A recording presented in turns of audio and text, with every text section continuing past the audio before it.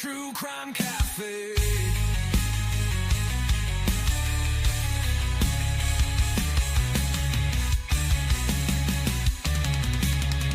Blood on the pages, tales they weave. Behind the counter, what to believe. Eyes dart, left hands don't stay. Truth's a weapon in the True Crime Cafe.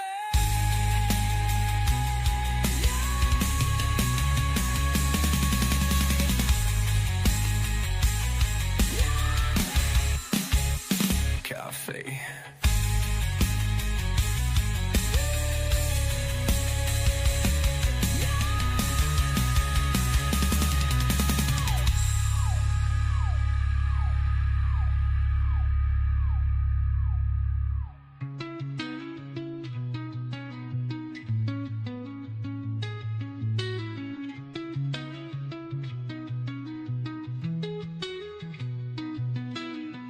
Heavy bassline thumping through the night.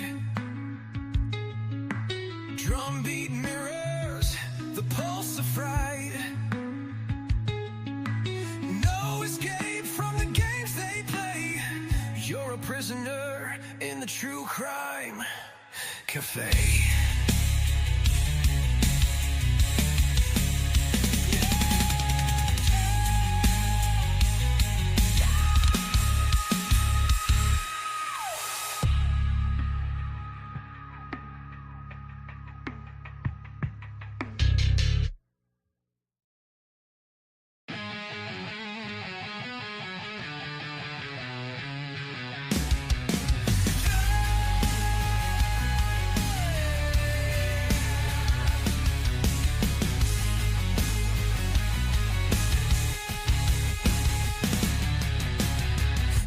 Stains on the linoleum floor, echoes of whispers from the night before.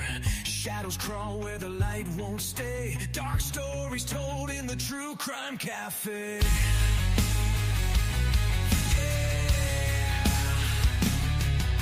A knife-edge glance from across the room. Heavy air like a ticking doom. Secrets traded in a smoky haze. Lives unraveled in the True Crime Cafe.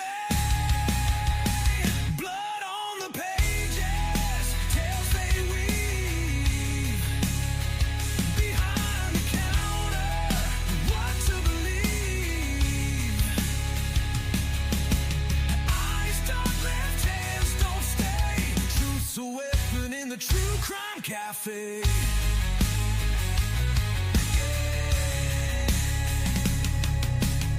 Broken cups and the creak of chairs, eavesdropping souls with their guilty stares. The smell of fear mixed with burnt decay. Justice whispers in the True Crime Cafe.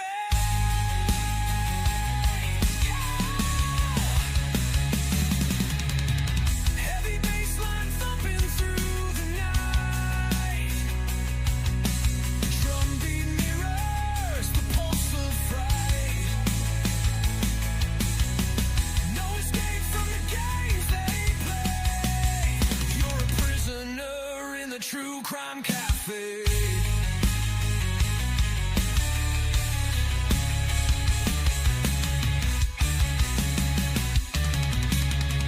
Blood on the pages, tales they weave. Behind the counter, what to believe. Eyes dart, left hands don't stay. Truth's a weapon in the True Crime Cafe.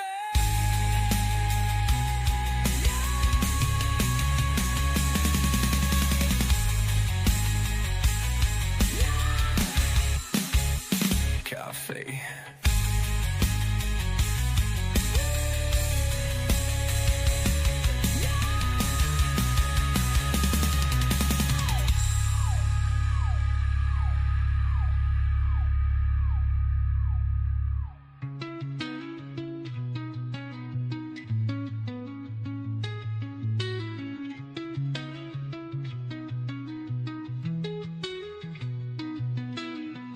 Heavy bassline thumping through the night.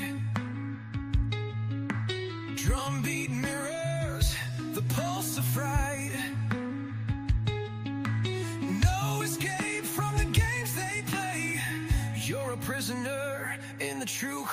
Time Cafe.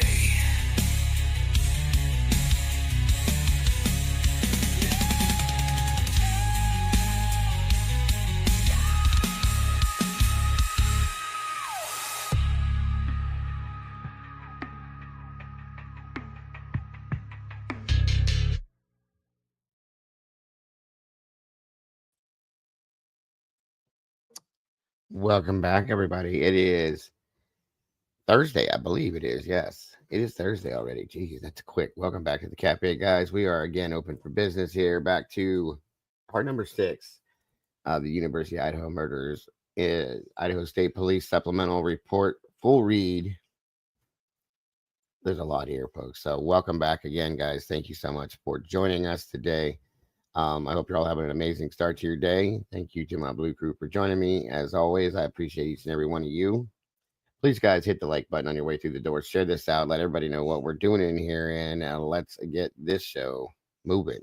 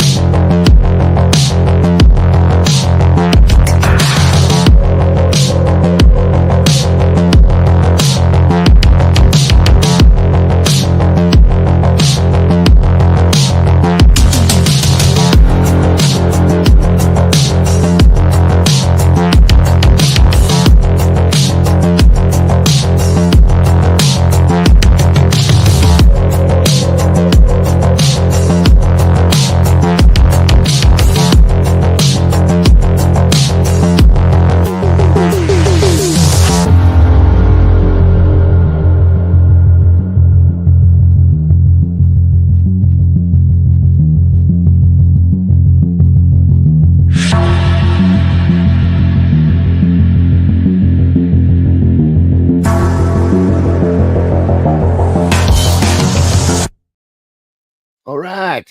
Again, welcome back, guys. Great to see you. I hope you're all being as amazing as you always are and having a great day to go with that, folks. Thank you so much for joining us today. Like I said, part number 6 of the Idaho State Police Supplemental Report read, full read, does take some time. My apologies. Thank you all for joining me last night as we covered the Letcher County scandal, I guess, for lack of better terms, with Mickey Steins and Kevin Mullins. Crazy stuff going on there for real. Back to this, and hopefully I'll be able to be here this afternoon with something different. Appreciate you guys so much for joining me. Hoping to see Eddie pop in here. Maybe he'll join me today as well. Let's see who we got in here so far. The cat lady is in the house. Of course she is. She's amazing. And always happy to see you. Simply Solo, welcome back. And like she said, hey, Yinzo, I love it. SRBBB, good to see you. Good to have you here today. Stitches on the side. Listen, Gen 7, welcome back, dear. The Sunshine Girl's in the house. Need a little bit of that today. It looks gloomy out there for sure.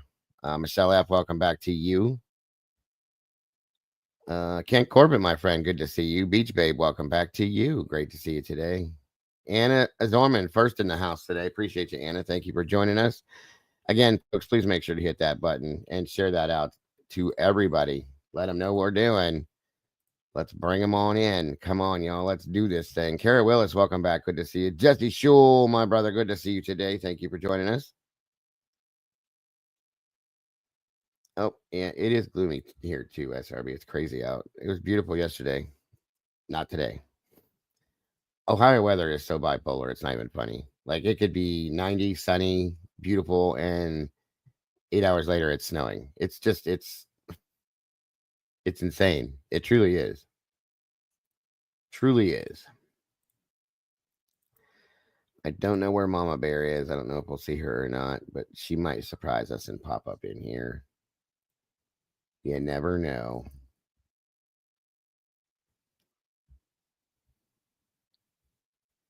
Come on in, grab a seat, get comfortable. I'll wait a few minutes here. Oh, like I said, you never know.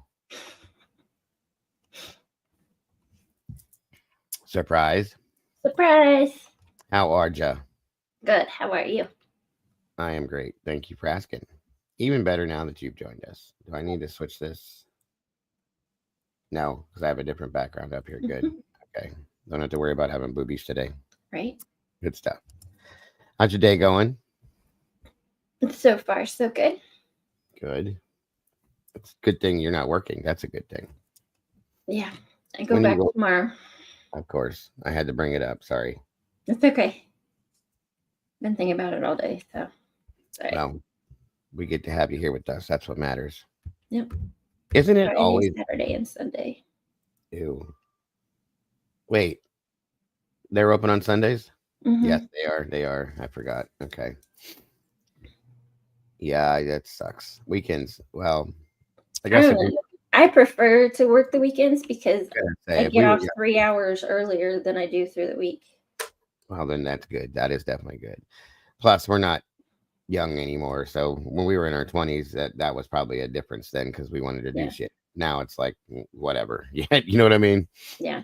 So like tomorrow night, I'll work 5 to 9, and then Saturdays 9 to 6, and Sundays 10 to 6. Okay. And there's my 20 hours. So I'm like, I'm good with that. As long as they keep you at that and they don't try to say you're a part-time employee that works full-time, just like your last job. Well, it will change once flu season really. Yeah, because you'll be doing injections and stuff, right? Yeah. Yep. She'll be shooting people up, folks. Yes. Yep. And hi, everybody. Right. Isn't it always gloomy in the UK, Kara? Like, I swear to God, like every photo I've ever seen or video, it seems like it's cloudy or overcast over there. Always. I'd like to think it's not true, but every time I've seen something, it's like, ugh. Do you know what I mean? There's clouds. I don't see much sun over there. I'm sure they get it. I mean, it's impossible that they wouldn't, but it seems like it's always overcast. I'm pretty sure Kara's in the UK. I'm almost positive. It's been a while since I've seen or heard her, but yes. 300's in the house. Welcome back. Good to see you. Michelle F. Do you realize how many people we have, by the way? Do me a favor, folks, real quick. If you're in, yes, London fog, right? If you guys are in the UK or somewhere over in the European region, throw a 1 in the chat for me real quick. Watch this. This is what gets me. Inside your bones. Good to see you today. I was so surprised one day to notice and realize how many people we actually have from over there. Welcome, Witchy. Good to see you. I actually got a good tan this year. Good. That is good. You're in Scotland. That's right. I knew it was somewhere over in that region, whether the UK, Scotland, Ireland, something. But that region, you know what I mean? If you're over in that region somewhere or somewhere else besides the United States, throw a 1 in the chat. Crazy Italian lady, welcome. Good to see you. I love your name. From sunny Oklahoma. All right. We're getting the first heat wave of the year. In Australia, inside your bone is in Aussie. She's down under. It's wintertime over there right now, which blows my mind. Is it European? I don't know, guys. I'm not that smart when it comes to that stuff. I failed geography many a times. I'm just thinking like that region. Okay. Let me say it this way. Anywhere besides here in the United States, we'll put it that way. That way you don't have to. I don't have to put out there how dumb I am. There you go. Yeah, I don't know geography either. It's definitely not the tropics, right? Right. Every video I've ever seen, it seems that way. Well, I thought, yep, Kent is in Nova Scotia, Canada. Me too. I've always wanted. I love the UK and Scotland and Ireland. Michael 007, his channel, he has taken so many photographs of the architecture over there. I love it. Like Scotland and Ireland, especially. Beautiful, beautiful stuff. Nothing like what we have here. It's Oceania or something. Right. Mushroom cook case. Why does it seem like I ran across something like that? Yeah. I never followed it. Michelle F is in England. See? I didn't follow it. I just, it just triggered the thought that when I was going through like YouTube or whatever, Right. that I ran across it because I was like, what? Well, if you remember too, when we covered the Nicola Bully case, every photograph and video we watched, it was like, where's the sun? You know, Sure. it was just drab always. So, or raining. It rains a lot over there too, it seems like. That's what my husband said about San Francisco. Well, that's true too. And that's why he liked it so much over there. He likes the rain. He doesn't like the heat. Oh, yeah. I got him with that. Me and him are on the same page there. So with it being cloudy, it was, you know. Look at her name. That is awesome. I love that. That is so creative. Polyester. That's neat. Cute. It is sunny in South Wales. Okay. Well, you made me a liar, Deep Wellington. The lady fed her. Oh, we did talk about that a little bit. Remember, the lady had a dinner party and she fed her guest the poisonous mushrooms. No. Oh yeah. It was just a real quick cover thing. It wasn't like we covered the whole case, but that's been a while ago though. There's a lot of crazy stuff over in Australia that goes on. You guys remember that, the Wolf Creek scenario and all that other stuff. Mm-hmm. And David used to tell me, and I think I haven't heard from her in a long time, Lisa, about a lot of the stuff that goes on over there too. Crazy stuff. Very crazy. Oh, that's cute. There you go. Burn yourself. Wow. Inside your bones, that's crazy. There's a lot of underworld problems at them. Really? Seems like it's happening like that all over the world, inside your bones. Mm-hmm. Sadly, the whole world has kind of gone to hell in a handbag. You know what I mean? Yeah. Hey, Fox. There he is. Eddie. Fox Ruda. Good to see you today. The weather here is in blank is don't start. Don't start it before we have to. Don't start it before we have to. I said something to my wife last night. I was sitting in the living room and she could hear me, right? Mm-hmm. Yesterday and the day before, and she was like, hey, do you blank but blank? And I turned, looked at her real quick, and I went, what did you just say to me? She goes, gotcha. And I said, don't. I say that enough. I don't even need to hear it. She's like, I'm blank but blank. And I said, I'm walking away from you right now. God, blank. Hey, Christina. Blank. Welcome, Christina. Feminem in the house. Right. That's it. Me too. It's a trigger word now. 100%. Lady Bloody Thumbs, I swear.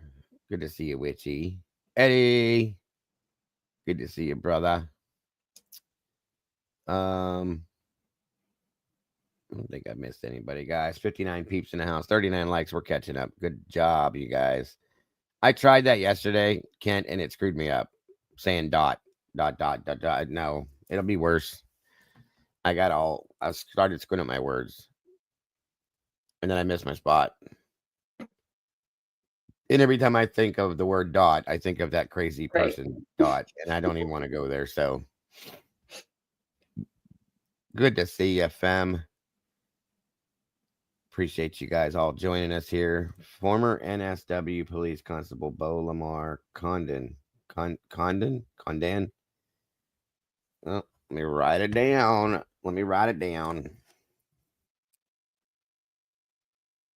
Bo Lamar.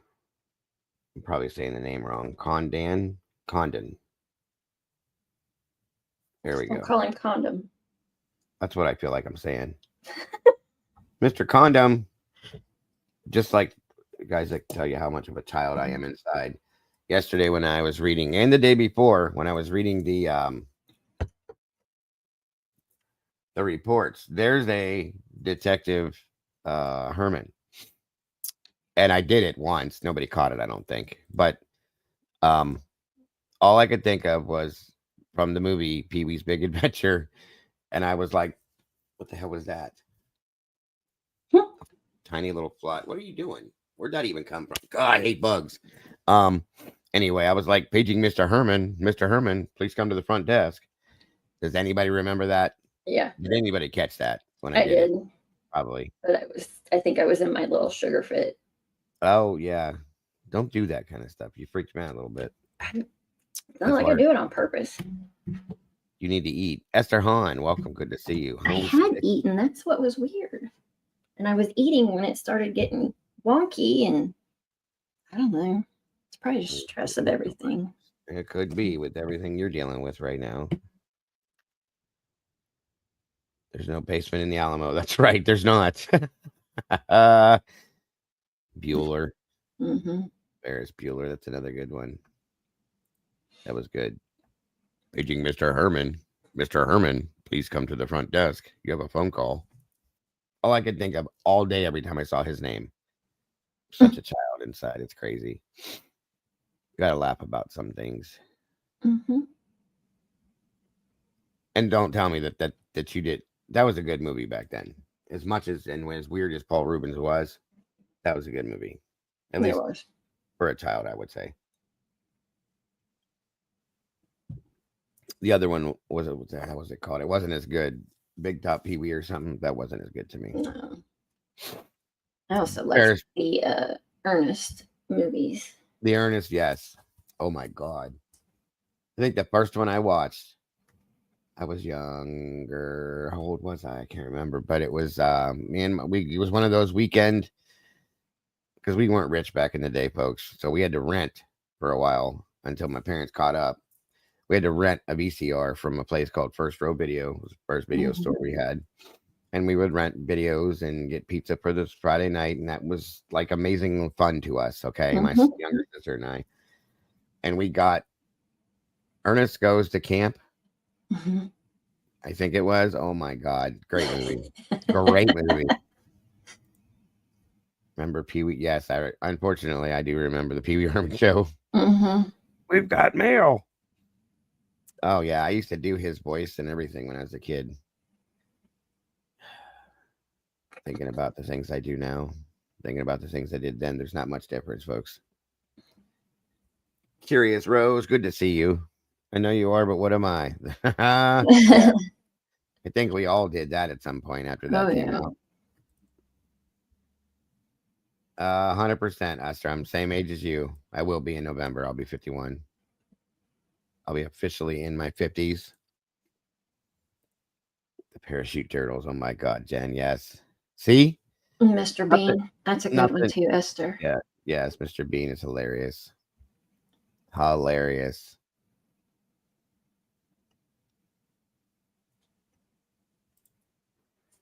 He's sick. My mind is walking. Movie quote. My wife's the same way.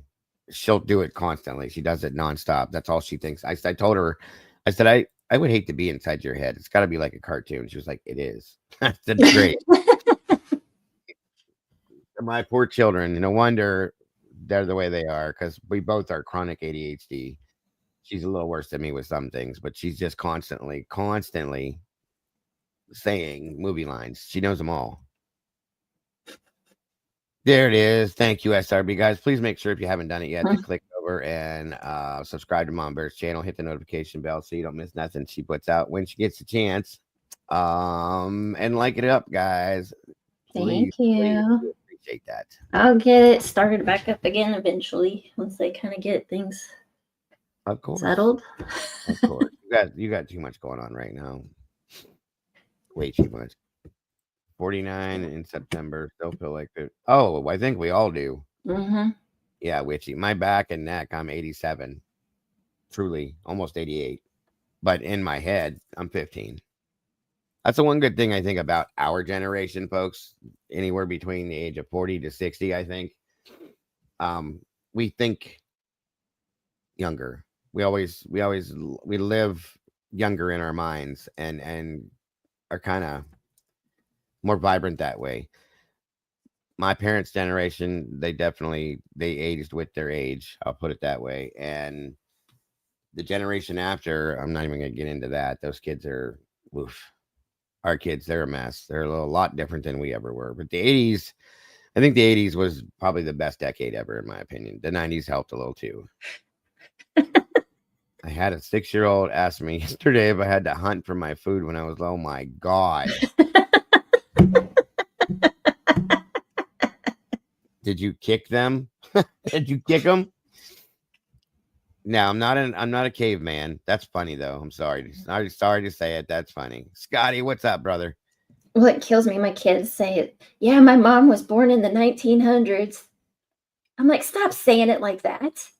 Well, when Caden was like 12, we were doing something, and he likes like our music from our time, and fam, yes, we sent smoke signals to talk. We'd have phones then, Right. but he was like, "Why is the music so shitty now, Dad?" As compared to, he didn't say shitty then, but compared to what it was back then, he goes, "Why couldn't they keep it?" I said, "Because things change, people change, things like that." And he was like, "God, I wish I would have been old like you." And I went, "What? What do you mean old like me?" And he was 12, so I was like 40 something, and he goes, well, you're old. And I said, "Dad, old how, son? What do you mean old?" He goes, "You're old." And I said, "What do you think old is?" And he goes, "Well, you're over 30." And I went, "Uh-huh. And that's old, Dad. That's ancient." And I was like, "Get away from me. Move, go pack a bag and leave." Just like, I'm done. Mega stars in the house. Good to see ya. Thank you for being here. Is the 20s in my eyes? Yep. Because nowadays they can't tell a story with music, just mumble jump. Right. Thank you, SRB. Jackie Bushable, good to see ya. Tonight, my daughter saw a picture of me a few years ago, and she said, "You look much better there." Of course, we all did. Right. Lavo, I said, "That's not nice." She said, "I mean, you look better now." Oh, good catch. Good catch. At least they're smart enough to catch that stuff. Caden's done that to me too. He's like, "Dad, you look good today." And I went, "As compared to any other day?" He just froze for a minute. He was trying to figure out how to fix it. And I was like, "Just let it go. Thank you, son. I appreciate the compliment." My nan never changed. She looked old when she was young. And yeah, my grandmother was the same way. That's so weird too, isn't it? Like when I was like young, my grandmother looked the same way all the way up till she was 93 when she passed. She didn't change any. She didn't look any older. She didn't look her age. I think she had that thing with her eyes where they sagged. I think that was the only thing that changed. But yeah, that's crazy though. I got you on that one, Kara. 21-year-olds look like they all do. They all do. They sound like it too. Kelly Coker, good to see you. It's been a minute. Good to have you back. Hi, Kelly. I agree with that too. Well, they didn't have all the crazy shit going on in the world that we do too, SRB. That's the difference. It's changed a lot in that aspect.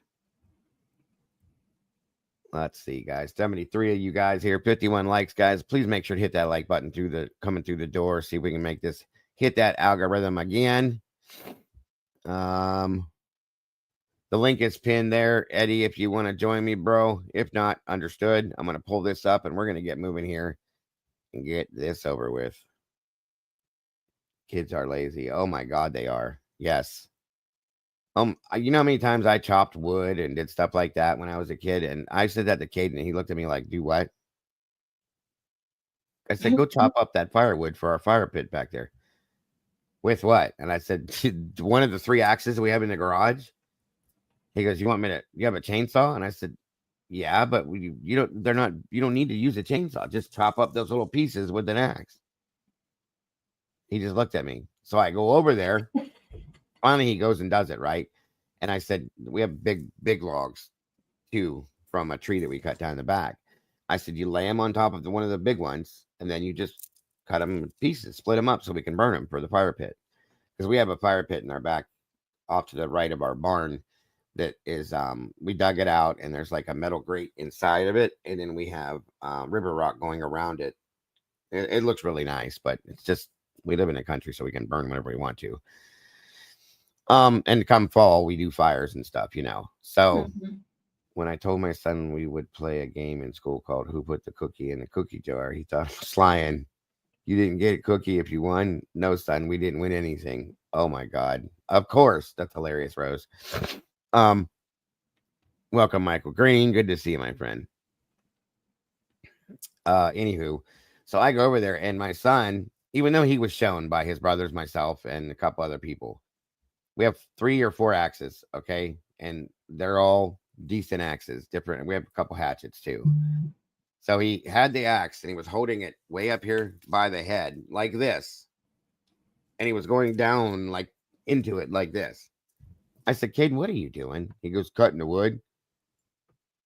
I said, you hold the axe down here at the bottom of the handle, you swing and it'll one hit and it'll be, because the piece is only like that big. And he was like, it's a heavy axe. And I said, what? I said, pick the axe up, son. He picked it up. I said, it's not heavy. I said, pick it up, swing back and hit the wood on the block and it'll split. And I did it 2 or 3 times. One hit, they were split. And he was like, wow, you're good at that. I said, it's not hard, child. So a couple times he finally got it right. And then I caught him later on. He was doing the same thing he was doing before. So that's how Caden is. That was a while back, but he's good. He's gotten it now. He's up to roofing now and all sorts of stuff. So morning, Molly. Good golly. Good to see you, dear. Thank you for being here. Elizabeth Wagner, welcome back. Good to see you. I was walking down the street. Someone on a motorcycle stops me and says, wow, you must have been gorgeous when you were young. I looked at him and laughed. Ugh, I said, young? You should have said, I'm still gorgeous too. Now move along. That's another thing, is people become quite rude lately. Mm-hmm. Good morning, Miss Christy. Good to see you. Great to have you here. Yeah, they don't have respect for people anymore. Like when I was younger, like the elderly specifically, I was overly respectful towards the elderly. I still am, because I'm almost there. But just saying. And that doesn't seem to exist like it used to. You know what I mean? It's just, I don't understand it. You open the doors for people. If you see somebody struggling, an older woman struggling with her groceries, you help her. Things like that. They don't just jump up and do those things anymore like we used to. They just watch them struggle and then laugh at them or take out their phone and film it. You know what I mean? Mm-hmm. What are you doing? That's what I'm saying. That's what's wrong with society nowadays. Welcome, Elizabeth. I said that already. Gaya, there we are. Gaya Deguchi, good to see you. Wonderful to have you here, Christy. Thank you for joining us. Thank you to my Blue Crew, all of you. It's respect they think they should get. Yes, that they absolutely can't, 100%. And they don't want to give it ever. They think that's the biggest thing with a lot of the newer generation, is they feel like they're owed something. Not all of them. There's quite a few of them, though. Jilly Bean, good to see you. Thank you, SRB. Guys, go check out Miss Christie's channel if you would. Please and thank you. There's her link right there. She's putting out some amazing stuff as well. Following on the Idaho stuff as well as we are. And try to make sense of it just like we do too. Go check her out, folks. Please and thank you. Don't be hating. Good to see you. We're almost at 100 folks in here. Come on, y'all. Hit that button, please. I think we got 65. Hold on. Yeah, 65 likes. All right. Leah, welcome back. Good to see you, Leah. Thank you for joining us from work. Okay.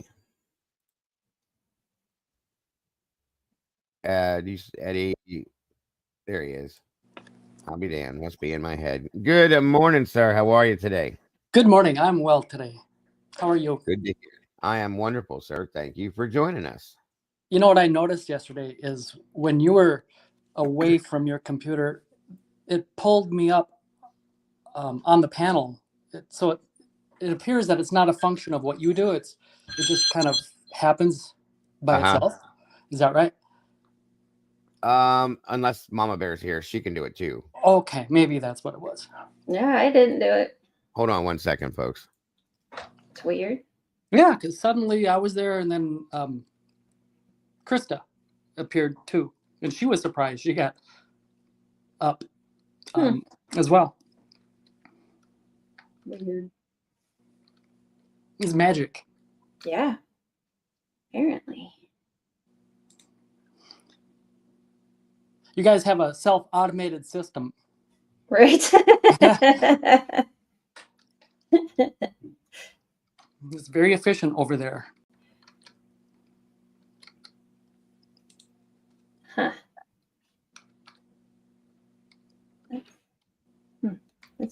That got my mind going, huh? Oh, well. The other thing I noticed yesterday is if I had been reading the documents, there would have been a lot of times where I would have been interrupted because the commercials appear. Oh, See, I'm on StreamYard on my phone, and I'm not looking at that. I'm looking at my computer screen on my PC when interacting with, reading with chat or reading a document. gotcha. Yeah, that would have made that hard. So when the commercials come on, you can't skip them right away. You have to watch a certain like length 30 of them. seconds or something. Mm-hmm. So, yeah, if I had been reading, I noticed that. And there was quite a few commercials, too.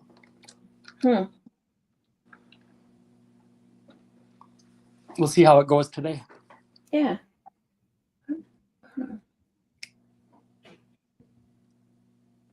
Let's see here.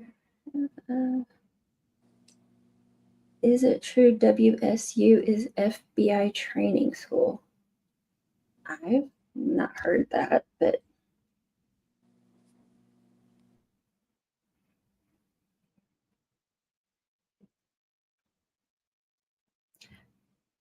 I would think, no, FBI trains at Quantico, don't they?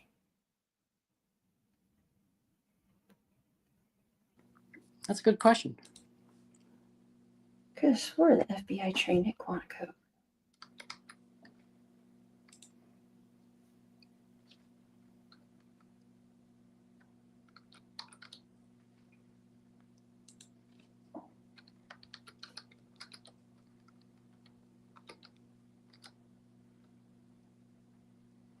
Mama Bear, when we read these documents with all of the blanks, do you kind of find yourself like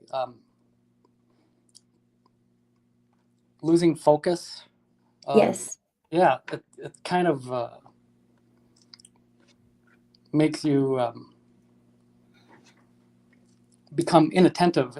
You kind of just lose Very your much. place and then kind of lose focus. Yep. Then I start playing a game on my phone or something. Because I'm so lost. I'm just like, okay. Yeah, it's like a big distraction almost. Sorry, everybody. Mrs. Dago says hello and thank you all for supporting our channel. She's got to get through her day and she's off for 3 days because we're having Caden's graduation party Saturday. God. Oh, cool. Yeah. Yeah, I'm not sure, Annie. Maybe they do classes at WSU. FBI. Where's your question? I'm looking for it. Hold on. Annie's is way up there. Yeah, that's what we do. If that's what you're talking about with these, we discuss each one of them unless it's a big one that we really need to get into. But that's why I enjoy having Eddie here so we can break things down when we do this to get his thoughts as well on things because they're always pretty interesting thoughts. All right, let me pull this up again. Oh, also, yes, I got sent the documents on what Brian had filed. I'll show that first, I think, because I know people were saying in the email that they hadn't seen it. Oh, good place to start. Yeah. Yeah, because it's oh my God. Anyway, hold on. 1 minute here.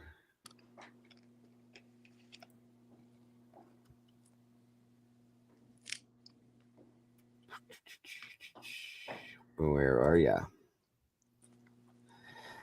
Excuse me. I can't remember who sent it. It was sent to me by 2 or 3 people yesterday, and I can't find any of them right now. Hold on, I got it here. What do you guys mean by Brian has been greenlit? I've seen that a couple times in the chat. What does that mean? Good question. I had a what- glance at one of those that come across my feed, but I didn't have an opportunity to get into it. So I have no idea what that phrasing. Well, now that could mean many different things. In prison, greenlit, I've heard, means like you can go after him now. It's a green light to go after him because he's named Oh, specific people in his report, his complaints. Oh, I don't know if that's true. I'm just saying that he's greenlit, meaning that he's a target now. And based on the fact that he named specific people in the report that he put in, that would be why. from what Bonehead Inton said in his thing a little bit earlier, it doesn't sound like the case. I mean, he's in isolation 23 out of the 24 hours. Yeah, and that's what And I'm if saying. they're I mean, outside, they're still in separate cages, so nobody can get to him. he's being watched 24/7. But here's the problem with this whole thing.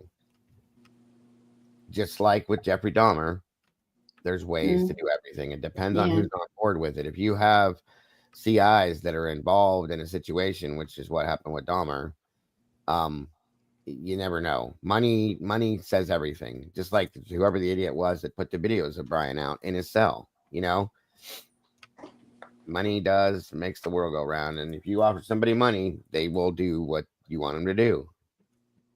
Well, they offered to transfer him to B block, but they said one of his would be better, and that he just needs to be told him just to be give it some patient. time. Yeah. Well, he's talking about the flooding for one of the issues. And okay, where is this paperwork? So who sent me this last night? It actually showed somebody sent it and said, is that really his handwriting? Which I believe it is, because I think I've seen something else that he wrote and he's got horrible handwriting. It's very bad. Mm-hmm. Where did that document go? Or the paper? Whoever sent it to me.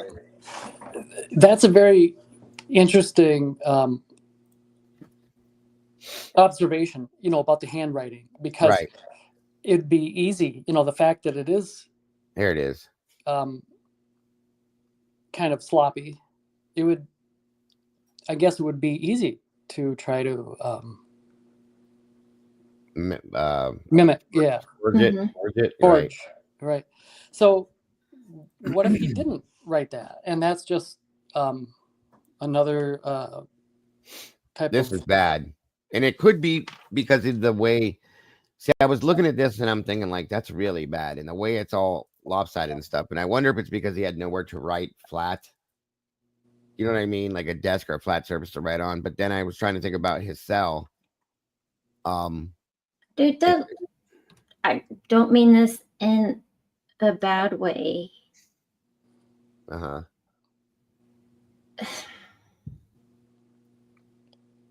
It's gonna sound bad. I'll just be quiet. Try your best. Just say it there. It's okay. It looks like an uneducated person's writing. It does. Yeah. Look, the R. Look at the R. It looks like a 7. Let me blow it up for you guys. I've never heard anything about him being dyslexic. So yeah, it does. It looks like an elementary school child wrote this. See it right there, that 7. I mean, I can imagine that Brian knows how to write and spell his own name. So, see, he did an R here, but that's a 7. So, did he really write this?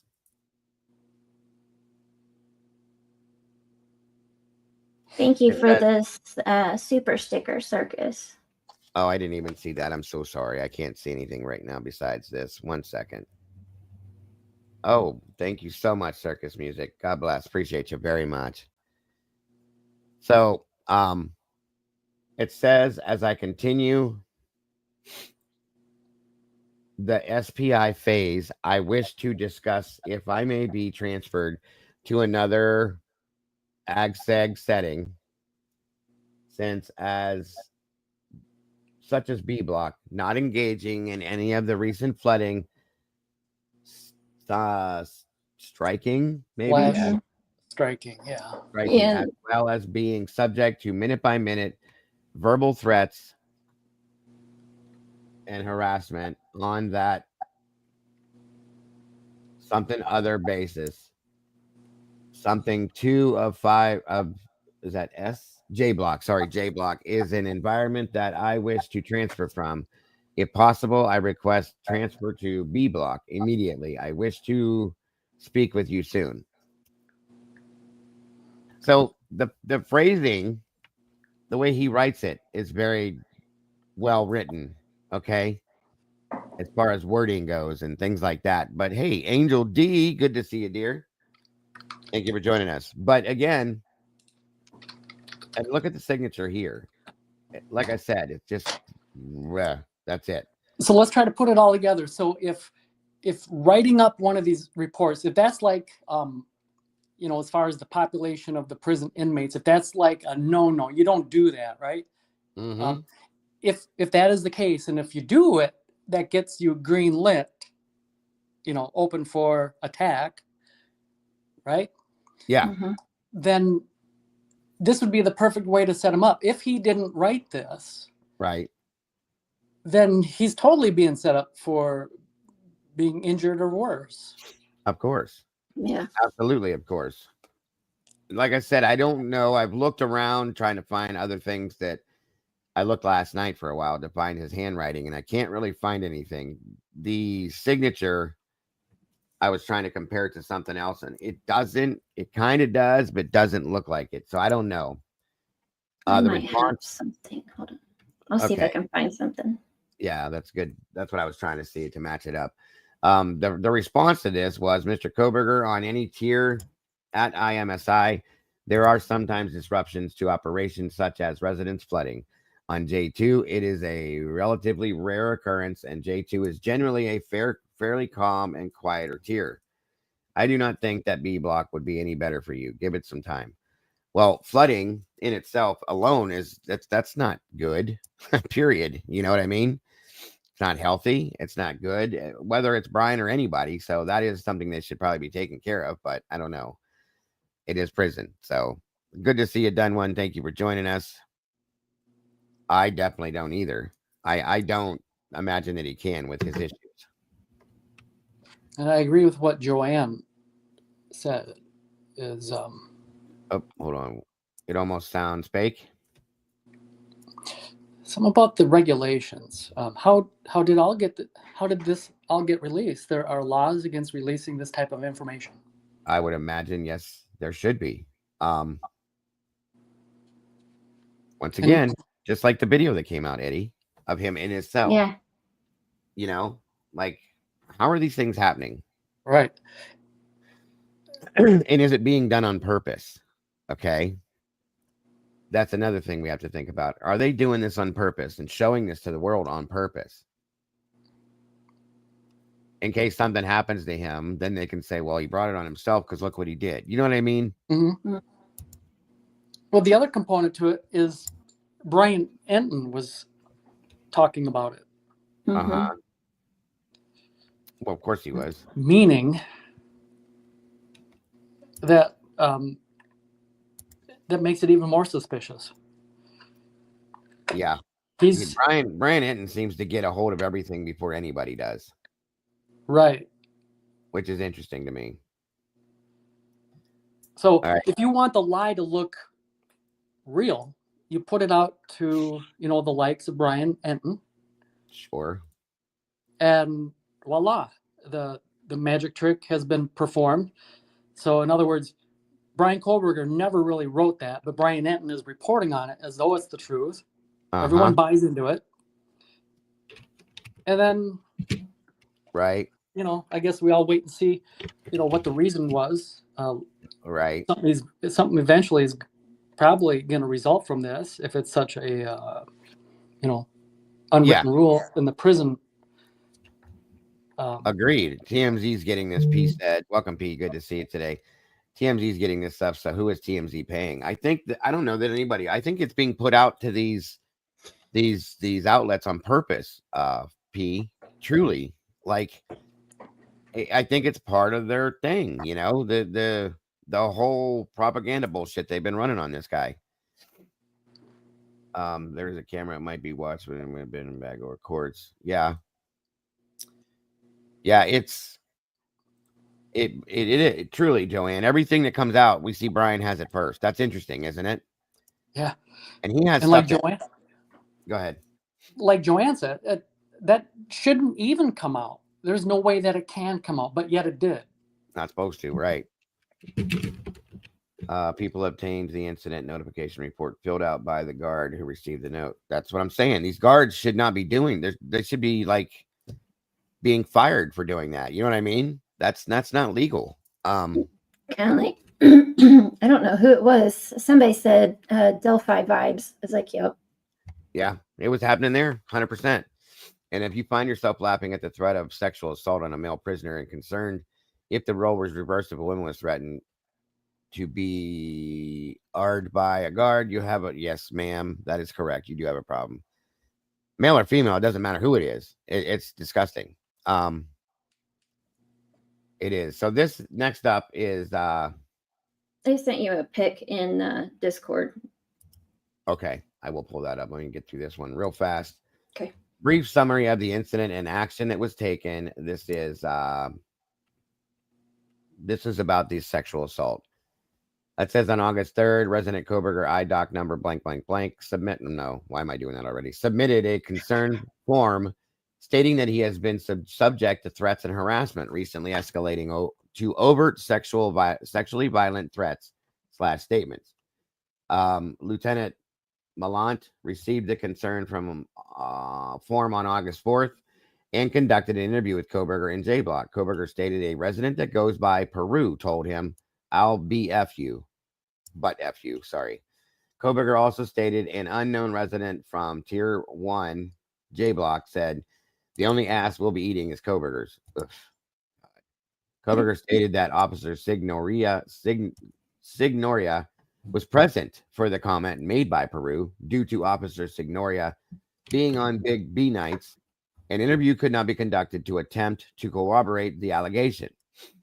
On August 7th, Officer Signoria submitted an information report outlining his involvement of the alleged incident. Officer Signoria recalls vulgar language being used and directed towards Kohberger, but could not identify who said what, of course. The allegation is substantiated, but due to no aggressor being able to be positively identified, and Kohberger saying that he feels safe to remain on Tier 2 and J Block, no further actions were taken. Good God. The delay in the 105 submission date and the report is due to collecting all the information to ensure proper action could be taken as needed. End of report. Now, see, here's my point. This Carter Signorino is, I guess, the name, Signoria, whatever. Anyway, he's a guard there that stood there and allowed that to be said and didn't say a word. And I'm sure that happens regularly. But there's my point is how many people have issues with Brian and the guilt that they believe that he holds and are going to allow, how many guards are going to allow for him to be assaulted possibly? Okay. It does happen, whether he's in ADSEG or not. Okay. It happens. That's what happened with Dahmer, and it's happened with other inmates that have been through similar situations. Money does everything. And even if there's not money, there's some people that just have a hatred for people like this that will allow these things to happen. So just like I said, yeah, Richard Allen 2.0. In a lot of senses, it is. Hey, Miss Krista, good to see you. Could you enlarge that document one more time? I can. Did you notice this discrepancy? Or maybe I'm misreading something. In the first paragraph, it names, one of the ones guilty of taunting him, a guy by the name of Peru. Yep. Mm-hmm.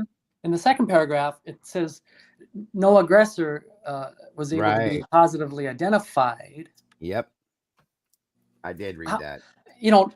I thought we were all under the impression that he's in this cell. He can hear things, but he doesn't know, what other inmates or what their names are. How would he be able to identify? I don't know. It just seems like Well, if there's somebody that's in, like, if he's in ag seg and there's other people that are there and they're in cells next to each other, all he's got to say is it was the guy right next to me or the guy right across from me that was doing this, and point him out per se, and they'll know who he is. Okay, Sure. but they're saying that they don't. So I don't know.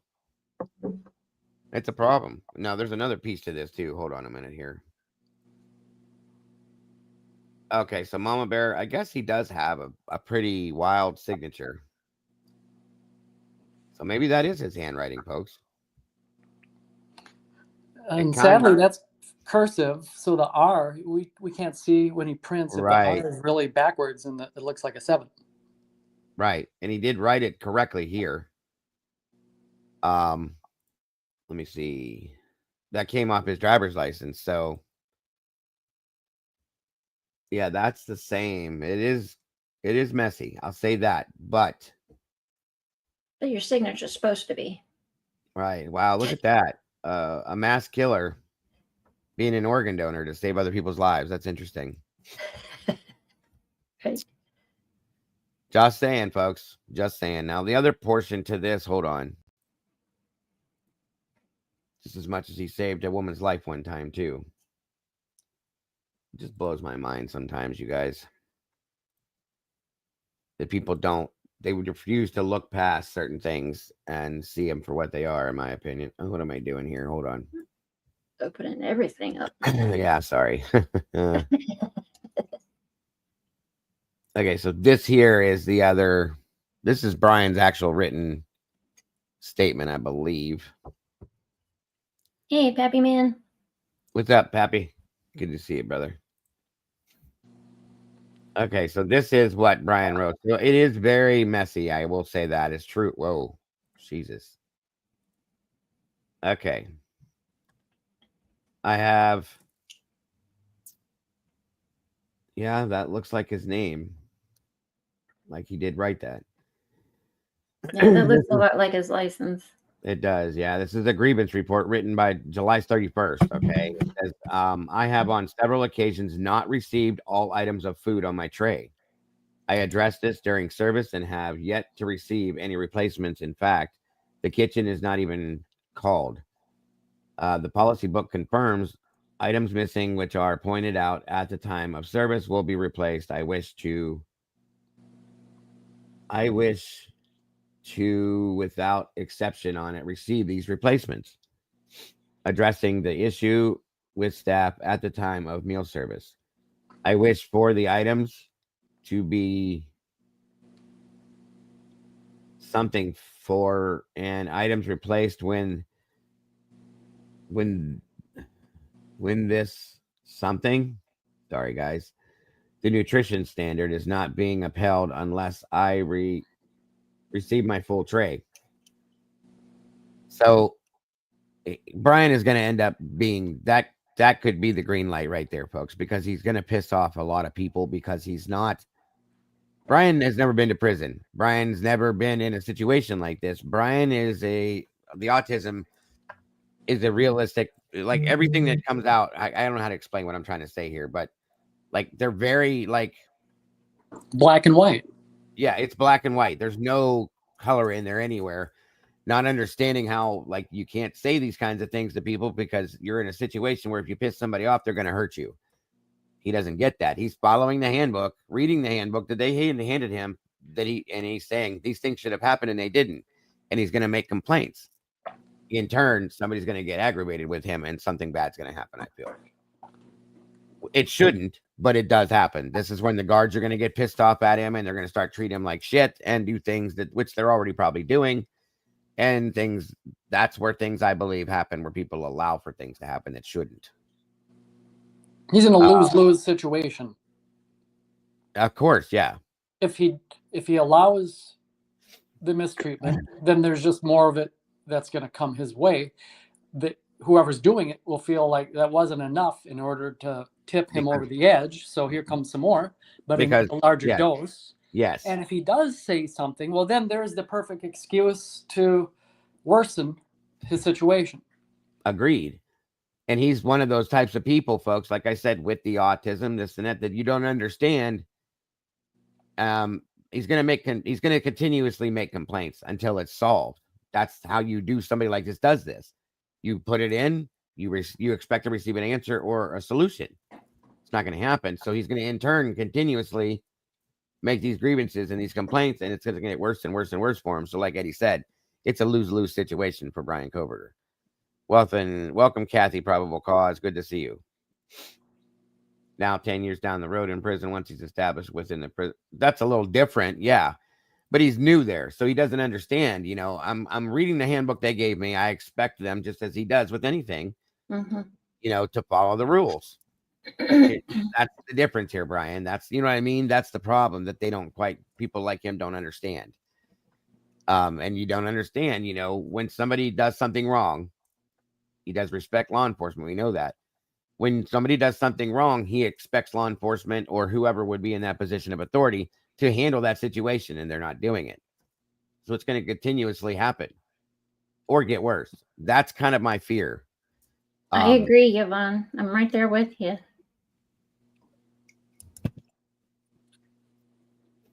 And he's going to point that out at some point, I'm sure. Mm-hmm. According to the 8th Amendment, this is a violation of his rights, but he need to have an attorney addressing. Yes. Agreed. He has to be able to contact them, and I have a feeling that they're not going to allow him to have extra special time to contact anybody. I mean, this is going to be sad, guys. This is why I said before that I feel like whether he files an appeal or not, I'm worried that he may not make it through this. Okay. I have a bad feeling somebody's going to take him out. I don't want to see that happen. Okay. At least not to see whether or not he appeals or we can get some truth out of this. But if Brian Kohberger is innocent, which I do believe he is, that's a bad situation all the way around. Max security prison. Can I talk to the manager? Right. I mean, it is. I get what you're saying, Angel. That's kind of what it is. Mm-hmm. It's a facility that, as anybody else that is matter of fact, like Brian Kohberger and a lot of autistic people, my son, the same way. You know, I had to explain to Caden, Jesus God, so many different times, you just can't say certain things. You know, when you say, there's AR, you got to jump up here, AR. I'd love to hear your thoughts on this, buddy. The link is pinned. I'm telling you, with the way this is happening, I said the same thing, AR. I don't give him a lot of time here. Somebody's going to take him out. Because of that situation right there. Jeannie Huster, welcome. Good to see you. And I had a feeling something like this was going to happen because, again, the autistic side to him is just following the rules. Mm-hmm. You know, everything is what it is. It's like Eddie says, it's the best way to put it. It's black and white.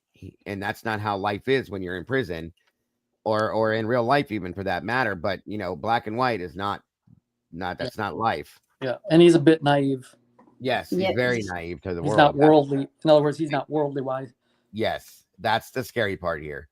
Does make me wonder how much power SG has with some of the inmates there. He warned BL on national TV he'd be in touch with the prison. I don't know about that, Rose, but it's a good question. It's a good point. I don't know. That's something else I wanted to ask AR about too. Especially knowing who his brother is. Yeah. I mean, they're not in the same prison, obviously, but still. That doesn't mean that, again, another reason I wanted to talk to AR. Words can get passed around through different prisons via groups of people, you know. Yes, his brother's in prison. Steve's brother's in prison, sorry. Couple real quick points. You had mentioned moments ago, Dago, about, you know, he's looking at his driver's license. You know, if he dies in a car accident, he wishes to donate his organs to save someone's life. Right. You know, you had also cited, you know, he gave CPR to a woman, you know, possibly saved her life. Yes. Who knows? Currently, he might be saving his family's life by, you know. That's 100% true. Yes. So here he is saving lives, and they're all busy trying to take his. So who's the murderer here? Who's looking down on who? A good point, sir. Sorry, I can't jump up today. Sadly, I'm at the doctor's waiting. Oh, I'm sorry to hear that, bud. Decently here to support you. We appreciate that, AR. One of these days, yes, I do want to put something together where we can do this together soon. That'd be good. Absolutely, sir. Good luck with everything at the doctor's office, but thank you for being here, for supporting us. We do appreciate it. Real quick, the other point was, go ahead, buddy. Sorry. As far as, you know, whether he wrote this or not, the thing is we can't see it too much one way or the other. We have to be exactly on the fence, 50-50 on this, because a forger, there's no way anyone has the ability, you know, a good forger would be able to do this. You wouldn't be able to decide it one way or the other, right? No. So that's the position we're in, is we got to be careful and open-minded about it, because we don't know. There's just no way for us to know. Exactly. I mean, as of right now, I'm comfortable enough to say that I feel like this could be Brian, but like Eddie just said, my mind's wide open to this because it could be somebody else too. We don't know. Yep. I know that there was somebody put out there that, hold on a minute, I'm open tomorrow if you want to do a show. Absolutely. 100%, bro. Because of what I know, you deal with a lot of different things. You let me know what time is best for you. I'm pretty sure you have my email. Send me an email, or you can call me. I think you have my number. If not, let me know and I'll send it to you. Probably not, Ro. We'll do it. We'll do a show whatever time you want to tomorrow, brother. 100%. I think everybody'd enjoy that as well. I find it strange that they are even releasing these. Yeah, I get it. And what did Rose say? Hold on, let me find it here. It's been a month, hasn't it? Hasn't Ann been in touch with him? I'm sure that she has at some point, at least had to. I don't know if he's reaching out to her or not. I would imagine that he's reaching out to somebody because he doesn't know what to do. He doesn't have a cellmate to help him through anything, which is another sadness here because he is in Ag-Seg. That the fact that if he had a cellmate that was maybe not biased against him, that it would help him understand some of these things. But that's not the case. And I have to say that I think that would help him in some sense. Of course, if he would listen to and understand what his cellmate would be telling him. Because again, Brian is a by the book person. Okay. It says here in the manual that they're supposed to do this, this, and this. Then I'm going to expect them to do this, this, and this. If they don't, I'm going to make a complaint. Well, you know, there's people out there that have said from the beginning, if Brian goes to prison, he's not coming out of prison. I was one of those people. I think somebody put up somewhere that there was a psychic that said he was going to be deceased within a month. I would hate to see that. AR just said 3 months. I gave him 6 months, but you know, I don't want. Somebody just said that the psychic said by the end of August, I think. Yeah, right. And see, that's what I'm saying, guys. If that happens, do you realize we're done? That's it. And they'll watch this. That's the end of it. They'll watch everything that we have seen here. The corruption it's all gone. Everything's gone. This case is washed and it's over and moving on. There'll be people out here that will still look into this. They will still be talking about it. I'm probably one of them, the corruption and all that kind of stuff. But at some point, it'll go away. It's over. Yeah. And if you continue to look into it, you'd just be a goofball. You'd be perceived as a goofball. 100%. He's absolutely right, folks. At some point, 2 years down the road, you're like, why are you still looking at this? It's over with. It's done. He's dead. That's fact. That is fact. And it's it's very saddening to me. Brian better not eat any prison food moving forward. No recreation. His commissary is gone. See, that's what I mean. They're going to do everything they can now because of this situation to fuck with him. Period, folks, and try to get to him and to hurt him. So, I would not expect any less than people to urinate, defecate in his food, try to poison him with chemicals. Anything you can think of is going to probably start to happen to him now, because they can't get directly to him physically that easily.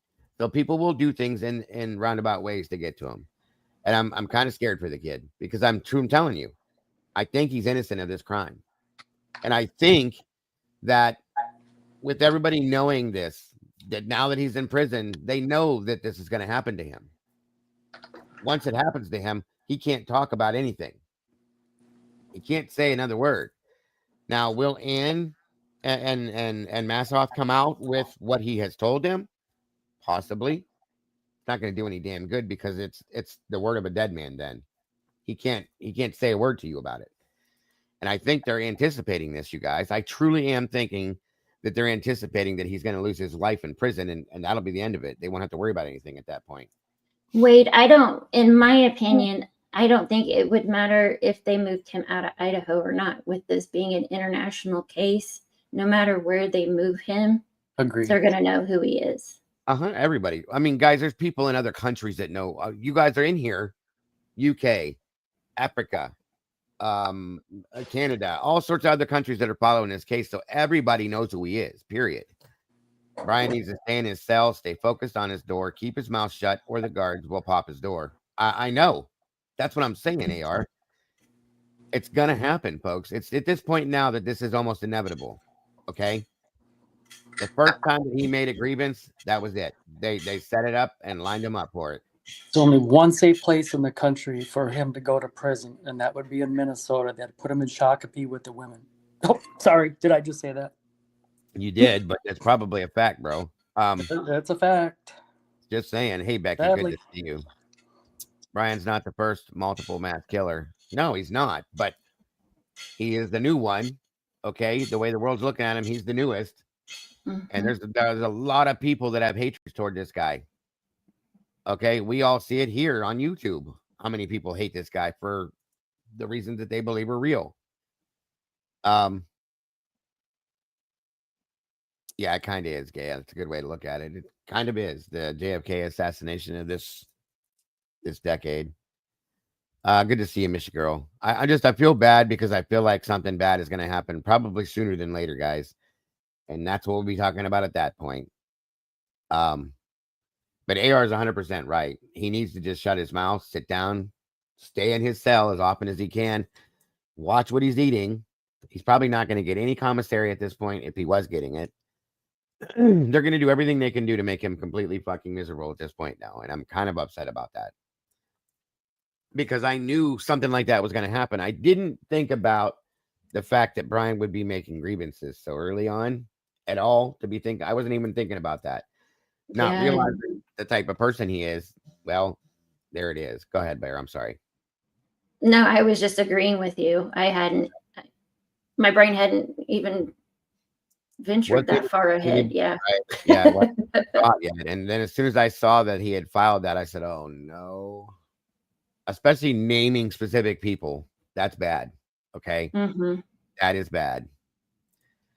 I will admit I sent Brian a postcard with some advice and rules of the land, and I'm not sure it matters now. Well, good point, bro. And it's good that you did that. Yeah. Because knowing that he doesn't have a celly, there's nobody to give him the lay of the land, to give him the rules of the house, to help him through a situation. And even at that point, you have to understand, like, how do we know that person even could have been trusted? He could have been biased as well in helping in that situation. It's somebody that would have had to have been non-biased towards him and not give a shit about this case to be able to help him. Because, when you have a cellmate, sometimes you come into a new place, they'll help you. This is what you should do, shouldn't do. Don't do this, don't do that. This is what goes on at this time and that time. Keep your mouth shut, keep your head down. You'll be good. He doesn't have that option. And the guards aren't going to tell him that. Nobody's going to give him that advice. So that's a good thing you did that, AR. I respect that. I wonder how much mail he is getting. That's another thing. How often and how soon will they start giving him his mail, AR? That's another thing. If at all. They're going to harass this guy no matter what. So. Yeah, he's still allowed to talk to her. I don't know how often, but. Right. He doesn't need to become a doormat. He needs to understand that. Right. And he's not going to, Tara, because of his condition. And that right there. He's going to explain it. That's it. That's it right there. He knows how he feels and how he thinks, but he thinks that that's normal. Nobody's going to tell him that in there. Nobody. If he gets lucky enough to find a guard that actually gives a shit, they may take him to the side and say, hey, bud, listen, I know this is new to you, but this and that, and everything else. And Brian may not even listen to that because of his thought process. No, I'm not going to do that. It says right here in your handbook that you're supposed to do this, this, and this. I expect that. That's how these people think, folks. So I'm just telling you. I do know the speaker of that yard for the white boys. He is older and he is very experienced and strict. He comes from the Cali system. Interesting. Very interesting.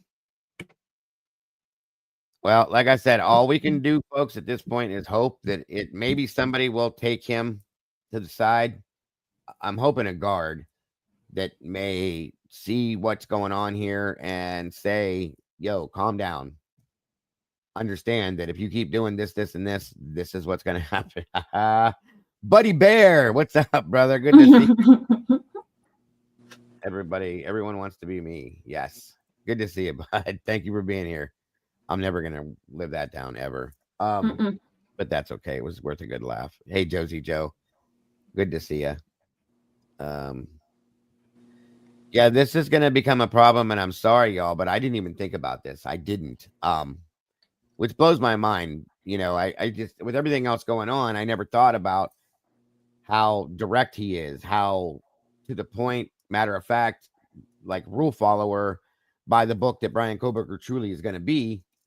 And this is just brand new. Okay. You see, it started already July 31st, folks, and we're at August. It's almost a month ago. So if he started that early on, I mean, he went in like right then. So he started right away. And I'm sure that it's continuously happening. It's going to get ugly, and it's going to be a sad ending to this situation. I hope it doesn't happen. And I know there's people that argued and said that he didn't have a target on his back, but I'm sorry. I've always thought and known that he was going to have one. Not to mention that he added a target himself. Okay. He doesn't know to go in and keep his mouth shut and do this, this, and that. He just doesn't. Now, I would have hoped that his defense team would have told him, listen, you got to go in here and do this, this, and this. But maybe they didn't even think about the fact that he is like this. You know what I mean? Kane B. Buddy Bear. Oh, of course not. He'll never get the Martha Stewart prison experience. He's not even close. He's going to have and be purposely given the worst experience possible. Yes, she did, Kara. Another piece of shit that she is. Piece of shit that she is. Crazy. Although he is by the book and very naive and sees things in black and white, we have to be careful to fill in all the blanks and assume it happened that way. Agreed. Because it seems like that's the story that they're trying to sell. This is the perfect setup. If something happens to him, then it's going to be, well, he brought it on himself. You know, look, he wrote these things and now he's gone and look at where we are. You know, it's his own fault. So again, the best we can do is just make sure we're just objective about it and open-minded. That's true. That is true. And just like I said, just stay positive that something will happen. Hiya, King. You know, and that the truth will come out on this. Meanwhile, he'll be safe. That's the best option that we can go with on that aspect, in my opinion. So that's what's going on with this, folks. And I knew that this was going to be a topic today. Welcome, Carrie. Good to see you. Poochie, thank you for joining us. Do you really think the guards are going to help him there? They are in law enforcement. There could be somebody. It's just a possibility. You know, there's always sometimes that one guard that does see things for what they are, and can see the red flags and the truth and things, and maybe doubt that he's even guilty. And say, hey, I don't agree with what happened to you. I'm here. And if you need me, I can help you out. That's something that we can hope for. But what are the odds? They're probably very low. So the injunction has been extended. What do you mean, Lucy? The injunction as far as what the Laramies, what they put out there? Or is there something else that I missed there? If there is, because, you know, I get behind all the time, Lucy. That's why we look to you all the time to give us all the answers. 1 second, guys. I'm trying to check for one more thing here before we get moving on these docs. Hold on here. Now I'm going to be thinking about this kind of shit all the time. Like I said, we just have to stay optimistic and try to be positive with this You situation. said yes, that one. So, meaning it's extended as in.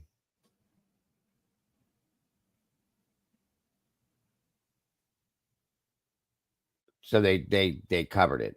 There's no document in here that shows anything new. That I see. Hold on. Let me look at the case summary to see if there's any motions put forth. Nope. Nothing. Maybe it won't show up in here because it's a separate situation. And it can pertain to him directly. Okay. There's no new documents in there for anything, so. Oh boy. What a mess. I can't believe I didn't think about this either. That's the thing. Like I said, the best we can do is hope that things work out in a positive direction. Texas Ranger, good to see you. I think I already said that. Welcome, my friend. Wade Bird, good to see you. Panama Mom. Prisoners hate the corruption as much as more than we do, but how do they find out? That's right. It's up to the same way we have, but they don't have those options. Peru wants BK. Really? Jesus. All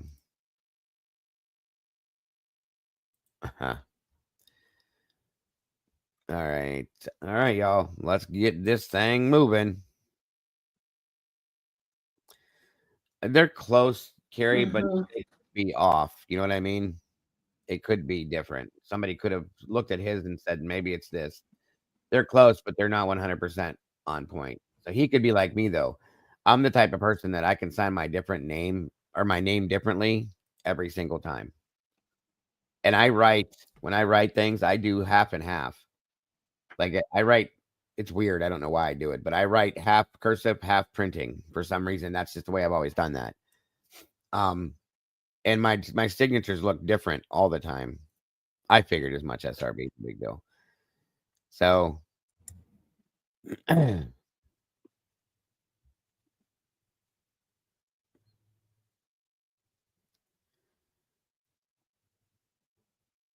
can't stand fake people. I'm cranky as hell because my pit bull ran off in my dream last night. Oh, Jesus. Never found him. Fair warning. Yep. You're Lucy. I ain't gonna hold you back. I won't hold you back. You do your thing, my dear. That's why you're blue. All you blues know what you got to do when you got to do it. That was funny though. I hope tonight's stream you find Pitbullpotamus, Lucy. Hopefully. Good Lord have mercy. I love her to death. It makes me smile at least 3 times a day, and that's important to me. So All right, y'all. Let's get this up and moving. Hold on a minute. Here we go.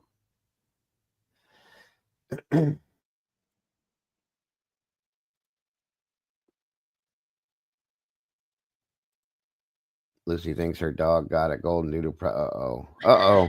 We got Child Support coming out next. Been mad all morning. Well, hopefully tonight's stream you'll find him and everything will be good. So again, if anyone cares who is concerned, do a welfare check. Call the prison. They'll give you info that they can. Can they do that? I didn't know if you could or not. At least they'll know that eyes are on. That's a good point. Good point. Very good point, Jen. Yeah. I'll be checking then. I know AR said something about he was doing something like that too. So if they know that many people are paying attention and wondering about this, that's a good point that maybe they'll back off, Maybe. I can't say I believe that, but never know. But that's a very interesting way to put that too, Jen. It's a good thought that maybe they'll realize people are watching and yeah, I like that. Open says me. There we go. All the way down here. Not that far. Jesus. Hang on here.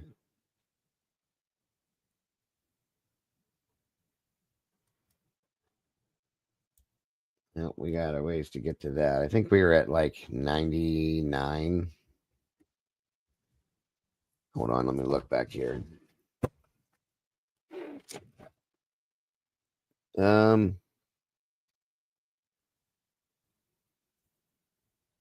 Yep, 99. All right.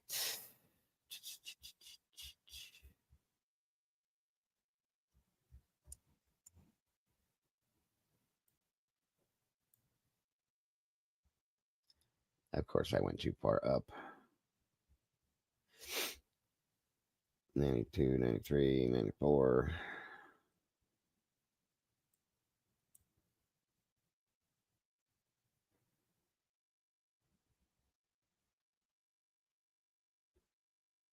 All right. So this one, let's see. Here we go. Make sure everything's good over here.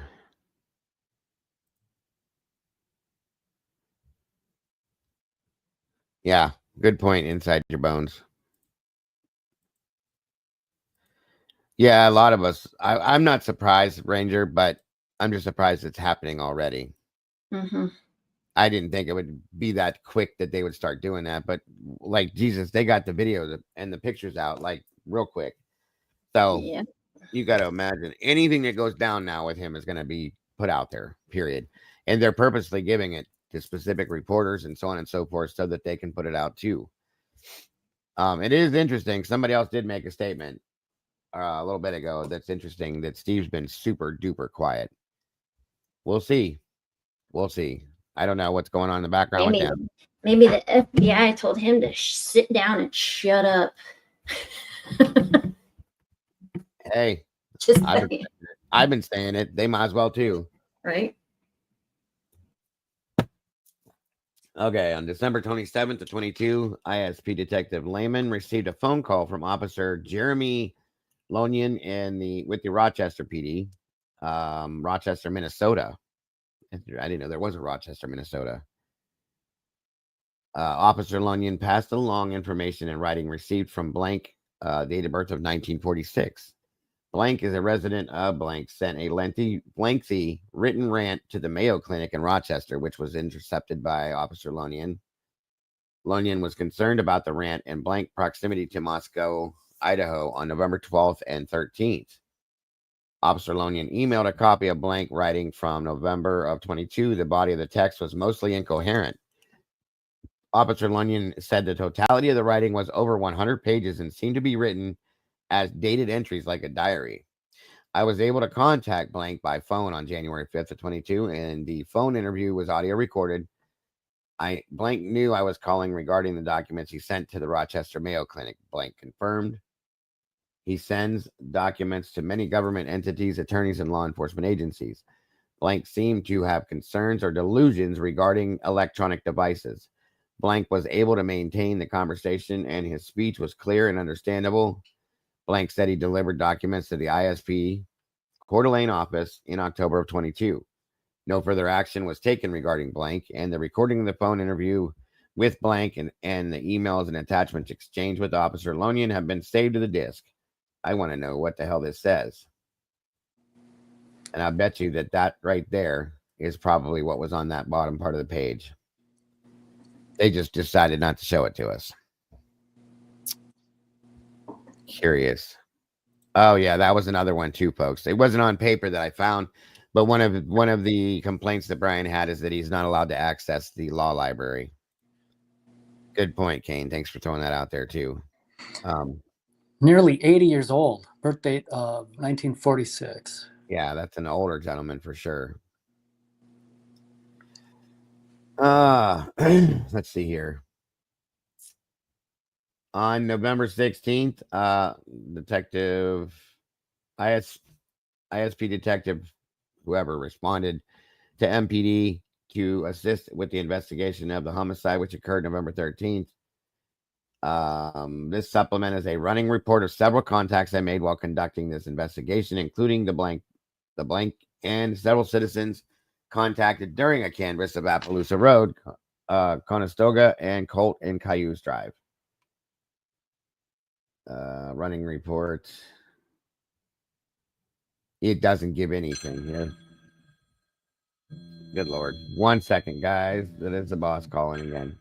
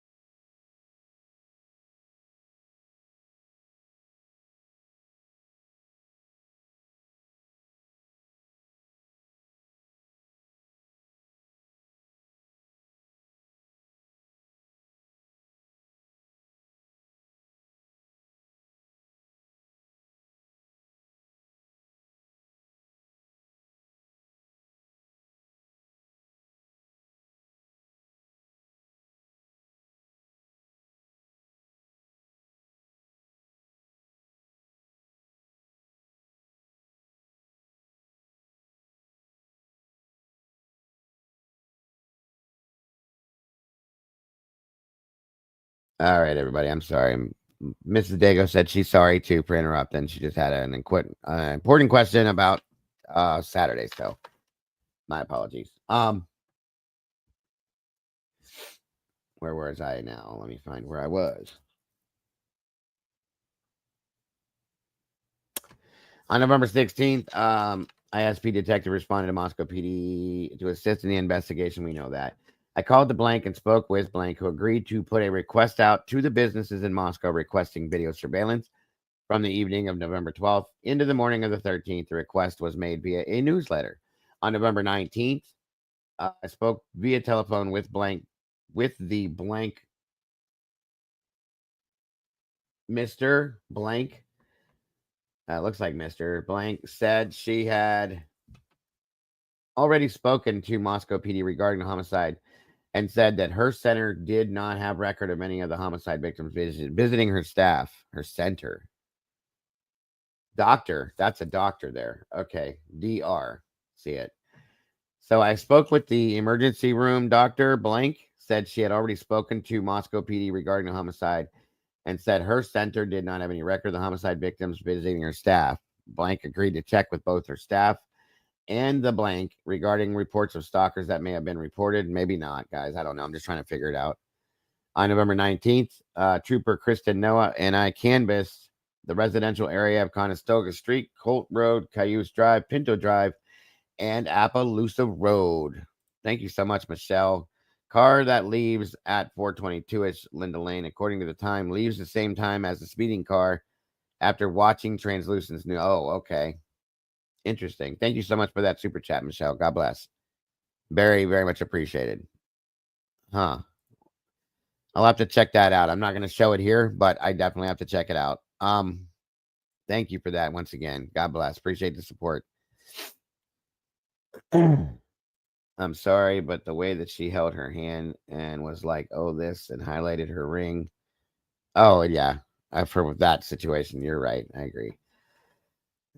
They had received footage from November 12th and 13th to 22 and could not locate any vehicles due to the cameras not activating. Well, that's interesting, isn't it? Very convenient.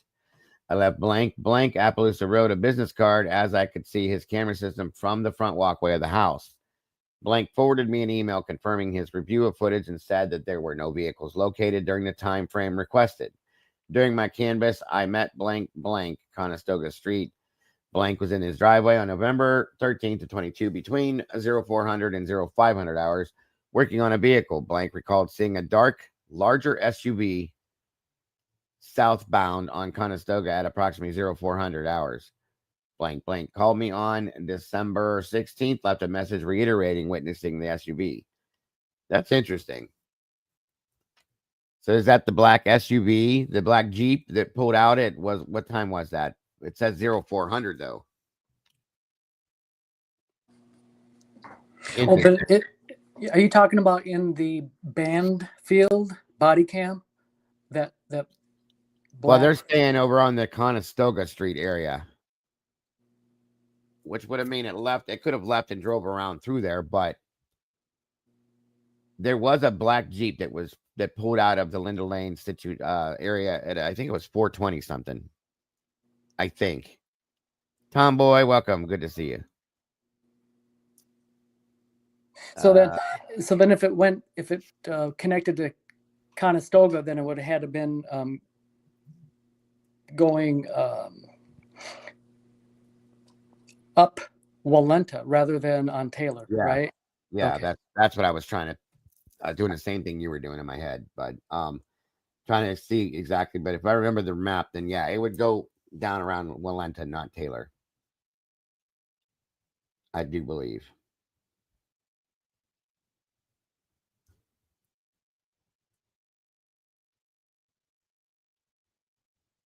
Okay, yeah, that's what I was thinking.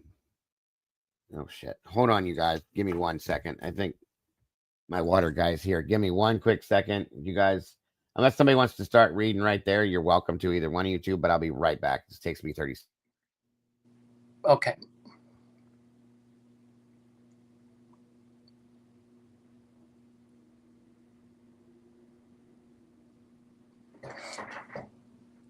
All right, I think I'll skip over the summary narrative. I probably would too.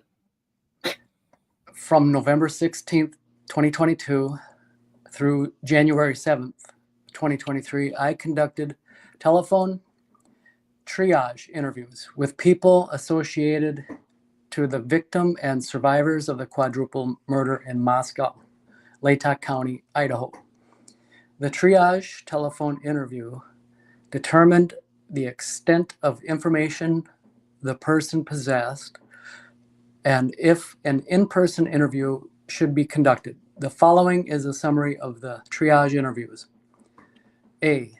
On December 7th, 2022, I telephoned blank, claims she knows victim Ethan Chapin and others and was present at the blank party with her best friend blank. She believed Ethan wasn't acting like himself and kept to himself.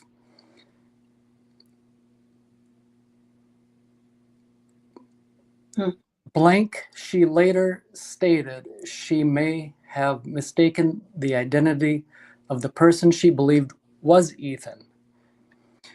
She provided via email a vague video from the party. No evidentiary value was obtained in the video. The provided video is added to the evidence data of this report. B. Diego, do you want to pick it up at B? Yeah. Thank you, bud. Appreciate that. On December 14th to 22, I telephonically interviewed Blank. That's a new word. Explained that she has known Kaylee from Coeur d'Alene, Idaho. Although Blank was a couple years ahead of Kaylee in school, they were friends. Blank sorority, blank, blank. Kaylee's Blank within the sorority. Did somebody just pop in back here? No. Okay. Where did I go? Kaylee had two sorority, blank and blank, has worked for blank for the last couple of years, and at the beginning of the 22 school year, helped Kaylee to obtain an internship with blank blank. It's a small company. And during Kaylee's internship, she worked with several elements of the company, sales, marketing, etc. Her boss was blank, who is based out of Canada. Kaylee was in the pipeline for a full-time position, but the official offer had not yet been presented. It was known to blank that Kaylee would be moving to Austin, Texas, and working for the company based out of Texas. Blank had not had regular or routine contact with Kaylee, but they did periodically talk over the past couple years. Blank is unaware of any issues related to Kaylee or the murders, sorry. On December 15th to 22, I spoke with blank blank, facilitated victim Kaylee Gonsalves' knowledge about salary negotiations, but did not directly negotiate her salary with blank, period. Blank believed Kaylee was in a full-time paid intern program at blank and being paid $20 to $27 per hour. Well, there you go. That could explain where a lot of her money started coming from. Yeah. A good wage. She leaned towards the $27 per hour. That makes a lot of sense. Mm-hmm. During mid-December of 22, I telephoned blank, blank, blank, blank, had graduated college and lives in Tacoma, Washington. She is a close friend to Madison, Xana, and Kaylee. Blank boyfriend is blank. Must be maybe Emily? Maybe. Blank from a blank blank is close friend to blank. She believes blank is a violent person and provided her version of an incident at a Halloween party when blank was making rude comments about other people, and blank blank close friend corrected him. Blank boyfriend blank stepped in and was struck by blank blank, then grabbed blank by the hair and threw her to the ground. Damn. They later reconciled the differences. It was rumored that blank and blank had hooked up in a sexual relationship. She feels blank objectifies women and is a violent person. CFBI report for interview of blank. I want to know who that is right now. On December 16th to 22, I received a tip from Latah County Sheriff Richie Skiles.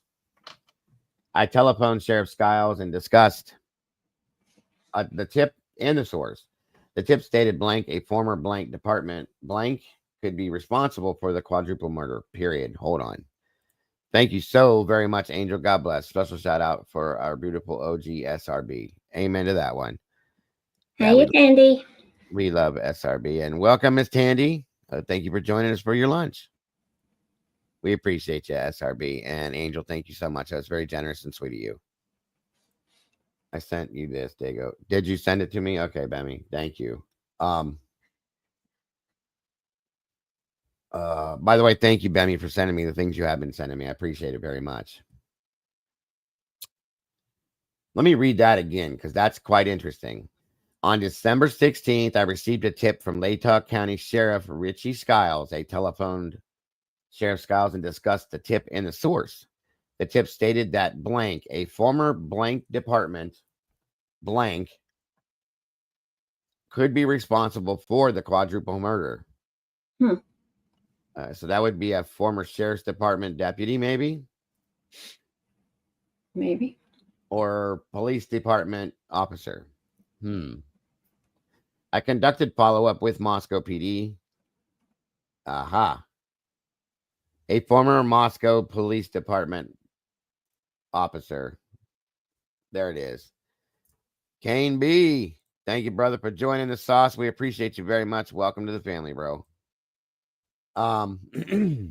Yeah, that makes sense there. Now, if you read the next line, a former Moscow PD police department officer could be responsible for the quadruple murder. I conducted follow-up with Moscow Police Department and obtained telephone information from the MPD, who had maintained communications, confirmed blank travels and location. Blank is not a person of interest for this investigation. I wonder why. Thank you so much, Carolyn, for the super chat. God bless. And we appreciate that, guys, so very much. We do not ever expect anybody to make donations or give tips or anything here, folks, but promise you, we do very much appreciate the support because it does help me to keep going day after day. It helps pays the internet bills and all that kind of stuff. So thank you to anybody who chooses to donate, whether it's super chat, super stickers, the memberships, like Kane just gifted a membership. I can't see who got it. Annie Ruler.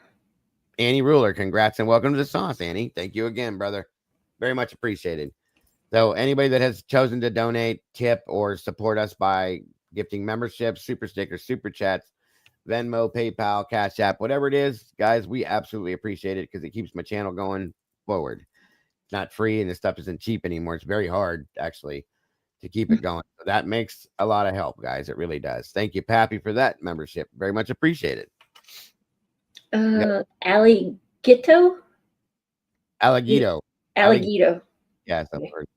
Thank you, Paps, and appreciate you, brother, and welcome to the sauce, Alligato, and very much appreciated. Very much appreciated. Welcome, Echo 444. Good to see you. Yeah, that's a good point too. Why are these people? Why are these being cleared over the phone and not followed up? That's ridiculous. So this person, because they moved to somewhere prior to the murders and telephone communications were confirmed, that makes them not a person of interest. I want to know who it is. I want to know who it is. On December 21st, a telephone blank. Blank is a blank and friends with victims Ethan and Xana. Blank knew victim Kaylee as a previous neighbor, but were never very close.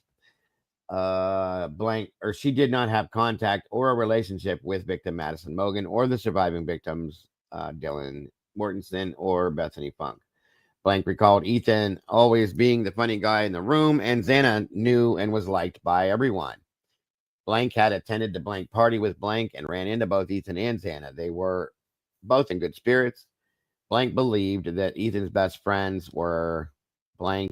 What does LNU mean?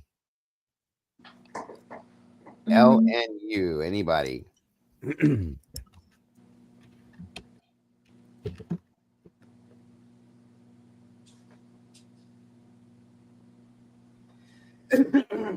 can't seem to put that together in my head, but okay.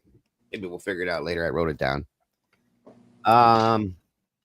LNU blank had never been to 1122 Moscow and doesn't know anyone who would want to hurt the victims. Welcome, Amy. Good to see you. Buenos dias. Last name unknown. Yeah. Huh. That's the only thing I can come up with. Right. Maybe that could be it. That's a good point. On December 29th, I contacted blank blank, stated she has 2 children who attend Washington State University and were at the house the night prior to the murders. Blank would not put me in touch with her children, nor would she provide their full names. The primary communications with blank were collected via text messages, which were downloaded and entered into evidence data of this report. Jesus, I wonder if it's Kim. Welcome, Steve W. Good to see you. I was thinking the same thing. Right. I mean, that does make a little sense there. Busy just said the same thing. Yo, that's Kim. I wonder. An informal in-person interview of blank H blank, the blank, the first person on scene of murders. Blank blank was conducted. Is that Hunter? Maybe not. At Moscow PD in late December of 22, blank expressed concern for repeated media inquiries and online threats. It could be Hunter. Blank was provided contact information for threats.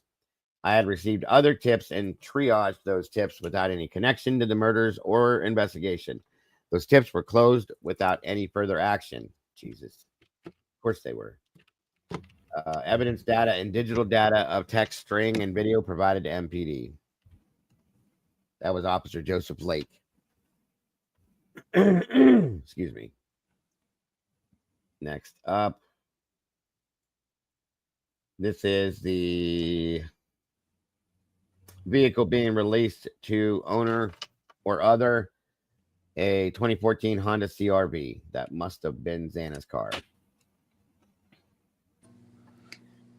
On January 10th at approximately 10:40, I, Timothy Snell, and Detective Leslie Lehman interviewed Blank, date of birth of 96, provided information regarding her interactions with fellow Washington State University classmate Brian Kohberger, date of birth, blank, 94. The interview was recorded and Blank consented to the recording of the interview. Blank provided a number of Blank and said that she drives a white Blank. Jesus, if it's a launcher, I'm going to shit on my Real quick, Dago. A Honda CRV is like an SUV. Is it? Yeah, and Then that's Xana not would it. have had like a Honda Civic, which is Yeah, like a she had subcompact sedan. Okay, so that's not Dana's then, because she did have a Civic. That's true. The CRV, Bethany's. No, Bethany had a shit. Was it a Honda CRV that Bethany had? I thought she had a something else. It doesn't matter. That's okay. Blank stated she first met Kohberger on campus at a meet and greet for the PhD program cohort. RAV4. That's it. Thank you. That Peggy. sounds right. Yeah, that's what Bethany drove, was a RAV4. That's what she wrecked. So what is that? A Nissan? I think so. It doesn't matter. It doesn't. We all know it's a RAV4, but yeah. Blank would later clarify that the event date was August 17th of 22. Blank explained that she and Blank, who both came from the Blank together, attended the event together. Blank provided a phone number of Blank for Blank. After the event, Blank said that she and Blank talked about Kohberger and did not really like him based on their interactions with him. Blank said that she tried to give Kohberger the benefit of the doubt, as he appeared to be trying to overly impress both of them. Blank said that she invited the whole cohort to her apartment during the second or third week of school. Blank said it was the University of Iowa versus Iowa State game. Kohberger attended the event, but was about 2.5 hours late. About a week after the event, Kohberger began to tell others that Blank takes Blank for blank. Suspected Kohberger may have looked in her bathroom cabinet and observed her blank. Wait. Well, I hope she didn't keep her blank in the medicine cabinet. Observed her prescriptions because she does not openly share with others about her blank. Blank said that after her interaction with Kohberger, she began to distance herself from him and heard complaints from other female graduate students about how Kohberger would make them uncomfortable. Blank said as the semester progressed, there were numerous interactions with Kohberger, staring at students weirdly during class and spatially trapping fellow students in the student offices. Blank stated when she was not around, Kohberger would spatially trap Blank in their offices for long periods of time. Blank provided a phone number of Blank for Blank. What does that mean, spatially trap? Like within this, like a spatial area, like the space of an area. You know what I mean? But Like he would take up the space that they needed to get out of there. Like blocking the door, I guess. Blank stated that there was a spiff. Oh my God. Good Lord, she must be having a heart. Hold on one sec. Spiff? What's a spiff? What are these words? Let's read on. Number 5. Blank stated there was a spiff. Oh, that would be like a small fight, an argument. Like a spat? Yeah. during class between blank and Kohberger, in which Kohberger was mansplaining to blank, said as the disagreement progressed, blank had the class move on from the topic. Okay, I guess she's getting off early. Sorry, guys. I'll just get us through number 5. So blank stated there was a spiff during class between blank and Kohberger, in which Kohberger was mansplaining to blank. Said as the disagreement progressed, blank had the class move on from the topic. During follow-up questioning, blank provided the general context of the disagreement and reported that Kohberger said mansplaining does not exist. Well, he's right. Blank said her closest friends were blank. When Detective Lehman asked blank if Kohberger had any friends, she was unaware of anyone. Blank stated Kohberger would have been the closest with his office mates. Blank, who were international students, blank stated she assumed that Kohberger was helping blank learn English and prepare for the TOEFL, the test of English as a foreign language. During questioning about Kohberger's overall performance in school, blank stated that she did not think Kohberger was doing very well, as they could get a general idea of everyone's grades through a process of elimination. Blank said she heard rumors that Kohberger stated blank was inadequate to grade his papers because she was too foreign. Blank further stated while she did not know his specific grades, blank said that she did know that Kohberger was not doing well as a TA, teaching assistant, because blank complained about not getting enough help from both Kohberger and blank. Said about halfway through the semester, blank put out a request for graders, which both she and blank applied for and began performing. Blank said from her limited experience at the college, she thought it was rather unusual for a professor to request additional graders halfway through a semester. That's a good point. When asked about Kohberger's demeanor after November 13th of 22, blank said Kohberger's demeanor did change. Bullshit. However, she attributed it to being called out about not being good at being a TA. Blank recalled Kohberger smiling at her more and being more respectful towards her. Blank said that she thought this was occurring because Kohberger was not part of the tight cohort group. When asked, blank said she fully anticipated Kohberger returning to school after the end of the semester. No, it was basically because people may have said something to him that he was not being that nice or something, so he was trying to be different. During an additional follow-up of questioning a blank, she said Kohberger always wore a puffy coat to class, both prior to and after the homicide. So it didn't have anything to do with that, as we heard before, where they were trying to say that he started wearing that after the homicides. It was wintertime. The guy was skinny. So there's proof right there that it was happening before and after. Blank told us that there was a tally board in her office documenting how often Kohberger was late for class. Are you kidding me? And that she and fellow students were tracking his tardiness, comparing it to female versus male professors. Wow. Ridiculous. So these people really centered in on harassing this kid with that, with like personal shit like that. No wonder, like if he was rude to people, no wonder he was. Right. Good God.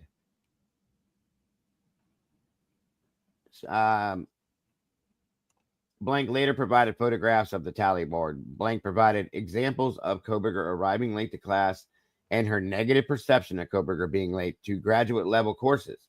Blank said Kohberger never missed a class except for once, which she believed might have been the Thursday after the homicide, which was their methods class. Blank said Kohberger attended the Tuesday and Wednesday classes prior to being gone for Thursday class. Blank admittedly said that she and her fellow classmates talked a lot of shit about Kohberger via a group of text messages threads. See? Wow. At least they're telling the truth.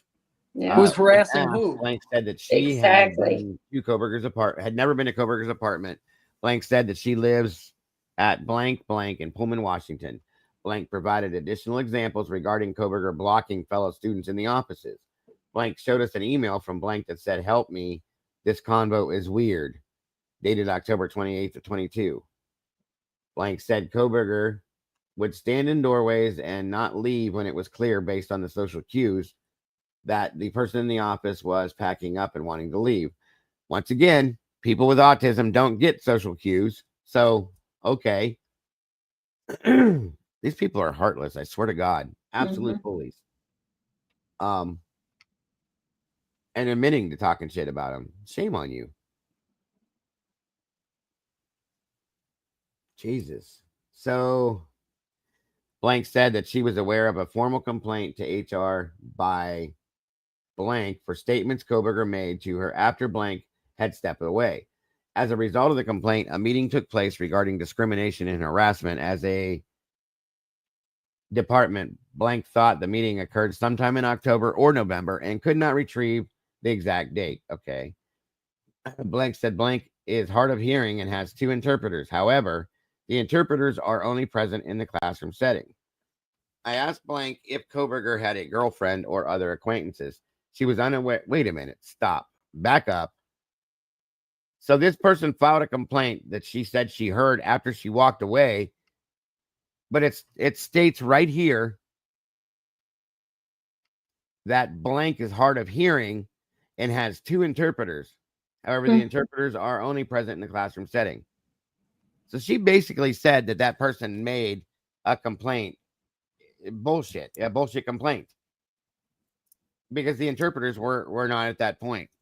See? Wow. What a joke. Yeah. Once again, all these people put all this shit out after the fact. That's crazy. Lies, lies, and more lies. I asked blank if Kohberger had a girlfriend or other acquaintances. She was unaware Kohberger consistently interacted with anyone.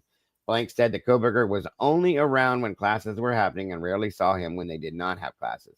Blank said that Kohberger did not discuss his social plans with her and only knew if he was interested in baseball. Or only knew he was interested in baseball. Blank said that he told blank he liked to spend time alone in the woods. When asked, blank said Kohberger told her he had no social media accounts. Blank said that she did notice injuries to Kohberger's hands in October and had joked that he must have been punching drywall in anger. Blank reported Kohberger told fellow students that he had been boxing when explaining why his hands were injured. Blank said that during 2 extensive presentations on sexual victimization on college campuses and stalking, Kohberger sat through them and did not interject himself into the conversation regarding the death penalty. Blank reported Kohberger previously appeared to be in support of the death penalty and made statements that the victim's family should have a say as to whether or not the death penalty is imposed. Blank stated she did not know any of the victims and was not aware of anyone in her social circle who knew the victims. Again, this was attached to the photographs were attached with it and sent over to Moscow PD. And once again, you guys, the hand thing, I'm telling you, is probably because Brian overwashes his hands. Well, but wasn't he taking boxing? Wintertime for one. And like I said, I've been through the same thing. This is pathetic that these people are so. She basically told on herself and everybody else how ignorant they were treating him. But wasn't he taking boxing at one point? People make me sick. Can he hear me? Unbelievable. And people are using this and saying, see, this tells you how weird he was. I don't think he can hear me. Good point there, assholes. Shut up. Oh, good point, Mama Bear. Because he kind of didn't hear me either. Right. 9:30 a.m., Idaho State Police Captain Kempf and I conducted an interview with blank, date of birth of 2000, and blank, date of birth of 2002, at the Moscow Police Department, Moscow, Idaho. The interview was in reference to a pool party, which occurred at blank pool in Moscow, Idaho on July 9th of 22. Exactly, Lucy. He never punched anything. I can't hear Mama. Can you hear me, guys? I can hear you, but you can't hear us. I hear you now. I'm sorry. Can you hear Eddie? Can you hear me now? Yes, I do. Sorry. Okay. Now I don't know what happened. You guys cut out. What were you guys saying? Well, Eddie was reading earlier, and you just kind of come in and took over the top of him, and we were like, okay. Oh, I'm sorry. I didn't hear you guys. My apologies. Yeah, it didn't dawn on us then. And then Mama Bear just a moment ago spoke with you, and you just went right over the top of her, and then it finally dawned. It must have it cut out for a minute or something because I didn't hear anything you guys were saying. I didn't touch any buttons, Tandy. Sorry about that, you guys. Oh, it's okay. It's just like, Yeah, I'm not that rude, I promise. Blank and later went out to the pool. Blank and Blank were approached by Kohberger at the pool party. She was uncomfortable with how Kohberger was talking to her and her friend. She told Kohberger that she was married and tried to end the conversation, but he continued to talk to them. Once again, he doesn't get social cues. At one point, Blank came over and intervened. Blank placed himself between Kohberger and Blank, but Kohberger continued to be fixated on the girls.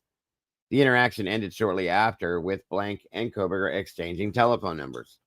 What the fuck? Okay. They were not aware if any of the victims attended the pool party. Approximately 9:37 a.m., the interview ended. No follow-ups, of course. Jesus God. You feel like reading a little bit, Mom Bear? Sure. Thank you. Please and thank you. Okay, let's see. On November 21st, 2022, Detective William G. Adams of the Idaho State Police was conducting surveillance on a residence identified by a tip from the tip line regarding the murders which occurred in Moscow, Idaho. The tip number was tip 391 and tip 73. The person identified in the tip was blank, date of birth 1981. His residence was identified as blank, Pullman, Washington. I, along with ISP detectives Herman Henley Walker and ISP Sergeant Stinnett, conducted surveillance of the residence. While conducting surveillance, we observed a male who appeared to be blank. The male would come out every few hours to smoke cigarettes on the west-facing steps to the entrance of the building. At approximately 12 hours, I observed blank put out his cigarette between his feet. Blank then began smoking a second cigarette. When he was done, he again put the cigarette out between his feet. I could see 2 cigarette butts between his feet. Can we stress that anymore, that it's between his feet? A few moments later, Blank stood up and went back inside. After he got up, the cigarette butts were not in the location where I saw him leave them. Blank was sitting on steps leading to a community entrance door where multiple people use it to enter the building and then go to whichever apartment they were going to. The steps Blank was on faced west. There is... Scroll up, dude.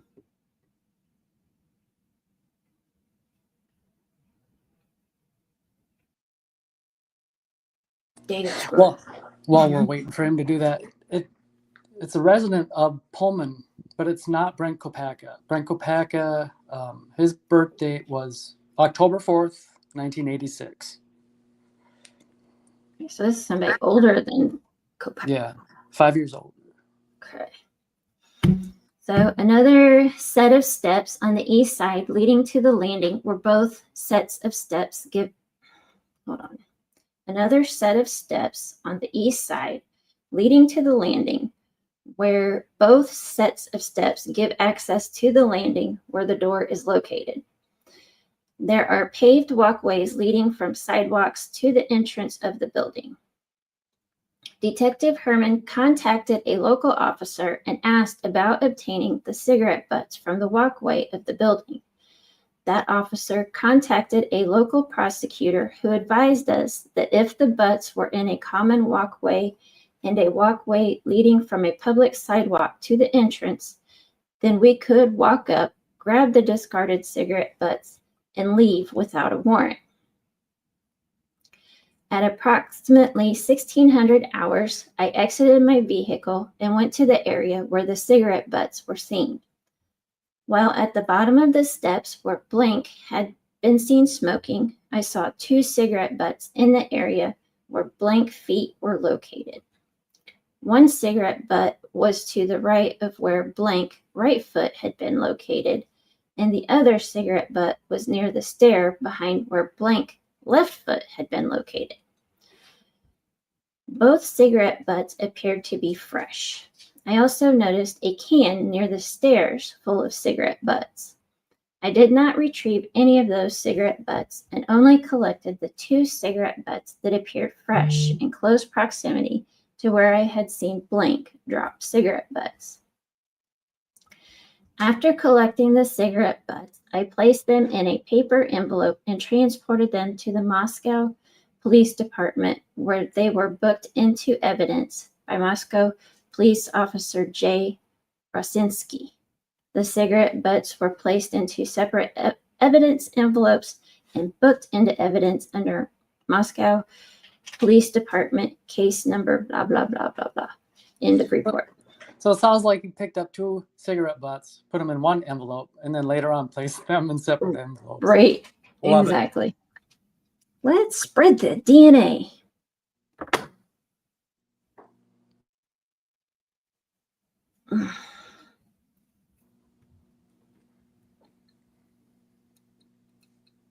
All right.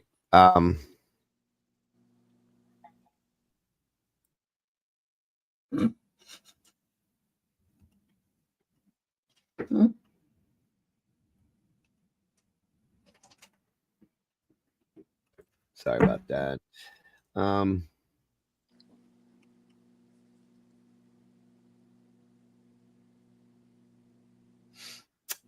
Okay.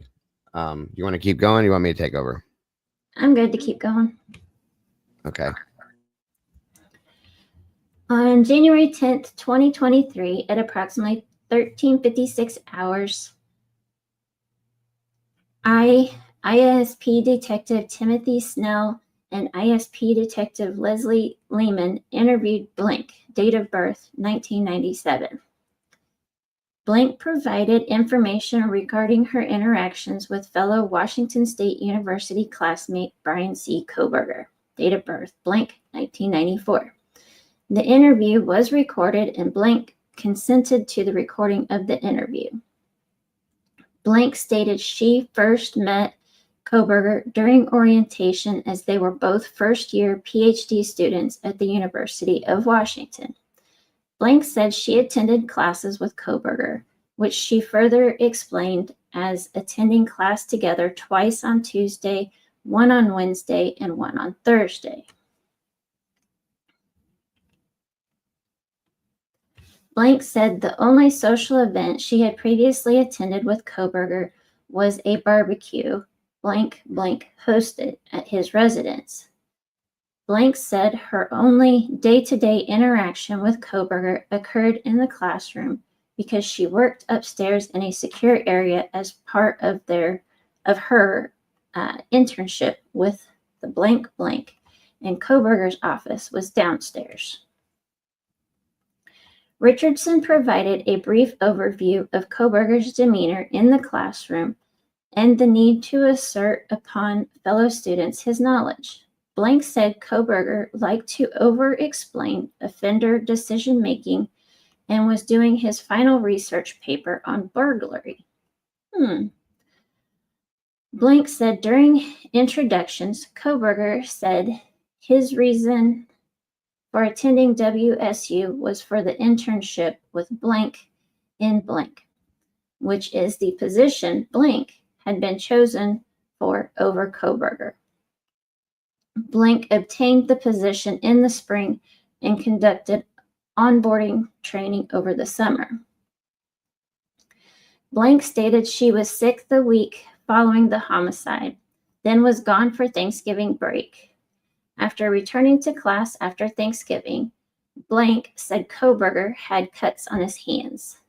Blank described the cuts on his hands as cat scratches with band-aids over the cuts.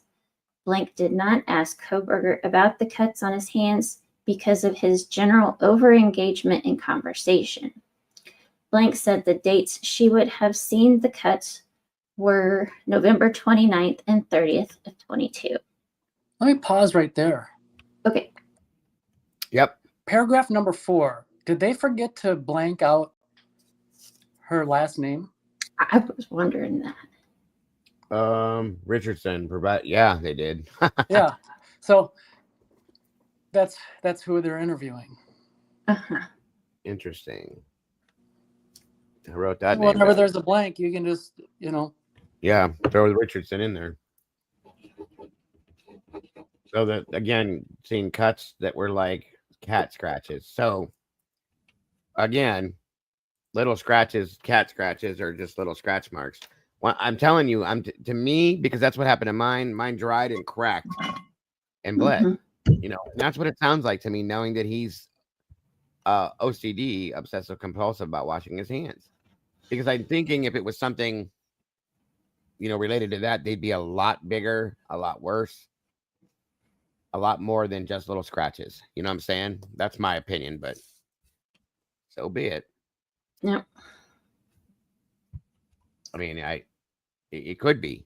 It could be worse, but if they're tiny little cat scratches, do you agree that they should be, if he was involved in a situation like that it should be like way worse than that? Yeah. It's kind of my thought I too. would think so. Okay, where are we at? 6? Yeah. Good deal. Yeah. Good deal. Okay. All right. Blank said they had harassment training on November 8th, 22, and it was rumored the training was because of Kohberger. However, Blank could not confirm that information. Blank said Kohberger's behavior changed after the meeting, and she assumed his behavior change was in response to what they discussed in training. Blank described Kohberger becoming quieter and not speaking up in class.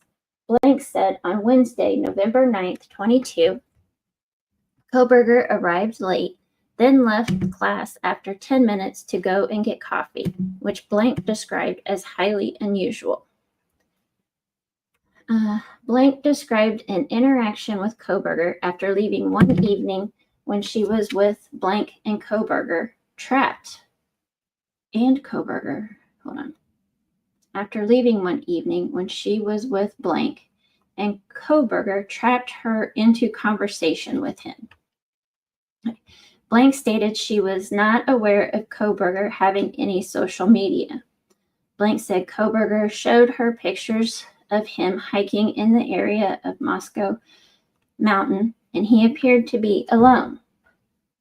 Blank said she had never been to Kohberger's apartment or in his vehicle. Blank stated she did not know the victims and was unaware of anyone who knew them. On December 4th, 22, Blank found snow footprints leading to the back window of her apartment. Whoever had left the footprints had backtracked within the tracks. Blank and her fiancé installed security cameras in response to finding the footprints. Blank forwarded the photographs of the footprints to Detective Lehman. Blank provided her address of Blank, Pullman, Washington. Near the interview's conclusion, Blank requested we speak with Blank Blank by phone about an incident at the apartment. Blank said he was playing video games when someone jiggled the door handle to the apartment, and after getting up and looking outside, no one was there. Blank said the incident occurred between October 26th and December 9th, 2022. That's a pretty big gap. For full details of the interview, refer to the audio recording. The recording and photographs were turned over to the Moscow Police Department, labeled blah, blah, blah. Bean, I don't need your help.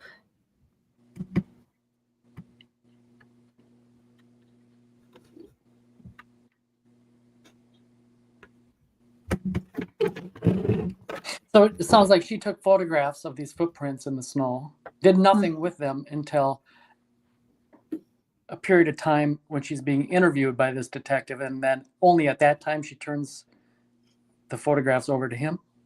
Mm-hmm. That's what it sounds like. Then, Just of like course, they're not everything. Kohbergers, and they never investigated them, so whoever they were. Yeah, and like Nobody I knows. said, everything else that's been done just like this. Nobody came forward with anything until after his name came out. Right. It's ridiculous. Anyone else getting the vibe that Pullman is a modern day Salem? Like all of a sudden there's a child saying this person's a witch and controlling me. Yeah, the whole statement. I was gonna make a comment there, but you laughed a little, and I just didn't want to interrupt. But her saying that he trapped me in a conversation. Mm-hmm. Are you serious?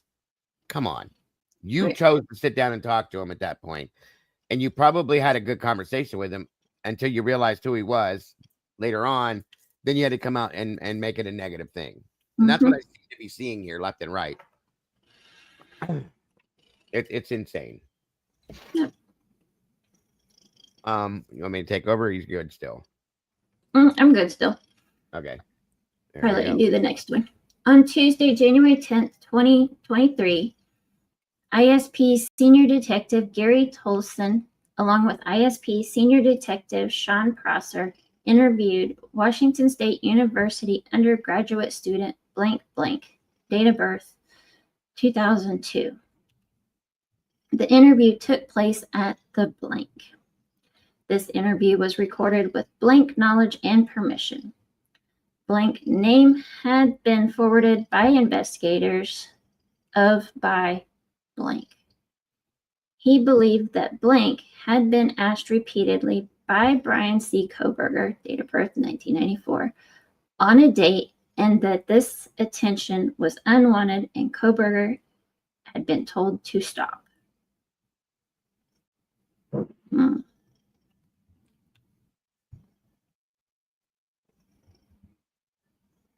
Kohberger was the teaching assistant in blank criminal justice blank class, which Ms. Blank was a student.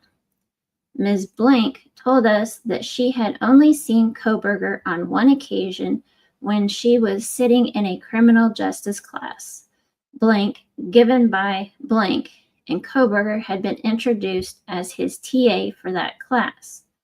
Other than that, she only corresponded with Kohberger through submitting class papers to him for review and grading via an online WSU system student portal. Ms. Blank said that she had never seen Kohberger in the class again and never at a social event. She believed that Blank had mistaken her for another criminal justice student.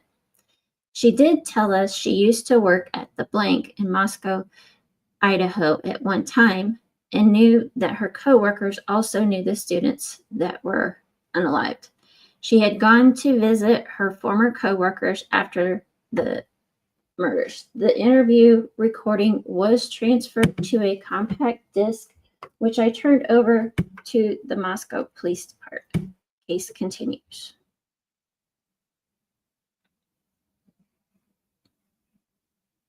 I'll let you take over for a little bit. Okay, no problem. Give me one quick second here.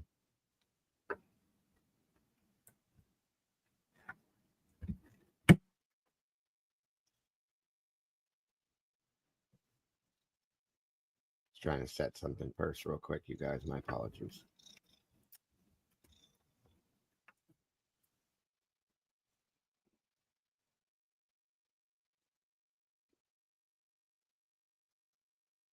Oh, hold on.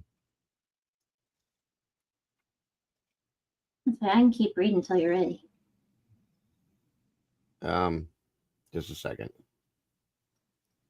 I should be good here in a minute. I'm just trying to.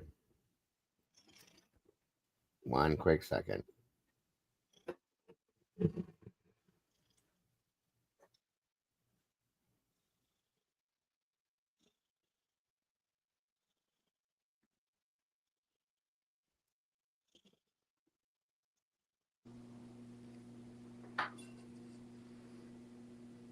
What's going on here? Actually, yeah, go ahead. I'm sorry. I'm having an issue with something. It's okay. On January 10th, 2023, at about 11:16 hours, ISP Detective Sean Prosser, along with ISP Detective Gary Tolson, interviewed Blank in connection with her knowledge and interactions with Brian Kohberger. The interview took place at the, that's a big blank, in Pullman, Washington. Also present during the interview was Washington State Assistant Attorney General Sean Bowen. Prior to the start of the interview, Blank confirmed she was happy for the interview to be recorded. This recording was subsequently downloaded to a CD and provided to the Moscow Police Department evidence section. Blank is employed by Blank as the blank. During the normal course of her duties, she investigates and provides education, mediation, and other disciplinary-focused responses to complaints, reports made by members of the student body, specifically if those complaints have a discriminatory nexus. Her department facilitates group educational classes when asked by faculty leadership. Bowen advised due to legal restrictions placed on staff, Blank was able only to provide some answers to questions in general terms and not with direct specificity. I referred to one such mandatory education class, which was provided to the criminal justice graduate program following complaints made against Brian Kohberger. Blank said she did not teach that class as her Blank taught it, and she could not comment on Kohberger's attendance. She stated she had never interacted with Kohberger directly or indirectly, albeit she was in receipt of reports regarding his behavior. She stated, per her notes, she was in receipt of 13 reports pertaining to Kohberger, highlighting concerns regarding his behavior.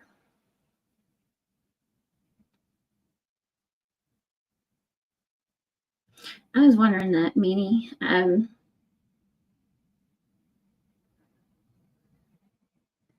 Thank you, Chet.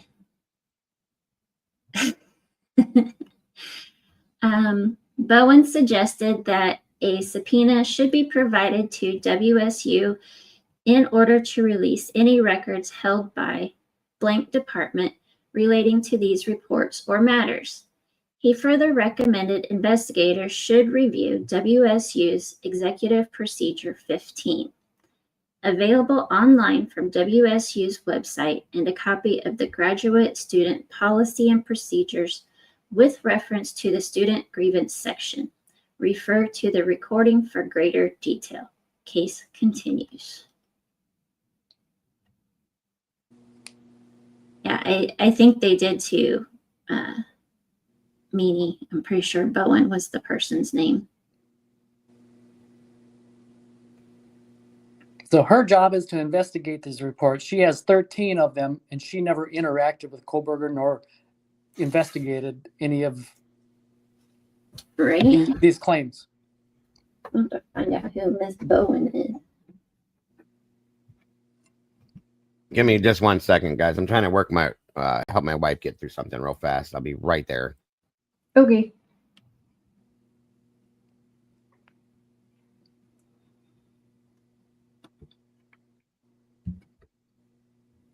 Is this the same one I just read?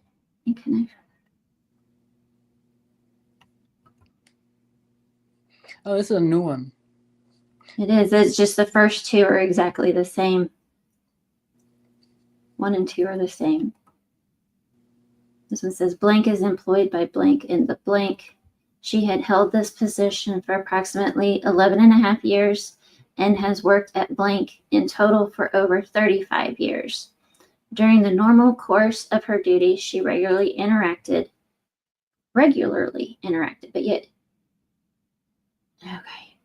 with Kohberger as Blank conducts the blank. Kohberger maintains an office downstairs from Blank. Blank said he is frequently in her office, especially as her undergraduate assistant. Blank works with her. Blank stated Kohberger seems to have a particularly keen interest in Blank. He would simply stand at her desk, including behind her, staring over her shoulders as she worked, and stare at her. She noted Professor Blank was asked to escort Blank to her car at the end of the workday, as Kohberger's behavior was of concern. Whatever. Blank commented that his inappropriate behavior was reported to Professor Blank. The blank blank. Blank said to her recollection, Blank was Kohberger's closest peer and had on occasion inserted himself between Kohberger and Blank as a distraction.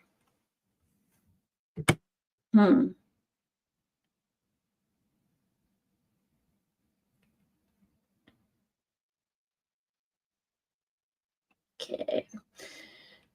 January 10th, 23, ISP Detective Leslie Lehman and ISP Captain John Kempf interviewed Washington State University student Blank, date of birth 2004. Was a student in CRMJ Blank, in which Brian C. Kohberger was the teacher's assistant.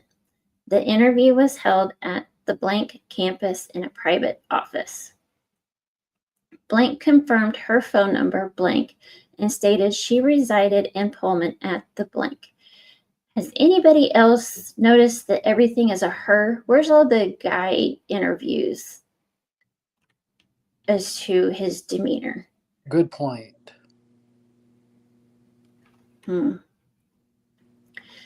Blank recalled meeting T.A. Kohberger on the first or second day of class. Blank believed Kohberger mentioned having a background in the military. Blank said Kohberger was quiet and did not engage with the class unless asked to do so by Professor Blank.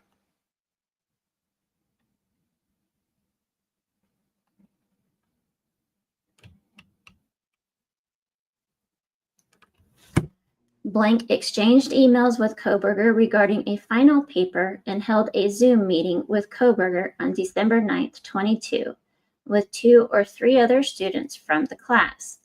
Blank said Kohberger left his camera off during the Zoom meeting.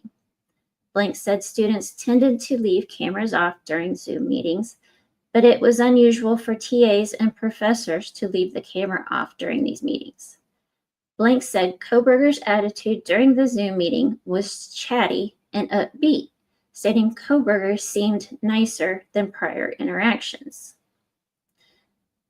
Blank confirmed she did not engage with Kohberger outside of the classroom or on social media. Blank considered Kohberger's behavior and demeanor to be formal. Blank later forwarded me the emails she exchanged with Kohberger. The emails and the audio of the interview with Blank have been saved to disk and will be provided to Moscow Police Department as an attachment to this supplement.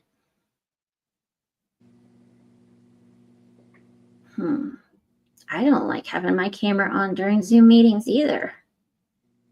I don't like Zoom meetings, period. But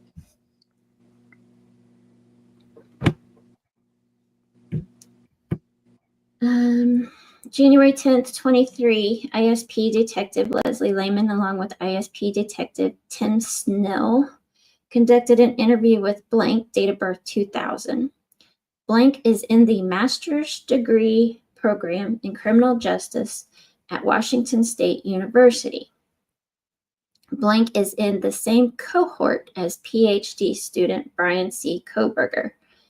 The interview was held at blank campus in a private office. Okay. This shows an automobile that was released again on January 10th of 23. ISP Detective Lehman, along with ISP Detective Tim Snell, conducted an interview with Blank, date of birth of 2000. Blank was in the Blank program in criminal justice at Washington State University, WSU. Blank was in the same cohort as PhD student Brian C. Kohberger, date of birth 1994. The interview was held at the Blank campus in a private office. Blank confirmed that her residence at Blank Pullman, Washington. Blank drives a 2014 Blank Washington license plate number and confirmed her cell phone number to be Blank.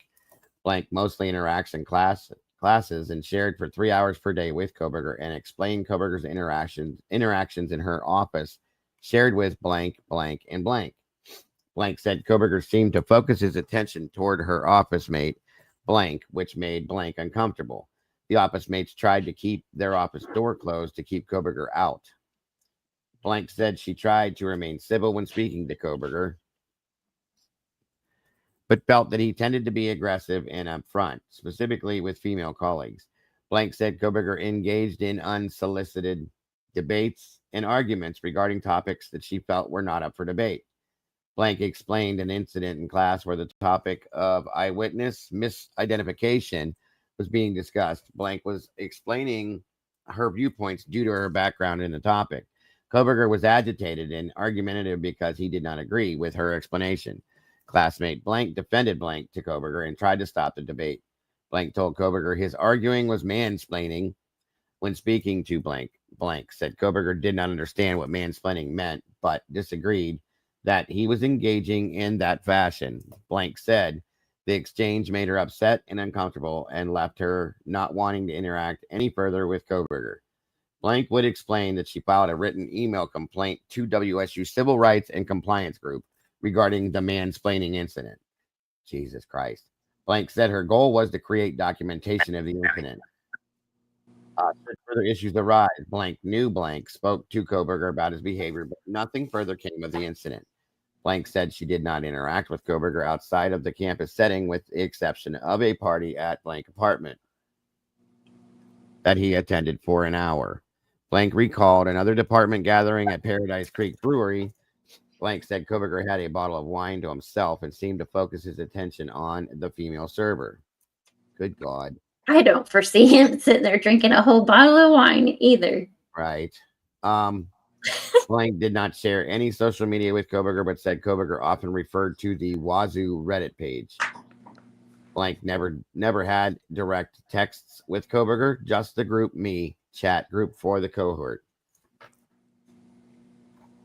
Blank recognized the change in behavior by Kohberger by getting up and leaving class more often in the week leading up to Thanksgiving break. Kohberger would get up to get a cup of coffee, which Blank explained was highly inappropriate for a graduate student to behave this way. Blank spoke of Kohberger constantly wearing a puffy down coat, including during classes lasting several hours. So, Blank never saw Kohberger with anyone she believed was his friend, Blank stated. This was released January 10th. So Brian was already arrested once again. Every one of these fucking reports, you guys, this pisses me off to no end. These people, I'm telling you, are just being, they're making these statements because Brian's been arrested. That is my absolute opinion on this. I'm telling you. And it's really, really pissing me off. Yes, I said the F word, Lucy. I'll say it again. Fuck. I know Lucy gets excited when I swear. Kohberger never made friends. Kohberger confided in Blank in November that he wished he was in a relationship. Blank said Kohberger expressed interest in female members of the cohort, but nothing materialized. Blank said that Kohberger flirted with Blank until he learned she was married. Huh. And that's when he stopped, huh? Wow.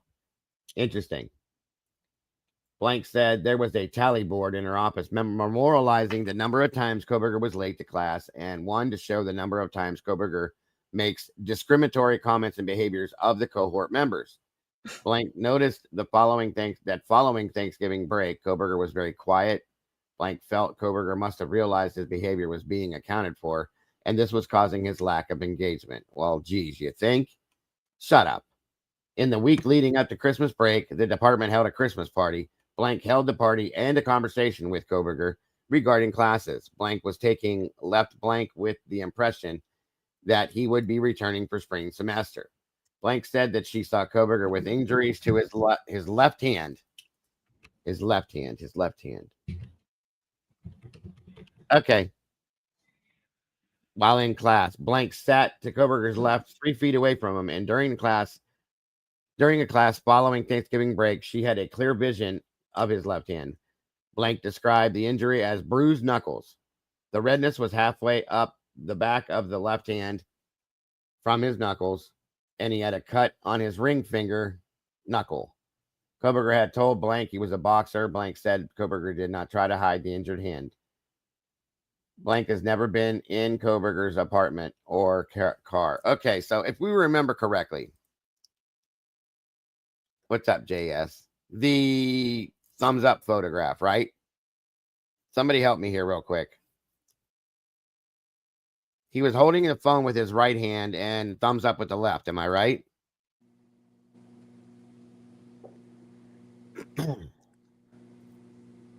I think that's correct, isn't it? Yes, I believe so.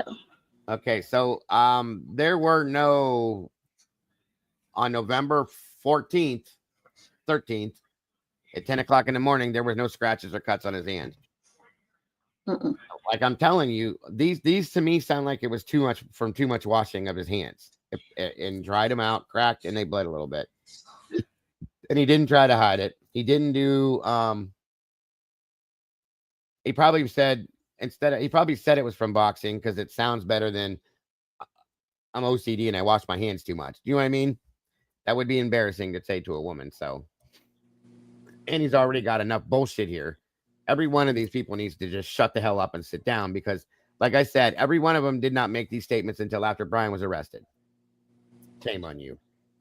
And they picked on him. If you notice this, they picked on him and bullied him. And no wonder what she said there about him being quiet. Yeah, he was spoken to. We know he was spoken to. So he just sat still and didn't make a sound. This really pisses me off. Yeah, Brian's boxing coach said he never hit a thing. So there you go. It is. It's disgusting to me.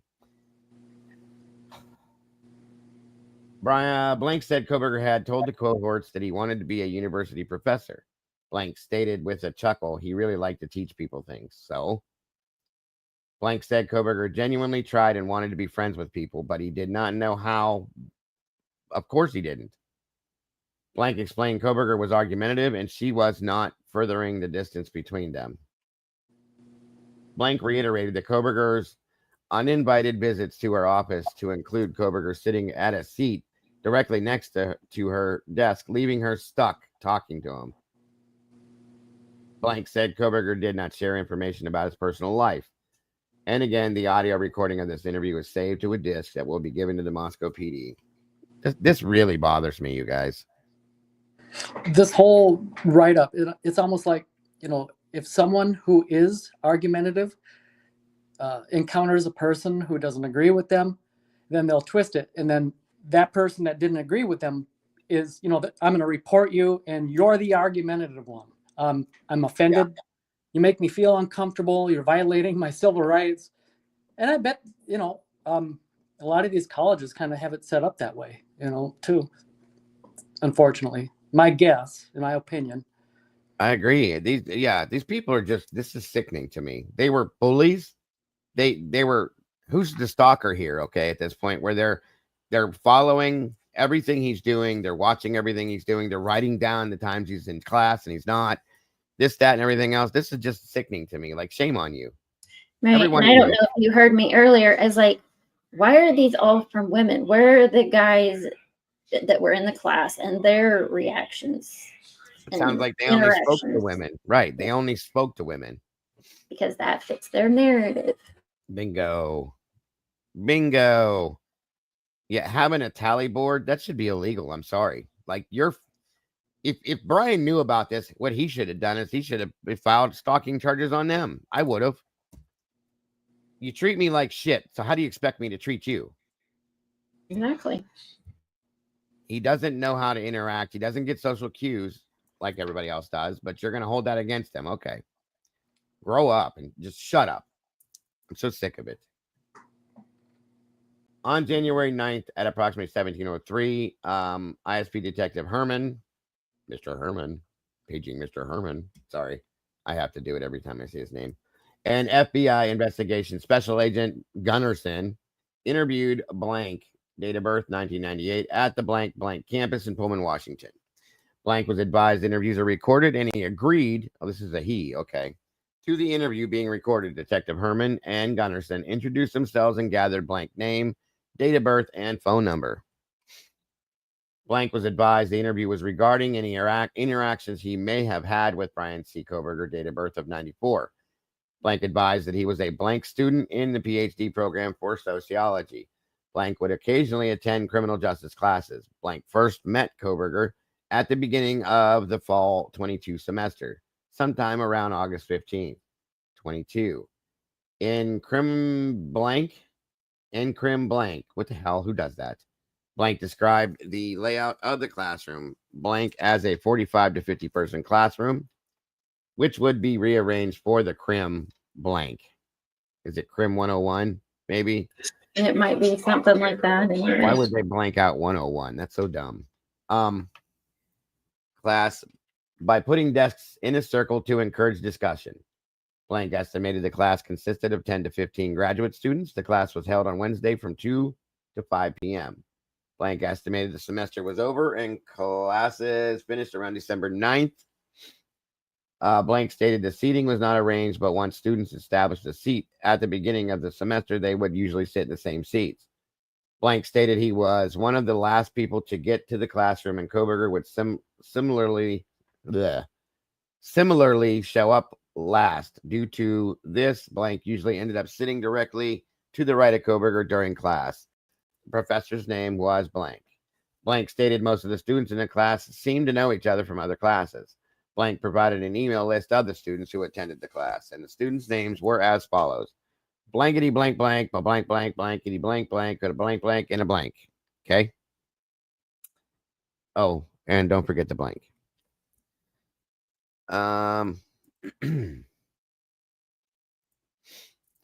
Blank would interact with Kohberger during class occasionally, but did not have any problems personally with him. Imagine that. Blank described one bizarre incident which stuck out in his memory, where he described the incident as occurring within the first few weeks of class between Kohberger and Blank. Blank described how Blank was stating something in class and Kohberger was attempting to correct her. He described Kohberger as over-explaining things to Blank. He told Kohberger he was explaining everything to her, and she understood what he was trying to say. Kohberger then went on to explain that he was not man-explaining and started to define what man-explaining was. Due to his interaction, Blank left the classroom during the middle of the class without taking her laptop or coffee. Blank described the incident as Blank and Kohberger bickering and debating that turned very tense. On one occasion, Blank and Kohberger had a conversation just outside the classroom, which was about the classroom topics. During that discussion, Blank mentioned that he needed to get heading home to make dinner for his fiance. Kohberger replied something to the effect of, "You look really happy to be doing that. Most guys I know hate making food for their women." Blank found this to be weird. What? Blank described Kohberger as the black sheep of the cohort and very to himself. Blank described his relationship with Kohberger as more than acquaintances, but less than friends. Blank stated that he did not talk to Kohberger about personal topics. Blank did not have much information about Kohberger's personal life. For details, see the audio recording, once again, which was submitted into Moscow PD. Jesus. On January 10th of 23 at approximately 11:30, ISP Detective Herman and John Kempf interviewed Blank, date of birth of 94, at the blank blank campus in Pullman, Washington. Blank was advised interviews are recorded, and she agreed to the interview being recorded. Detective Herman and Kempf introduced themselves and gathered Blank name, date of birth, and phone number. Blank was advised the interview was regarding any interactions that she may have had with Brian C. Kohberger, date of birth of 94. Blank advised that she had one class with Kohberger. That class was the fall 22 semester. Blank blank. She advised the class was from the end of August to the beginning of December of 22 on Tuesdays from 2:10 to 5. She stated the students were in the first year cohort. Blank stated she was the only student enrolled in the class who was blank. The professor was blank. Blank stated seating in the classroom was not assigned and students would sit where they want. She stated at the beginning of the semester, the students would sit close together, but as the semester went on, the students were spacing out in the classroom. Blank stated that she believed the reason for the students spacing out was to distance themselves from Kohberger. Shut up. Of course, this is insane. Blank stated Kohberger would often interject himself in conversations with Blank. Blank stated her office was across the hall from Blank office. and she would purposely leave their office door open to give blank a place to go in case Kohberger would go into blank office. Blank stated after the murders, she did not notice anything out of the ordinary with Kohberger. Blank stated she did not have any interactions with Kohberger where he was rude or disrespectful to her. Blank also stated that she had not witnessed any harassment, so she did not fill out the CCR harassment report when it was provided. For details of the interview, thank you, to see the audio recording. It's about time somebody told some truth here. Blank was supposed to send a list of all the students in blank to Detective Herman, but no list was ever received, and a CD of the audio recording was entered into Moscow police evidence. We've got one person that didn't try to slander him.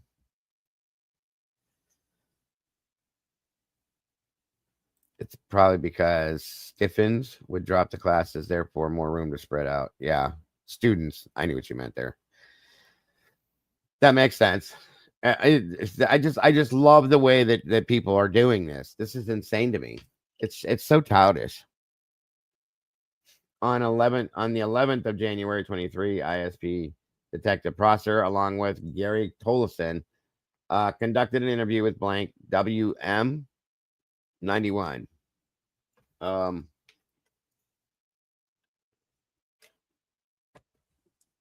Regarding his knowledge and or interactions with Brian Kohberger. What does WM94 mean? I don't know.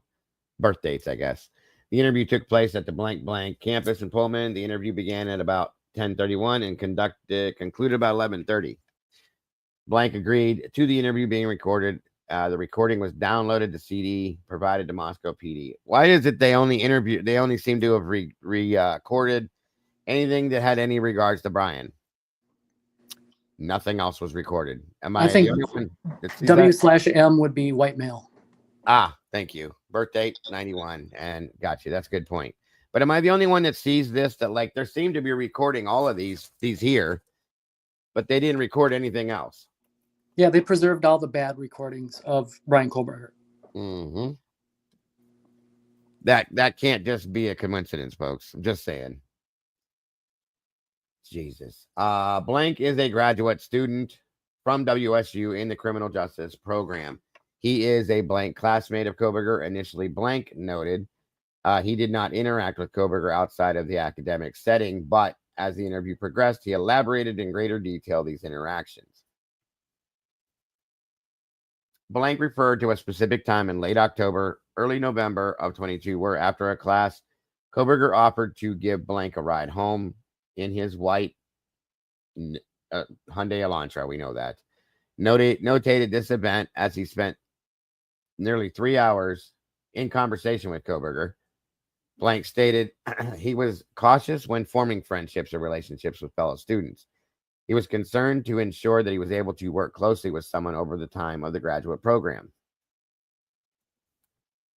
As a result of this caution, he took time to observe and analyze interactions with others. Blank commented that he noted Kohberger would deliberately socially engineer his conversation in talking points to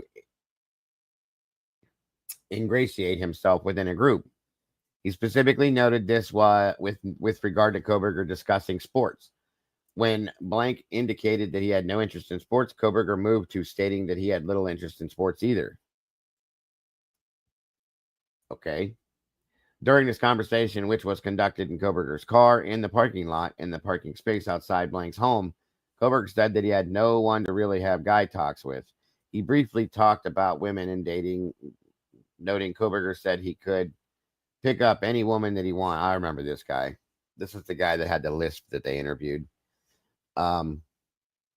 He could pick up any woman that he wanted in bars and clubs. Blank noted he felt the inference was Kohberger did not view value in women and saw them more as articles. Or could it have maybe been that he was just trying to like show off a little bit with another guy? Because God forbid guys do that. Show during Kara. Yes, guys. During this conversation, I can't do it. I can't. I gotta Let me read through this first. He said he felt like he was verbally kidnapped as Kohberger continued to want to talk, describing the scenario as a 3-hour conversation and a 5-minute journey. Kohberger moved the conversation to social media and its impact on societal issues. To this end, they discussed how people align themselves within social media bubbles, and which became echo chambers. Kohberger discussed politics and indicated that he had predominantly conservative household values, wherein traditional gender roles applied. Blank said in his interactions with Kohberger, he had predominantly conservative. Wait, I'm sorry. I already said that. He never discussed his home, family, or friends, but did discuss his educational experiences at his previous college. Blank recalled Kohberger indicated a desire to work with Blank, a professor of forensic psychology and criminal justice at Blank, who had written many notable books and articles on the serial killer BTK. So he's talking about Dr. Ramsland there. Blank described Kohberger as focused but arrogant. He wanted all his classmates to know that he was the smartest guy in the room and wanted to highlight his academic prowess. Blank said the female members of the class had an innate ability to see things like character traits in people not often recognized by men. They voiced that Kohberger made them uncomfortable, felt unsafe, and that he was creepy. Jesus Christ. So here's my take on this. Basically, Brian was smart, okay? And with everything he had gone through with the bullying in his lifetime, I imagine that because he was smart and he excelled in this topic, that he was, in a sense, wanted to show that. You know, he was proud of that, in my opinion. Maybe he was somewhat arrogant because of it. Maybe, and I think after being bullied for so many years, that arrogance is probably deserved to some aspect. You know what I mean? I'm not saying it's okay to be arrogant and nasty with people. What I'm saying is that would be his reason as to why he could be that way at that point. You know, he was probably talked down to, told he was fat, he was dumb, this, that, and everything else. He overcame a whole lot of these things. And in that sense, he was proud of who he was at that point and wanted to prowess that, or not prowess. Jesus, I just took one of their words. Wanted to show that and be proud of himself to the others. And it was taken in the fact that he was being arrogant. And it states there also that he had the traditional, you know, the husband goes to work and the wife stays home and takes care of the household thing. That could have been how he was raised, but both of his parents worked. Maybe he just had that. A lot of people feel that way, but that doesn't make you a murderer. Okay. Understand that. And again, I can relate some of this probably to his autism too. If you put all that together, I mean, it kind of explains that and draws a picture for you, in my opinion.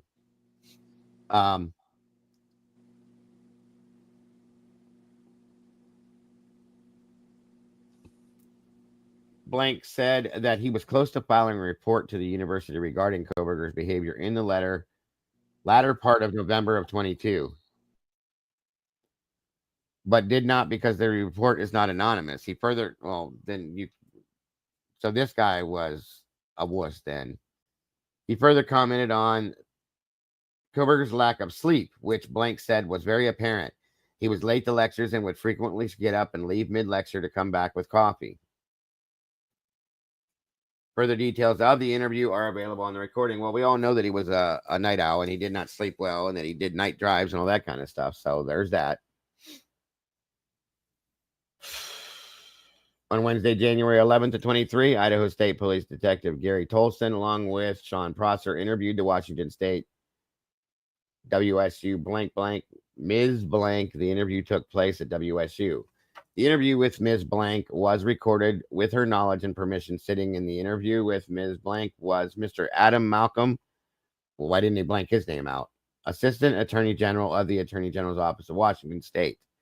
Ms. Blank told us that Brian Kohberger had been selected for the criminal justice program by a panel. Ms. Blank did not sit on this selection panel. She was assigned as Kohberger's blank for his doctoral program. His assignment as a program training assistant, TA, was through blank, and blank. Ms. Blank said that she only had one interaction with Kohberger as blank because beginning in the late In late August 22, she began receiving complaints about Kohberger from students and staff members in the criminal justice program. Because of these complaints, Ms. Blank spent a lot of time, she thought, at least once a week, speaking about Kohberger during different disciplinary meetings. The meetings focused around Kohberger's interactions with fellow postgraduate students in and out of the classroom, along with his behavior around some of the criminal justice professors. Ms. Blank said Kohberger appeared to be socially awkward. Duh. Then she told us that in her experience, a lot of academics are socially awkward. However, the various complaints were about how Kohberger spoke to other staff and students. His stating about spoken discriminatory comments, which were homophobic, ableist, xenophobic, and misogynistic, in nature. He would also stare at people and stand uncomfortably close or lean over women, making them very uncomfortable. Ms. Blank brought Kohberger to her office to speak with him about the complaints and attempted to get him to correct his behavior. Kohberger's response to this was his deflection of personal responsibility, saying that his comments had been misunderstood, etc. Kohberger indicated to Ms. Blank that he hoped to continue in the program and his desire to remain in the field of academia. He did tell Ms. Blank that he wished to work under Blank. Blank told us that Blank field of expertise is in sex offenses and decision-making processes of offenders. Later that day, I transferred the interview recording to compact disc and turned it over to MPD. Case continues. Let me stop there for a quick second. Eddie or Mama Bear, any thoughts on any of that yet?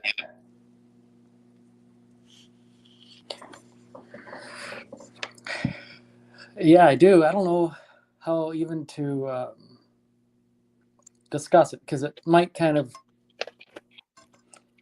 segue into politics a little bit.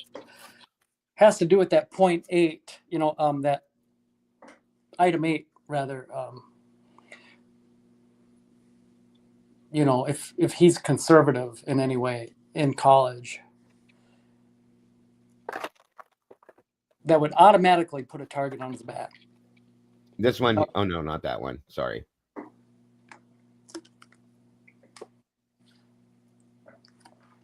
I think the previous one. Wait.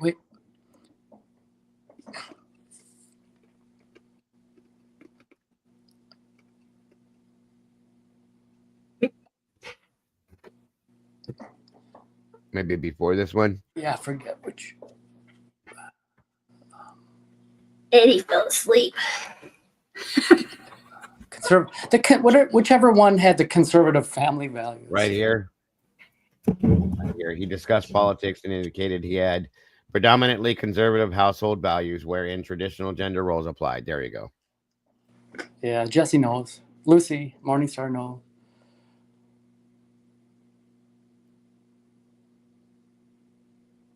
That's probably a whole different channel. It's a whole topic for another day. It would take a whole entire day and then some just to even go into that area of discussion. But well, besides that part of it, anything else with these people or the way that this has been carried out, maybe? Could you ask that again? Besides that, was there anything else that you're getting from maybe these people that are making these statements and the way it's been carried out?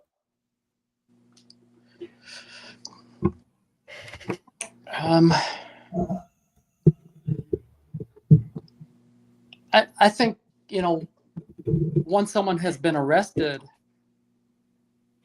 for a quadruple homicide, then suddenly it's possible you can reflect and think back and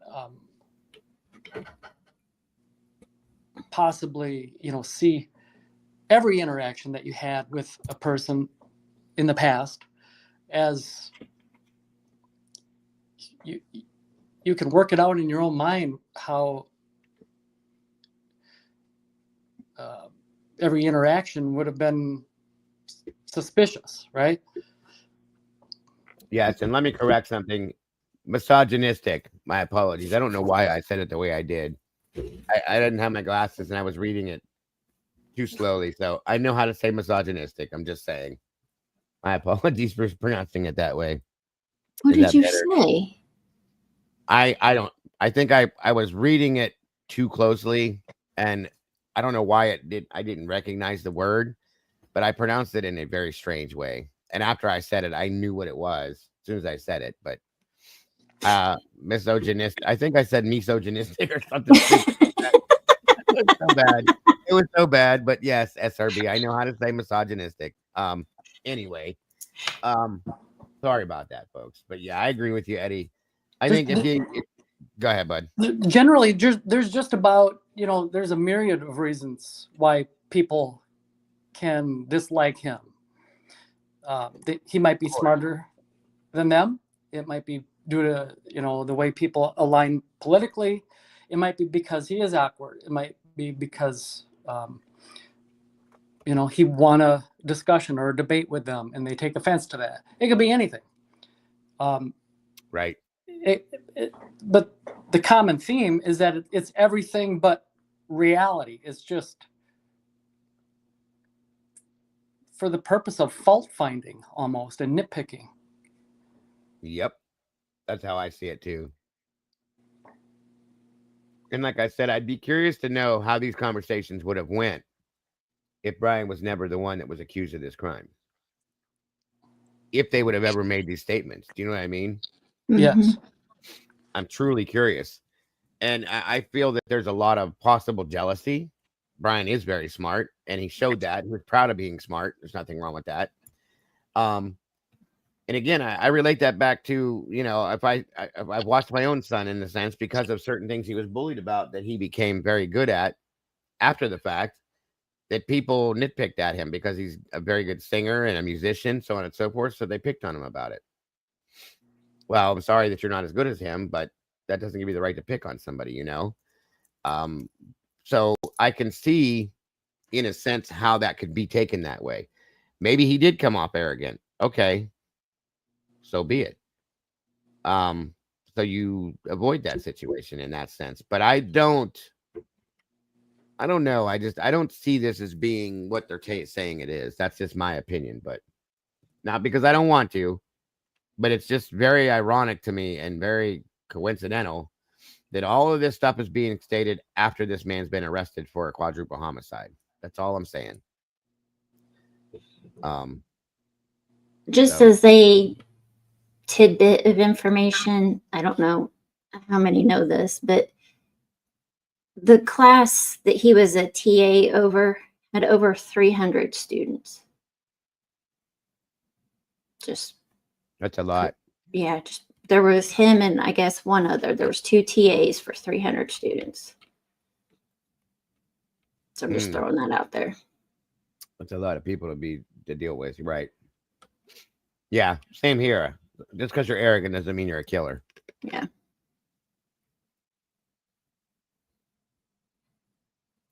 Okay. On December 5th of 22, at approximately 17:22 hours, ISP Detective Matt Heinley and William Adams followed up. Holy shit, they actually followed up on a tip. Tip number 6008. The tip expressed concern about an online photograph taken from what appeared to be a Halloween party where members of the blank fraternity were in attendance. In the photo, a male believed to be a member of the fraternity was seen wearing a military-style body armor carrier. It's called a plate carrier. Attached to the front of the carrier was what appeared to be a large K-bar knife. And I think we saw that picture about 2.5 years ago. They're all standing there dressed in different costumes. And the one guy was wearing that military thing, and the knife was sitting right here in a sheath on his chest. The tipster read online that a K-bar knife may have been the type of weapon used in the murders and wanted to pass it on to police. Detective Adams and I called. I think it was the fraternity that was, wasn't it the farm, whatever the farm fraternity was? Wasn't that the one? Were you here for that? Farm fraternity. Yeah, there was a farm, whatever. I can't remember what it was. A farmers fraternity they had, where all the guys that were there were farmers. And I know that sounds crazy, but it's true. And the one guy was wearing a plate carrier that had a K-bar. We had noticed that in the photograph. That's why we showed it. So that's Yeah, the I must have missed that one. Holy moly. You may have. Yeah, it was a future farmers or something type fraternity. They were all in that type of classes and stuff, I think. So Huh. That'd be interesting. uh-huh. EIEIO club. Oh, I'm done with you, SRB. Future Farmers of America. I think that might have been it. EIEIO club. Farmhouse. Yeah, FFA, I think, is what it was. And that was the Reed dude. Yes. Agu or something. Yes, that's it. Agu. Okay, that's kind of bringing Sigma something back. SRB. Sigma Mu. What is wrong with you today? I love it. There's a farmhouse frat in the yeah. Are you sure you're done? Sigma Mu, whatever. She's on one today. That's funny though. On December 5th of 22. Basically, Fox, 4.3% of the class didn't like his criticisms. Right. If you put it that way, if you look at it from that perspective. Yeah, good point. I'm listening and ran back to my phone because that was funny. It was. It was funny. She is able to be funny from time to time. She's not always the Sigma Chi. Sigma Cal. There is a fraternity. There is a fraternity that involves farming. I can't remember 100% what it was called, but there is one. We found a photograph that had the whole thing in it, and it was for a Halloween party. They were all dressed up as something else. But he was wearing that, and I think that was his name. That Reed something was his name. God, I can't remember his last name either. These names I've forgotten more than I remember. The farmer house, yeah, very true, Kara. The farmer's frat was next to the Sigma Chi house. Tri-Moose. Oh my God, Kane. You guys are killing me. The Tri-Moose. Alpha Row. Jesus Christ. Comedians. Nothing but comedians in here today. It's a good one.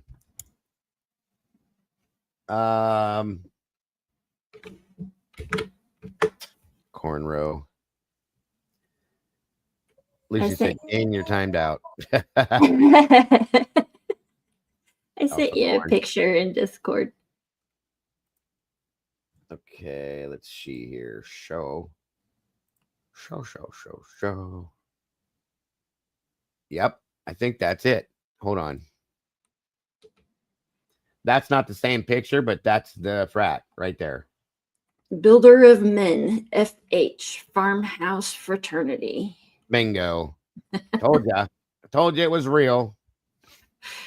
That's and hilarious. It's not Alpha Mu or Alpha Cornrow or none of that. But yes, that's them. Alpha Chi. What? Jizzy said Alpha Chi. Alpha Chi. Yippee Ki. That was funny too, Busy. Anyway. Good stuff. Gotta laugh a little, folks. Yeah, Builder of Men, right? SRB. Builder of Men. Gee, that doesn't sound misogynastic. Is that how that sounds? Did it sound misogynastic, or SRB? Still can't believe I said that. Yeehaw. Alpha Banjo. The tip expressed concern about the photograph. Blah, blah, blah. We got to that. Okay. The tips are read online that a K-bar had happened. I called blank. I read that too. Blank and asked to meet. At approximately 1732, Adams and I arrived at blank house located at blank on the University of Idaho campus in Moscow. We met with blank and showed him the photo from the tip. Blank recognized the male as blank and informed us that he was a member of Alpha Mu. Just kidding. And was currently in the house. Detective Adams and I met with blank, date of birth of 2002, phone number blank. He agreed to speak with Detective Adams and me. Blank confirmed he was in the photo from the tip, indeed, and he still had the knife he was pictured with. Blank explained his activities on the evening of November 12th as follows.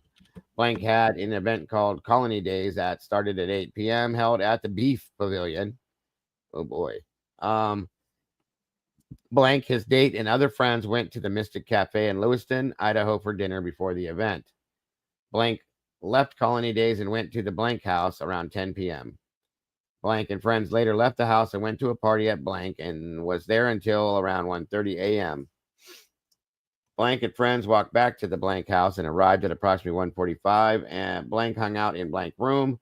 Sometime later, Blank walked his date back to Blank, then returned to the house. Once back home, Blank hung out with the other fraternity members and went to bed.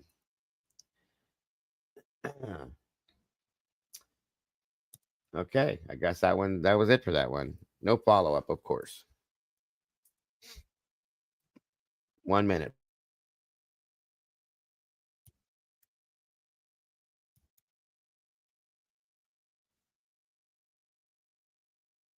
Geez, I'll bet, Rose. Gee.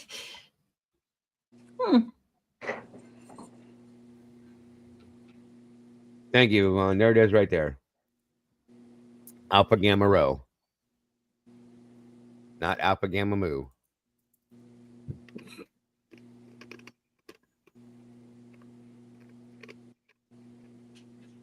That could be, Tandy, could be.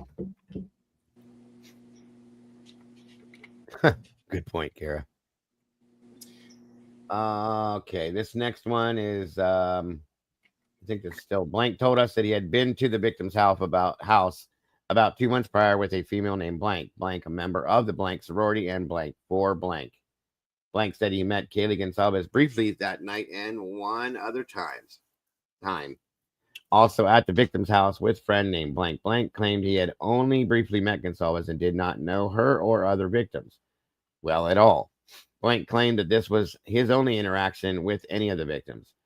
Blank consented to providing a DNA buccal swab, which Detective Adams collected. Blank's sample was later booked into evidence at the Moscow PD.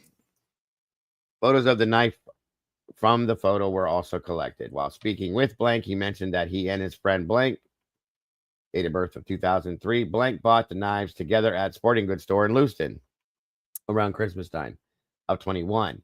Blank told us that Blank was there at the Blank house. Detective Adams and I spoke with Blank. Blank confirmed Blank claim of buying the knives together. Blank still had the knife and consented to showing Detective Adams and me. Photos were collected of Blank knife. Blank told us that he had previously met Ethan Chapin, Blank and Blank at the Blank formal. Blank said that he and his date Blank went out with them to the Hungadunga. Blank stated that he remained there for about an hour and then left. Blank claimed that he had no other contact with any of the victims. End of report. Look at Fizzy's comment. This is what I've been dying to say, and I think it applies to the previous report that you read. Hold on here, because photos show DNA, right? Yeah, what good is a photo? Exactly. Mm. Exactly. And That's I not going to believe tell you. the previous report that you read, it didn't say one way or the other, but it didn't say that they collected the knife from him. Why did they not test the knives? You know what I'm saying? Yeah, what's the purpose of these interviews if just take a Yeah, picture we looked at it, took a picture, and moved on, and never followed up. Yeah, that's definitely a K-bar, guys. Hang on to it. There you go. We're good. Fucking stupid ass bullshit. Shut up. Shut up, Dago. Shut up. God, these people are so. This investigation's a joke, or lack thereof, I should say. So again, the only way that can be possible is if you already have the crime solved, and you know that this interview in this K-bar has nothing to do with the crime. Right. That's how that works. Or you don't want it to. Let me put it that way. Yeah.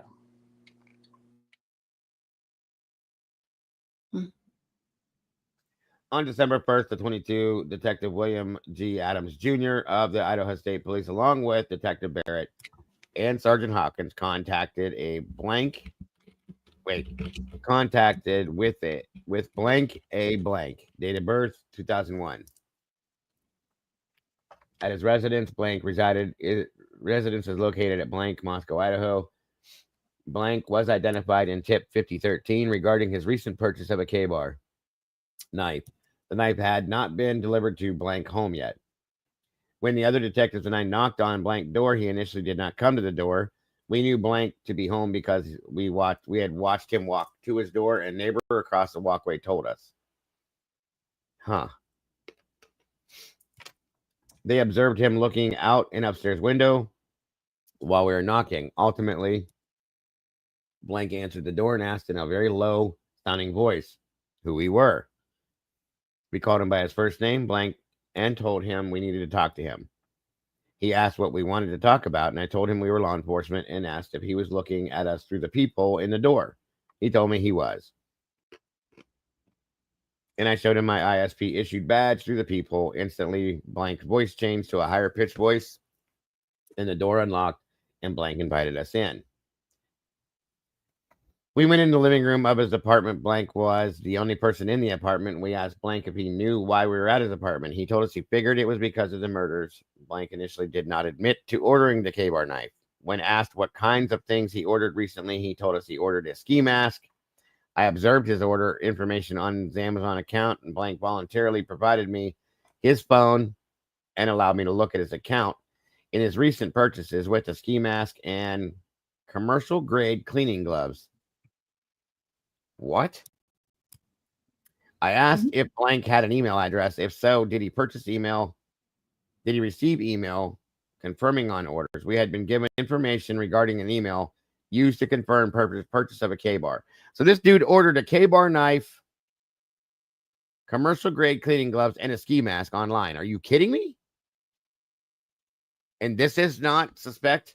I mean, obviously it is because they're there, but what the fuck? I asked blank if I could look at his email and see if he had a confirmation email and what his email was. He provided me a different email address than the one used to purchase the K-bar. Blank again voluntarily gave me his phone and allowed me to look at his emails. While doing it, I clicked on his email account icon and noticed other email address, including the email address used to confirm purchase of the K-bar. That email was blank. As I began to look at the emails in his inbox, blank stuttered and then said, "I know why you're here." Sergeant Hopkins asked blank to tell us why we were there. Blank told us it's because he ordered 2 knives. Blank admitted he had purchased 2 knives from K-bar. This was consistent with the tip we received and the confirmation email I found in blank's emails. We asked him why he ordered those knives, and he told us it was because he did not have a gun and ordered them for protection. You need 2 of them? He said he didn't feel like he was in imminent danger after talking for a bit, but blank on his own asked if we would like to go do a room inspection or something.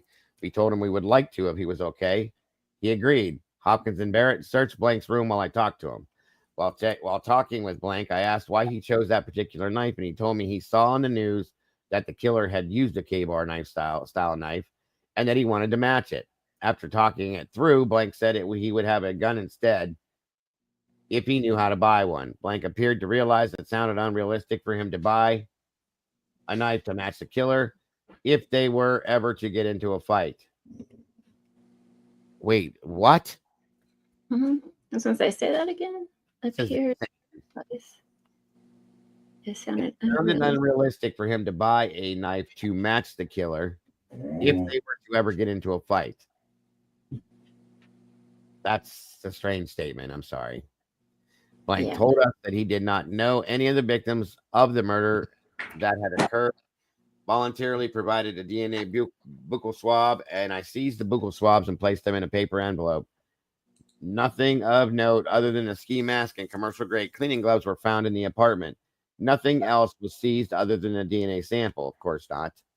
I transported the DNA to Moscow, booked it into Moscow PD through Officer Corporal Snyder, and the DNA was booked under case number, blah, blah, blah. And the report. That is crazy. And so did he receive the knives, and what did he do with them after that? Of course, there's no follow.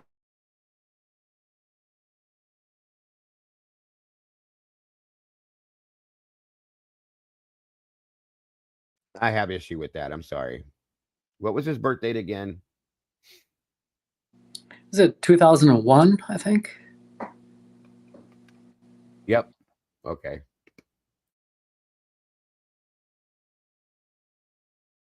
And he was trying to hide from them. This is crazy. I'd like to know who that is. Truly.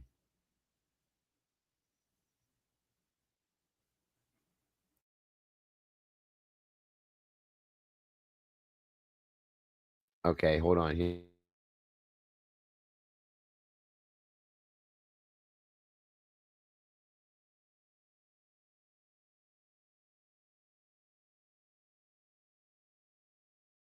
Yeah, Rose, I still can't get past that statement either. That's weird.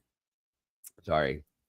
On December 8th of 22, Detective William G. Adams Jr. of ISP, along with ISP Detective Joe Lake, interviewed blank, date of birth of '01. Blank was identified by others as someone who was a babysitter for some of the football coaches. Blank was the person who blank in order to either babysit or get a babysitter for them. Kaylee Gonsalves was identified by blank as being one of the babysitters used. Blank stated she was only aware of one family that Gonsalves worked for as a babysitter. She identified the family as the blank blank. Explained that she had met with blank while working in the recruiting department for the University of Idaho. Blank, date of birth 1985, was a blank blank and also involved in the recruiting department. Blank told me that she met blank one day in the hallways when he approached her about being a babysitter. Blank agreed to babysit for the blank and ultimately met blank. Date of birth of 1988. Blank explained that she was the primary babysitter and coordinated with blank in scheduling other girls to babysit. Blank created spreadsheets and time slots for the other girls to babysit. Blank was the main contact for each girl when they babysat. Blank went on to explain that Gonsalves babysat for the blank during the summer of 22. She was unsure how many times Gonsalves babysat, but knew it was many. I asked blank if that was the only way that she knew the victims, and she told me she was very close with Xana Kernodle, date of birth of 2002, sorry. Blank stated that she was in the same sorority as Kernodle and that they spent a lot of time together. Blank knew what Kernodle's major was, knew her hobbies, and was aware of Kernodle's boyfriend. Blank, Ethan, was not aware of anyone who would want to hurt the victims. I asked blank for contact information for the blank. She provided the phone number blank for blank and blank. Blank stated that she lived at another home on blank in Moscow, Idaho. Blank told me a story of a time where a male came up the stairs to her apartment at approximately 1:30 a.m. She was unsure if it was related to the murder incident, but wanted to report it. Blank didn't have any other information regarding the murders. End of report. This is a short one. On January 10th of 23 at approximately 15:04, Idaho State Detective Brady Walker interviewed blank, date of birth of 03, at the blank campus in Pullman, Washington. ISP Detective Heinley was present as well as blank girlfriend. Blank date of birth of 2002. I recorded the interview with my ISP issued cell phone. I informed blank and blank of this before I began the recording, and I learned the following during the interview. Blank was a sophomore at WSU. She had also been a blank at blank since the previous year.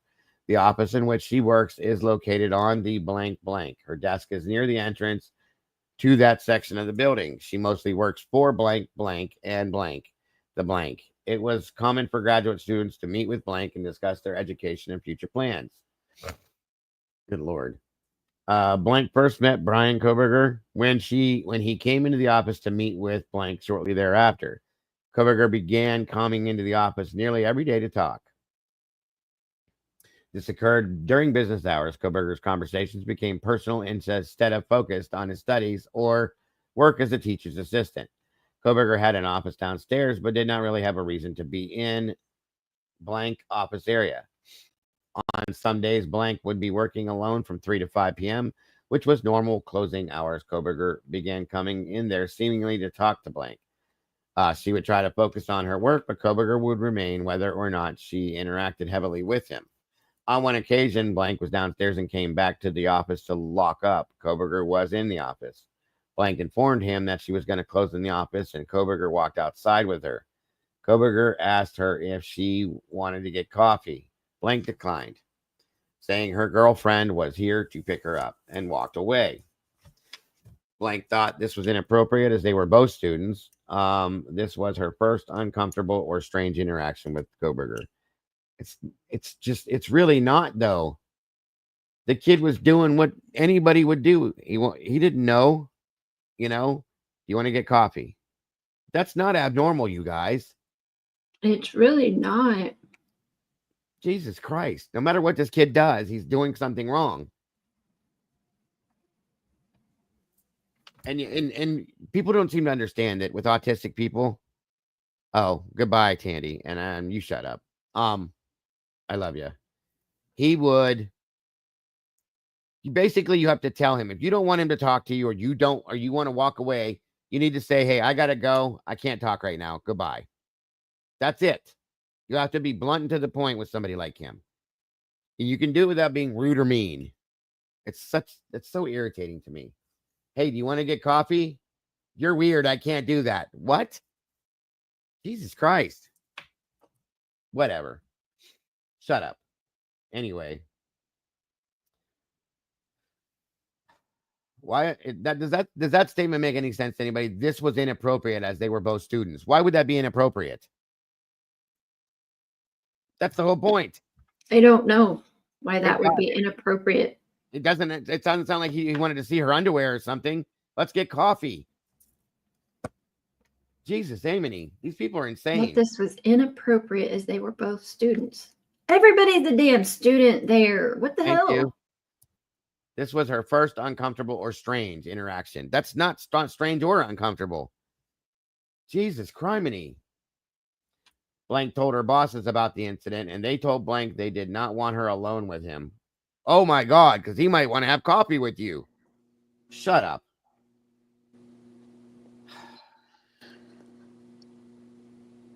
It's laughable. This is so stupid, you guys. I'm speechless.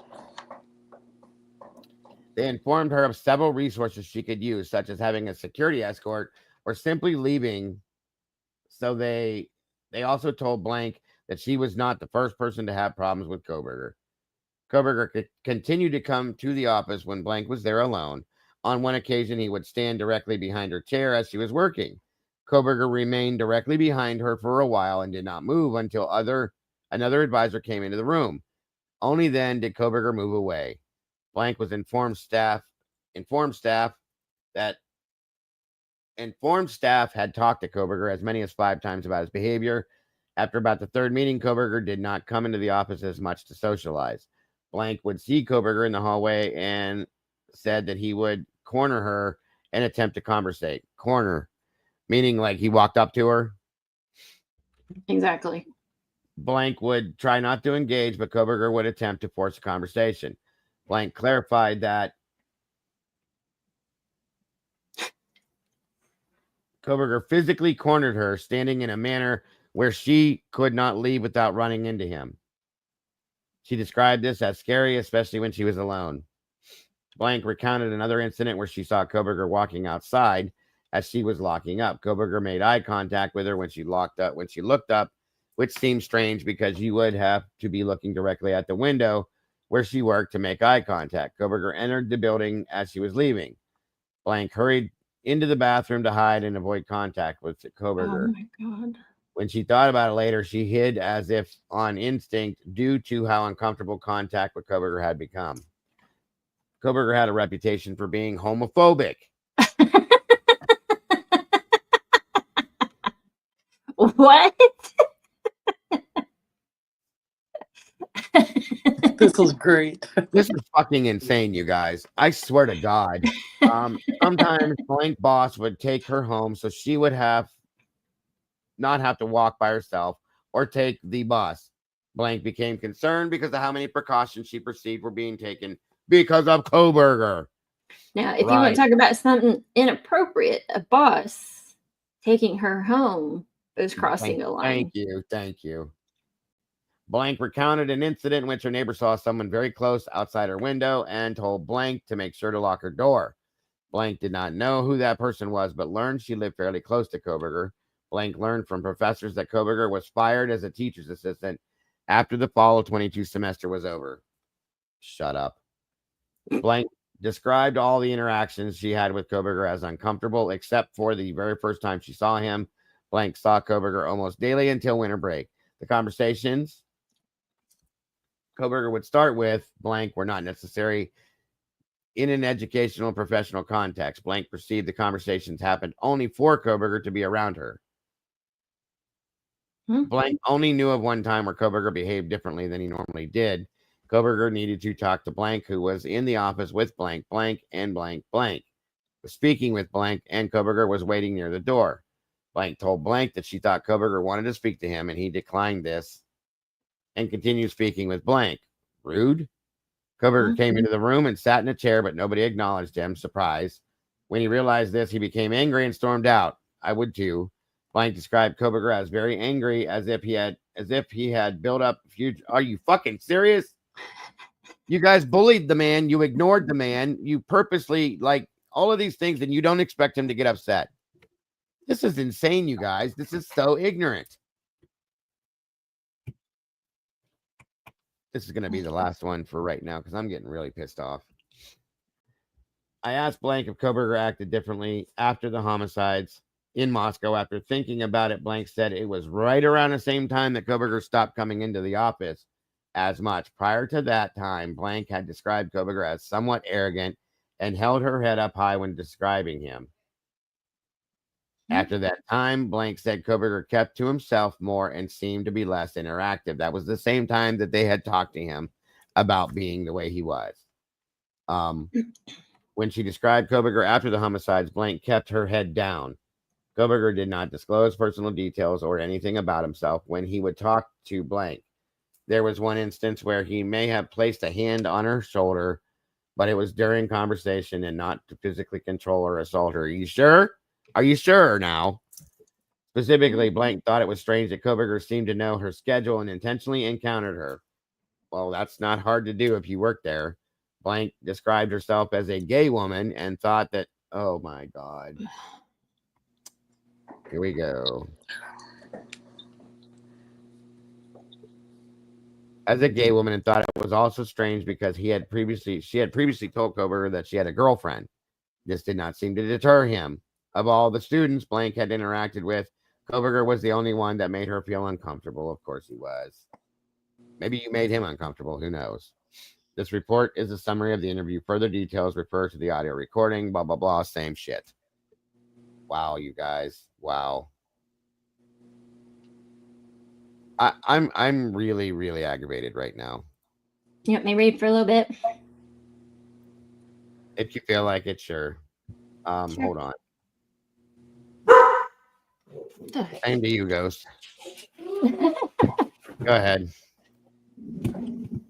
Okay. On January 11th, 23, at approximately 14:30 hours, Idaho State Police Detective Brady Walker spoke with Blank, date of birth 1996, via cell phone regarding her contact with Brian C. Kohberger.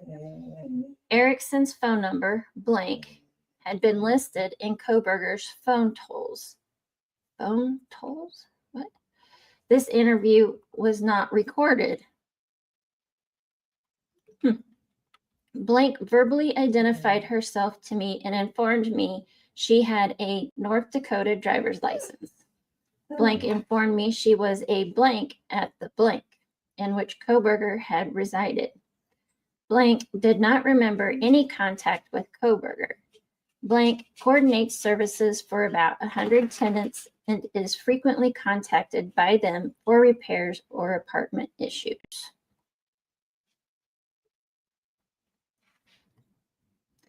Shortly after a tenant moves in as part of her duties, Blank goes to their apartment, introduces herself, and makes sure they have the right phone numbers to call if they have certain issues with their apartment.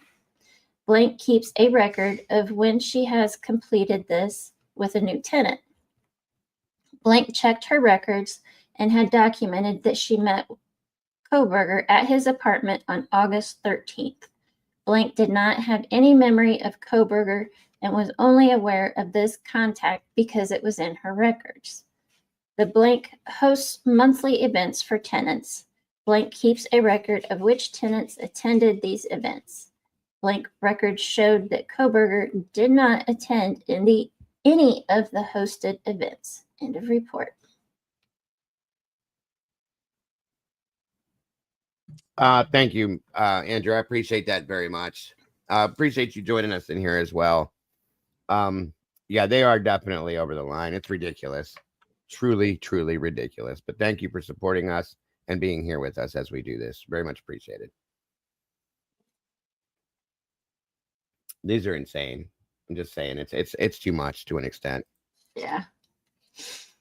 On January 11th, 23, at approximately 1500 hours, ISP Detective Brady Walker met with Blank, date of birth 2000, at the Moscow Police Department.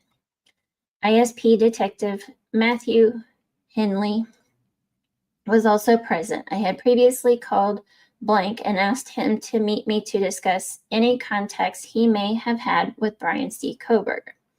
I did not record the interview with Blank. Of course not. Why would you want to keep it? Blank identified himself with his Idaho driver's license. Kohberger's phone tolls indicated contact with Blank, which was Blank's cell phone number. Blank informed me that he had viewed pictures of Kohberger and did not recognize or have any memory of him. Blank S worked part-time as a Blank delivery driver and possibly had contact with Kohberger during a food delivery. Blank did not find any calls or texts on his cell phone with Kohberger. Blank also tried searching the Blank application to see if he completed a food order for Kohberger. However, Blank informed me that once an order has been filled and completed, the Blank employee is not able to view the customer information on the app. Ultimately, Blank could not find any record of contact with Kohberger on his cell phone. End of report.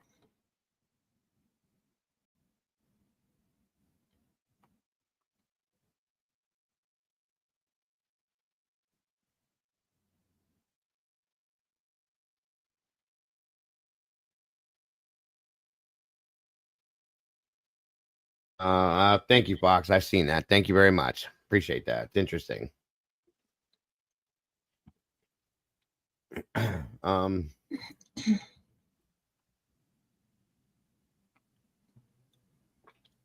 Video collection tip inventory. You want to keep going, Bear? Or do you want me to take over again? I'm good for now. Okay. On November 22nd, 22, ISP Detective Ryan O'Hara was assigned tip numbers 0196 and 0648 by ISP Detective Joe Lake. These are both phone tips called in by Blank and Blank and Blank and Blank at the Blank. Might have been too many blanks. I contacted Blank via phone on November 22nd, 22 at 2:46 p.m. and 3:23 p.m. The following is a summary of the information Blank provided. He saw a student with a gash between his eyebrows in the College of Education building on the 3rd floor. He could not remember the date, but believed it was the 16th of November. The student was a white male, approximately 6 feet tall and 190 pounds. His head was shaved on the sides with bushy hair on top, and he was wearing a red sweater. He requested the camera footage at this time and location not be overwritten. Ethan Chapin was a sophomore. He was Chapin's Blank throughout his enrollment. His last contact with Chapin was approximately 1 month before the incident. They talked about WUE, a scholarship program for out-of-state students. The previous year, he saw Chapin weekly to check in on how he was doing with his courses. Chapin was very relaxed and social. The focus on the weekly meetings was to increase Chapin's grades while he was on academic probation. He is blank, blank, blank, and had seen her in person approximately 3 to 4 times. His last contact with her was an email on November 1st regarding coursework about a week before the incident. He is blank, blank, blank, and had seen her in person approximately 3 times. His last contact with her was over the summer regarding her classes and schedule. She had come in from the College of Natural Resources with wilderness and fishing majors. He was previously blank, blank, blank, blank. Blank is in the graduate program and still reaches out to blank for questions. He is blank, blank, blank. His last contact with her before the incident was an in-person meeting on November 2nd regarding coursework. He called blank after the incident. Blank told him blank went into the crime scene house and told her not to go in. Huh? Blank told him blank went into the crime scene house and told her not to go in. Okay. Blank and blank reached out to blank via text message on November 14th for guidance on what to say to their teachers. They stated they were traumatized and may not be returning to classes. Blank stated she was staying with blank at his family's home. Records of the deceased victims have been removed from the Vandal Star system. This system is used to make appointments and keep appointment notes between U of I staff and students. It is standard practice for the records of deceased students to be immediately removed from this system. Blank and blank are both blank students, as was Chapin. Blank and blank are both bubbly and sweet girls. Nothing stood out to him about either of them. Blank was cooperative and eager to answer any questions and help in any way possible. He was agreeable to being recontacted for any reason.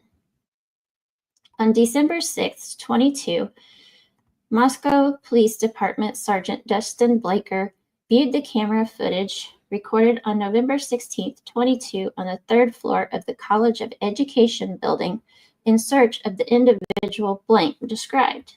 Sergeant Blaker was not able to locate the individual. So tip numbers 4715 and 4719. On December 1st, 2022, ISP Detective Ryan O'Hara was assigned tip numbers 4715 and 4719 by ISP Detective Gideon Roberts. These tips came in from Federal Bureau of Investigation's forensic accountant Mike Douglas. F.A. Douglas requested copies of receipts for Kaylee Gunkova's purchases at Taj, I guess that's how you say it, grocery on November 12th, 22, and Grub Wandering Kitchen on November 13th, 22. Gunkova's bank statement showed 2 purchases at Taj Grocery on November 12th, 22. The purchases totaled $18 and a penny and $37.08. Her bank account also showed a purchase at Grub Wandering Kitchen on November 13th, 22. This purchase totaled $11. I went to Taj Grocery and requested the clerks search their system for the purchases on November 12th, 22, using the last 4 digits of Gunkova's credit card number. This search returned no results. I requested the clerk search the transaction history using the dollar amounts of the purchases. There were 3 purchases totaling $18 and a penny, and 1 purchase totaling $37.08. The last 4 digits of the card number, 2474, used in the transaction totaling $37.08 at 11:06:33 a.m. matched those of one of the transactions totaling $18 and a penny at 11:38 a.m. Each of these receipts showed the card entry method as contactless EMV. I collected duplicate receipts of these transactions as evidence pending further investigation. Let's see. Am I at 5? I lost.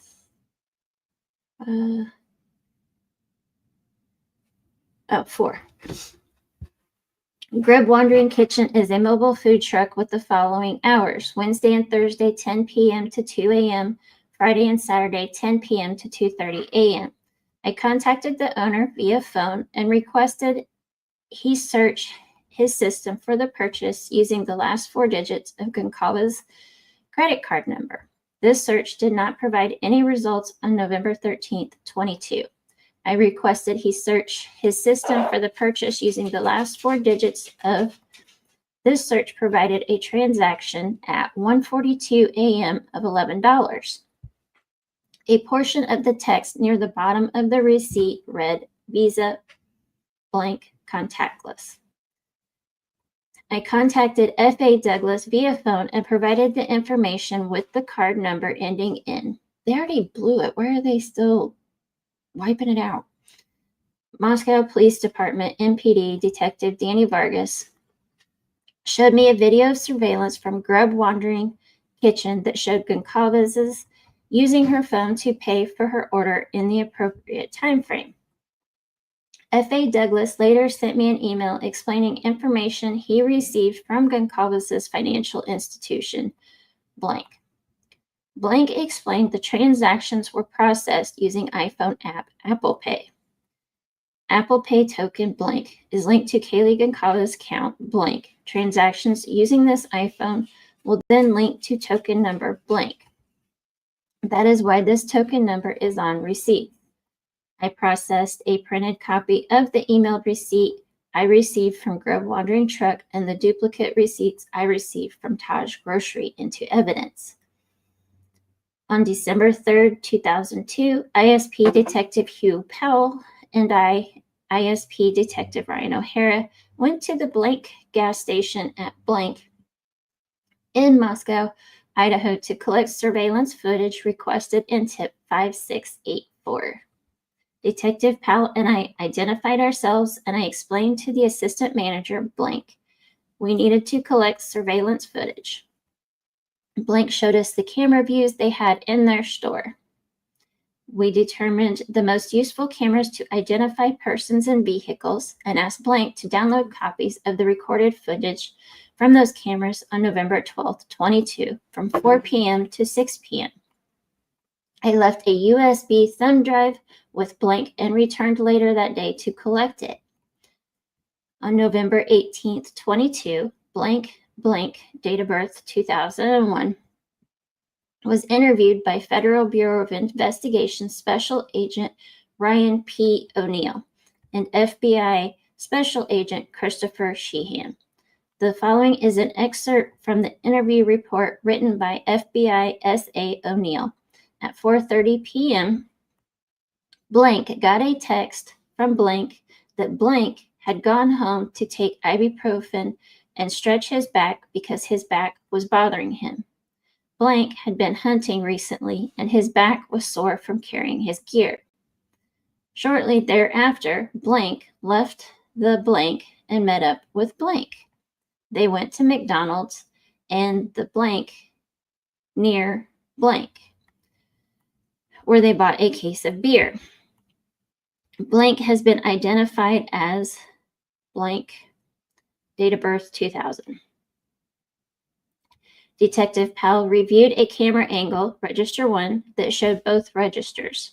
From this camera, each patron and what they are purchasing is clearly visible. It did not appear Blank or Blank purchased beer or even entered the Blank from 4 p.m. to 6 p.m.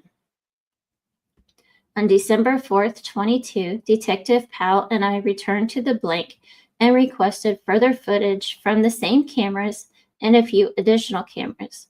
We requested copies of the recorded footage on November 12th, 2022, from 12 p.m. to 4 p.m. and 6 p.m. to 10 p.m. A previous request had been made for recorded footage from November 12th, 22 at 10 p.m. to November 13th, 22 at 6 a.m. I left blank with 2 USB thumb drives. Detective Powell and I returned later that day to collect the footage recorded on November 12th, 22 from 12 p.m. to 4 p.m. and 6 p.m. to 10 p.m. The other footage was not ready to be picked up. On December 5th, 22, I returned to the blank to collect the footage recorded on December 12th, 22 at 10 p.m. to November 13th, 22 at 6 a.m. Blank, blank, blank turned the USB drive over to me. I reviewed the footage captured on November 12th, 22 by camera angle register 1 from 6 p.m. to 10 p.m. ISP Detective Matt Henley reviewed the footage captured on November 12th, 22 by camera angle register 1 from 12 p.m. to 4 p.m. Detective Powell reviewed the footage captured on November 12th, 22 by camera angle pumps all from 6 p.m. to 10 p.m. After review of all this footage, it did not appear blank or blank purchased beer or even entered the blank from 12 p.m. to 10 p.m. I placed each of the thumb drives into evidence envelopes and completed chain of custody up to when I turned them over to Moscow Police Department Detective Lawrence Mowry. So these two just got caught lying to the detectives. Really? Yeah, basically. Because they said that they were going to buy beer, this, that, and everything else, and they're not there. Mm-hmm. They don't show up on camera at any of those times doing it. Never even entered the store. Right. So, and that blank person who's had to go stretch their back. Mm-hmm. Am I wrong, or did we review that before and that turned out, is that Jack Showalter? Because I swear that in one of these previous ones that it was Jack Showalter. I could be wrong, but I don't remember. Either way.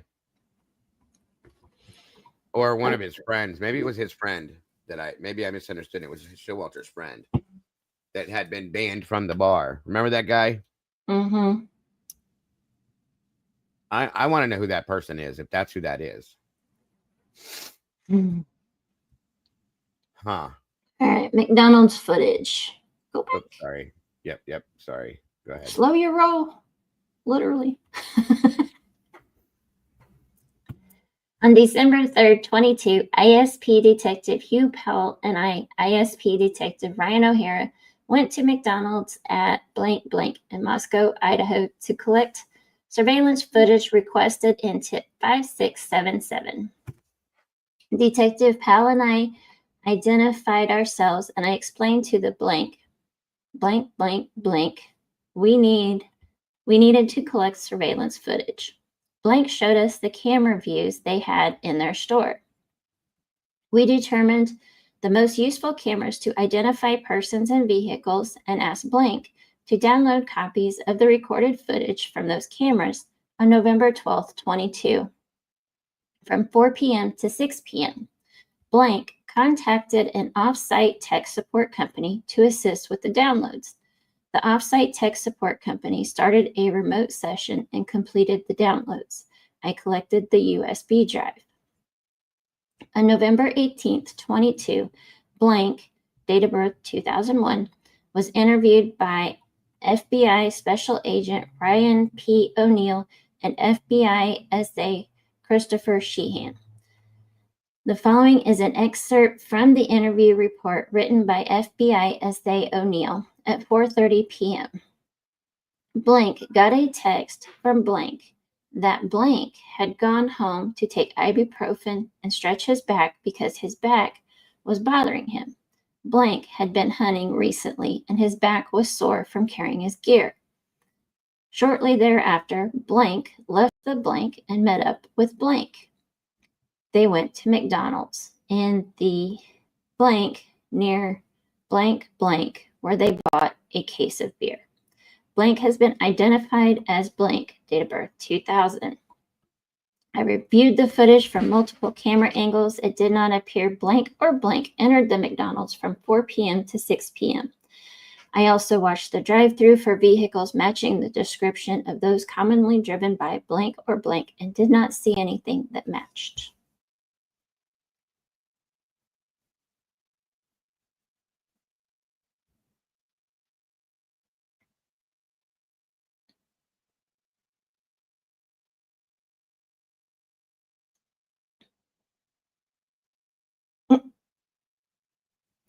So they're lying again. Am I wrong? They didn't even go to McDonald's. And it doesn't sound like it. Wow. Okay.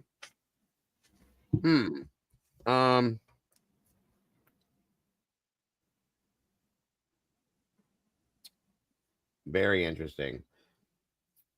So blank interview on December 14th, FBI Special Agent S.A. Shirley and Detective Ryan O'Hara conducted an interview with blank, date of birth 2000. The interview was conducted at the Moscow PD located at one, blah, blah, blah, we don't care. Blank had been reported through multiple calls and emails to the FBI tip line. The tips suggested the following. Blank owned a 2011-2019 blank. He knew the victims. He deactivated his social media accounts following the release of the description of the vehicle. He described himself as a clinical sociopath in a TikTok video. He was at the Corner Club the night before the homicides, and he was walking in the area of 1122. The following is a summary of the... who is this? Damn it. The following is a summary of the interview. Listen to the full audio for details. I wish I could. He works at blank in Moscow. He lives at blank in Moscow, and his phone number is blank. He belongs to the blank fraternity and pledged in the spring of 2020. He was in a class blank with Xana and Maddie. He did not know Xana and Maddie personally. He followed Maddie on Instagram, was Facebook friends with her because that's how they communicated in class. Blank has been to a blank out of house near 1122 a handful of times.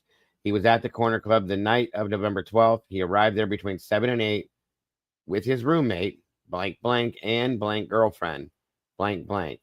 They had walked to the Corner Club from their house. They stayed there until about midnight until blank friend blank picked him up and took him to his apartment at the blank where he spent the night. He did not go to the grub truck after he left the Corner Club.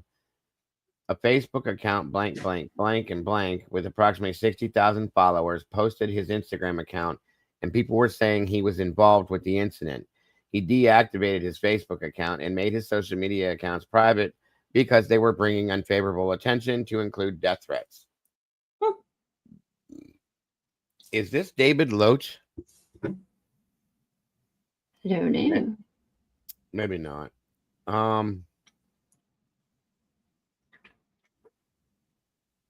He owns a blank. He does not own or have access to a Hyundai Elantra.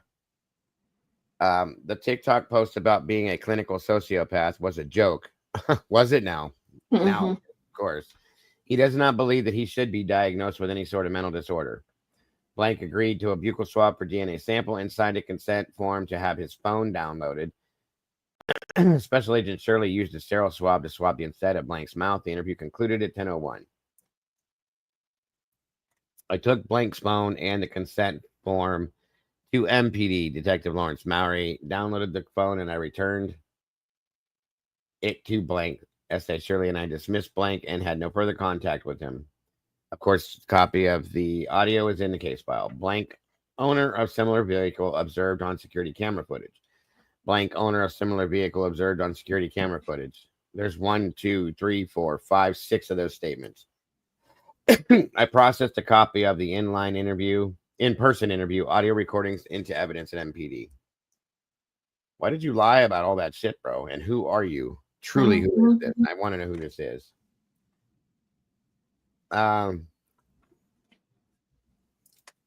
On December 14th at 4:10, I interviewed blank over the phone regarding his vehicle, a blank blank, Idaho registration blank, and his activity on November 12th, 13th to 22. He provided the following information.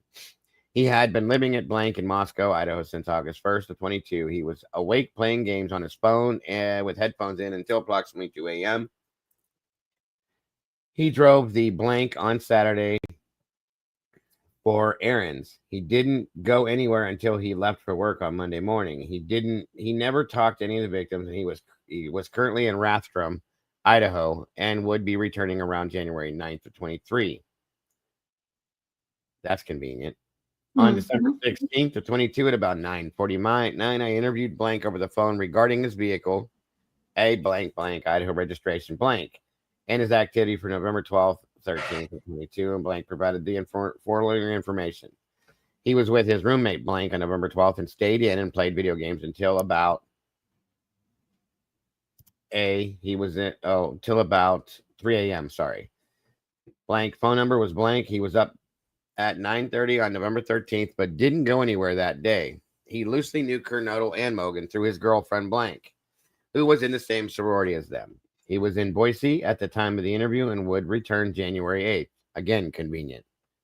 On December 16th to 22 at about 12:52, I interviewed blank over the phone regarding his vehicle, a blank, and his activity November 12th, 13th to 22 provided the following info. He was blank blank until 11:30 on November 12th. He went home and was awake for about an hour and a half before he went to sleep at 1:30 a.m. Why is that blacked out that he was blank blank until 11 or 11:30? That's interesting. Because it looks like there's like a quotation mark or something there. There is there on the one corner, right?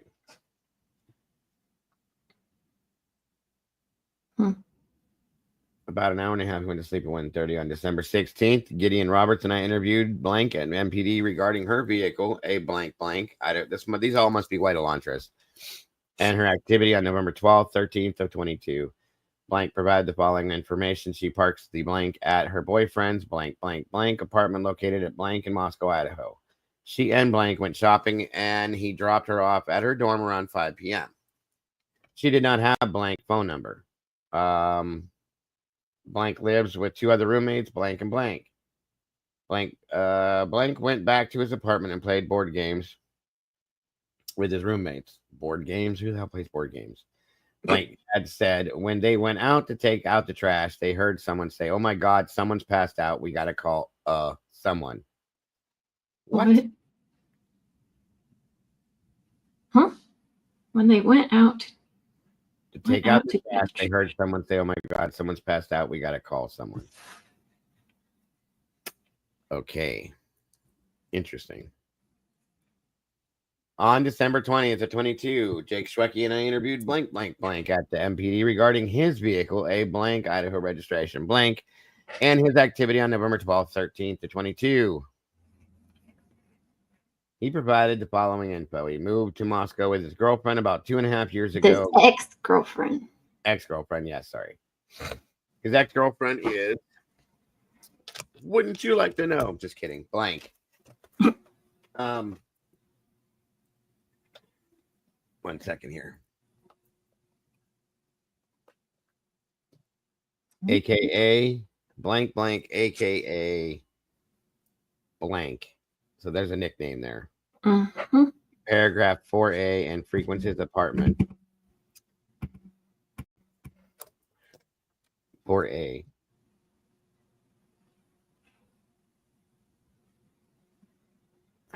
So this is who she is up here, but it's still blanked out, so we can't see it anyway. Okay, back where I was. Her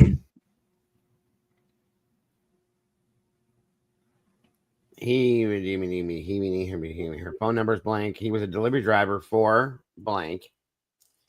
He is friends with blank blank, aka blank. We did that. He frequents his apartment. He lives with it blank blank, aka paragraph 4D and blank blank. He and blank broke up November 22nd after having been together for 2.5 years. He and blank previously lived with blank, blank, and blank at blank in Moscow, Idaho. Blank and blank had a falling out that resulted in blank and blank terminating their lease early and moving to blank, Moscow, Idaho. At this time, blank, blank, and blank moved to blank, Moscow, Idaho. On December 21st, Schwecke and I interviewed at MPD regarding her vehicle blank, a Washington registration blank, and her activity on November 12th and 13th. And she provided this. She lives at blank in Moscow, Idaho. She lives with blank, blank, aka blank, blank, blank, blank, blank is her boyfriend. She drives a small silver car, possibly with blank license plates. She and blank were on the couch hanging out together and started falling asleep. Went to bed around 11:30. She took her dog for a walk at 11 a.m. on November 13th, but did not notice anything out of the ordinary. Why are they blanking out the fact that these are whatever the cars are? See, that's kind of stupid to me too, but whatever. Mhm. Blank interview. All right, guys, I think that'll do it for today. We've been here for 4 hours and 10 minutes. I don't want to drag you guys too much with this. That sound good, or do you guys want me to keep going? No, I think we're good. What number did we leave off on? We are getting ready to start on number 122. We're getting there. Not really. Just wanted to say that. Sounds better. We're moving along. Those last ones were kind of interesting. The guy with the hurt back. I want to know who that is. And I swear we did a report on him before. I can't remember which one it was, but I want to say that it sound, if I remember right, it was one of Jack Showalter's friends. That I thought that was the same guy that had been banned from the Corner Club. 133 tells us who the Cowboys were. Okay. Cool. So we'll be getting to that soon. It is a mega load of docs. A mega load like Meg here. I would go to 125, but I'm probably OCD. Why? What is 125? Oh, I got you. Well, these are just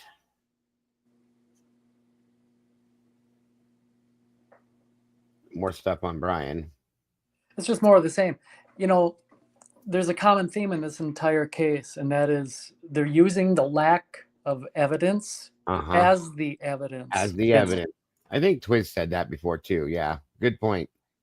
In other words, so the evidence is the lack thereof evidence, period. Yeah.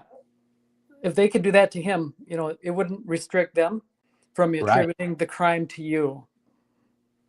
Very good point. Very good point.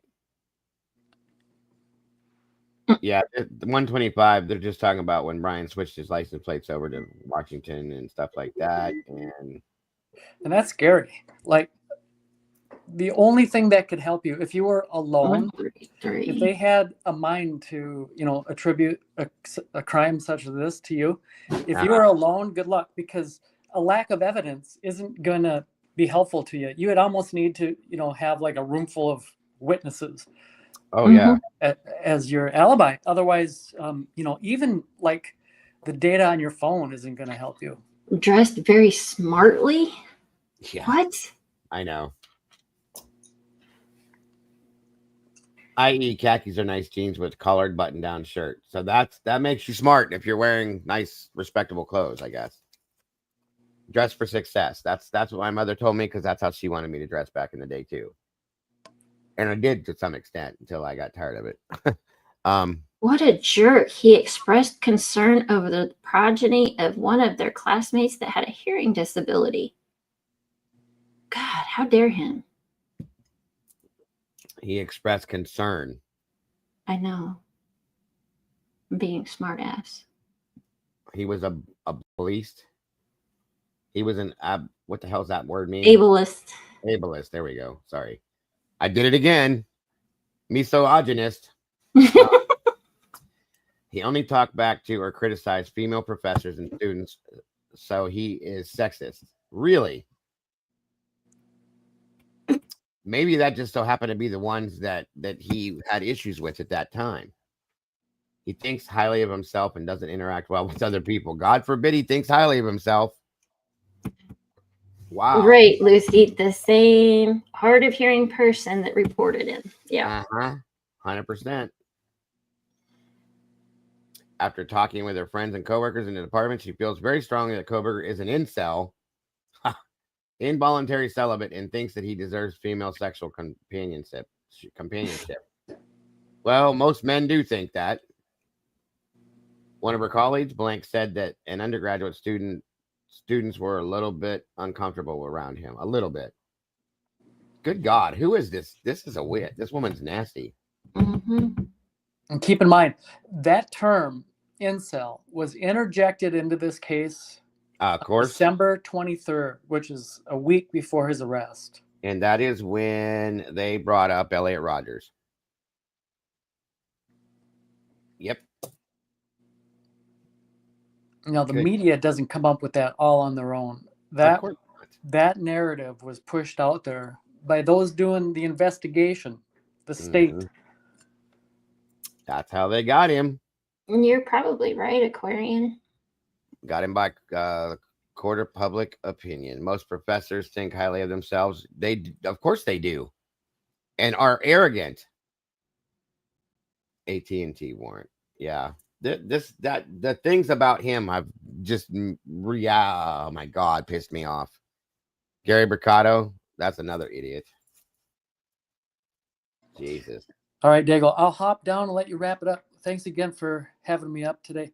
Every time, anytime, brother. I appreciate you being here. Any last thoughts on anything we've learned today or anything other than what you said, or no? I don't think so. I'm just disgusted, like the rest of everyone. Yeah. Yes, sir. We are all, in my opinion, disgusted with this mess, but yes. And hopefully hopefully we can all see through it by now. I hope so too. I do, because this is just, like I said, guys, if you look at the dates that these reports were filed, you think about the fact that he was already in custody at this point. It just tells its own story, in my opinion. Okay. These people had to put their 2 cents worth in. And God forbid somebody were to tell the truth in any of these statements, it wouldn't fit. Okay. And you almost got to wonder if in any of these interviews, if these people were led. So you knew Brian, huh? He was arrogant, wasn't he? He was kind of an incel, wasn't he? Yeah. That's how I feel like these interviews may have went. Yeah. I truly do feel that way. You know what I mean? I think you're right. I mean, using leading questions. Is very, very leading. If they could do it with everybody else, why not do it here? Yeah. Just a yes/no answer. Very sad. But anyway, we will get back to this tomorrow in the morning. Right. See you later, Dago, Mama Bear, everyone. See you later. Thanks again. We'll see you soon. Hopefully. Yes, sir. Have a great afternoon. You too. Buddy. Thanks again, bud. I do too. I want the audio clearly because you can hear the tone. If you can listen to the interview, you can hear the tone of voice, and you can hear. And that's the thing, is we probably will never get that audio because of the types of interviews these probably were. That's just my opinion, but that's truly how I think.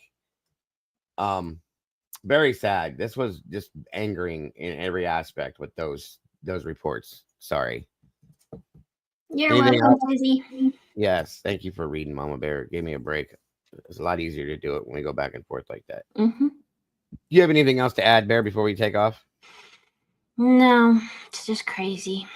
Yes, it is. If I can grab the mods for a couple quick seconds afterwards, I appreciate it. And everybody else in here, thank you so much for joining us. Hopefully I'll see you later this afternoon, or maybe, who knows. Have a great day. Don't forget to love yourselves and love each other, folks. You know the deal. And of course, you can't change nothing because you guys are all the beautiful people. We'll see you very soon. Much love, folks. Bye, guys. If I don't see you tomorrow, then I probably won't see you until Monday or Tuesday. So if not, have a great weekend, and I'll see y'all later. Bye-bye. Let's get it. This ain't no slow burn. This a new chapter. There go Cafe the Meatballs. Yeah, we locking it down. Late night, no sleep, mind on the chase. Found a new feed and I picked up the pace. The cafe, the truth, no lies on the table. Found my whole fam and this shit ain't a fable. Used to feel lost, feeling jill like a ghost. Now I got a whole crew, man, I'm feeling the most. Dago on the mic, yeah, his voice is a beacon. Every time he drops true, my inner lake, the awaken. This ain't for the clout, ain't for the quick fame. This for the lost ones that they forgot their name. We watching the cases, we digging in deep while the whole world out here still fast asleep. For the cafe, this for the whole fam. This for the real ones that don't give a damn. We holding it down, yeah, we sticking to the code. The meatballs on fire, yeah, we breaking the mold. So thank you, Dago, you a whole leader. Built a real community for every single reader. Only on YouTube, but the bond is worldwide. From the cafe to the crib, yeah, we all ride. Let's ride. Ain't no merch drops, just pure dedication. This ain't just a channel, it's a new nation. We all in the comments, we all in the chat. We got a real bond and you can't top that. From the missing to the victims, we seeing the light. We standing for the truth in the middle of the night. You gave us a voice, gave us something to believe. Yeah, the meatballs, man, you better not leave. We loyal to the real, we ain't doing no faking. Every new video, man, a whole squad awaken. He don't need no fame, he just need a real mic and a loyal crew that's gonna ride with him for life. For the cafe, this for the whole fam. This for the real ones that don't give a damn. We holding it down, yeah, we sticking to the code. The meatballs on fire, yeah, we breaking the mold. Meatballs. So thank you, Dago, you a whole leader. Built a real community for every single reader. Only on YouTube, but the bond is worldwide. From the cafe to the crib, yeah, we all ride. Let's ride. Yeah. From the cafe to the crib, we all ride.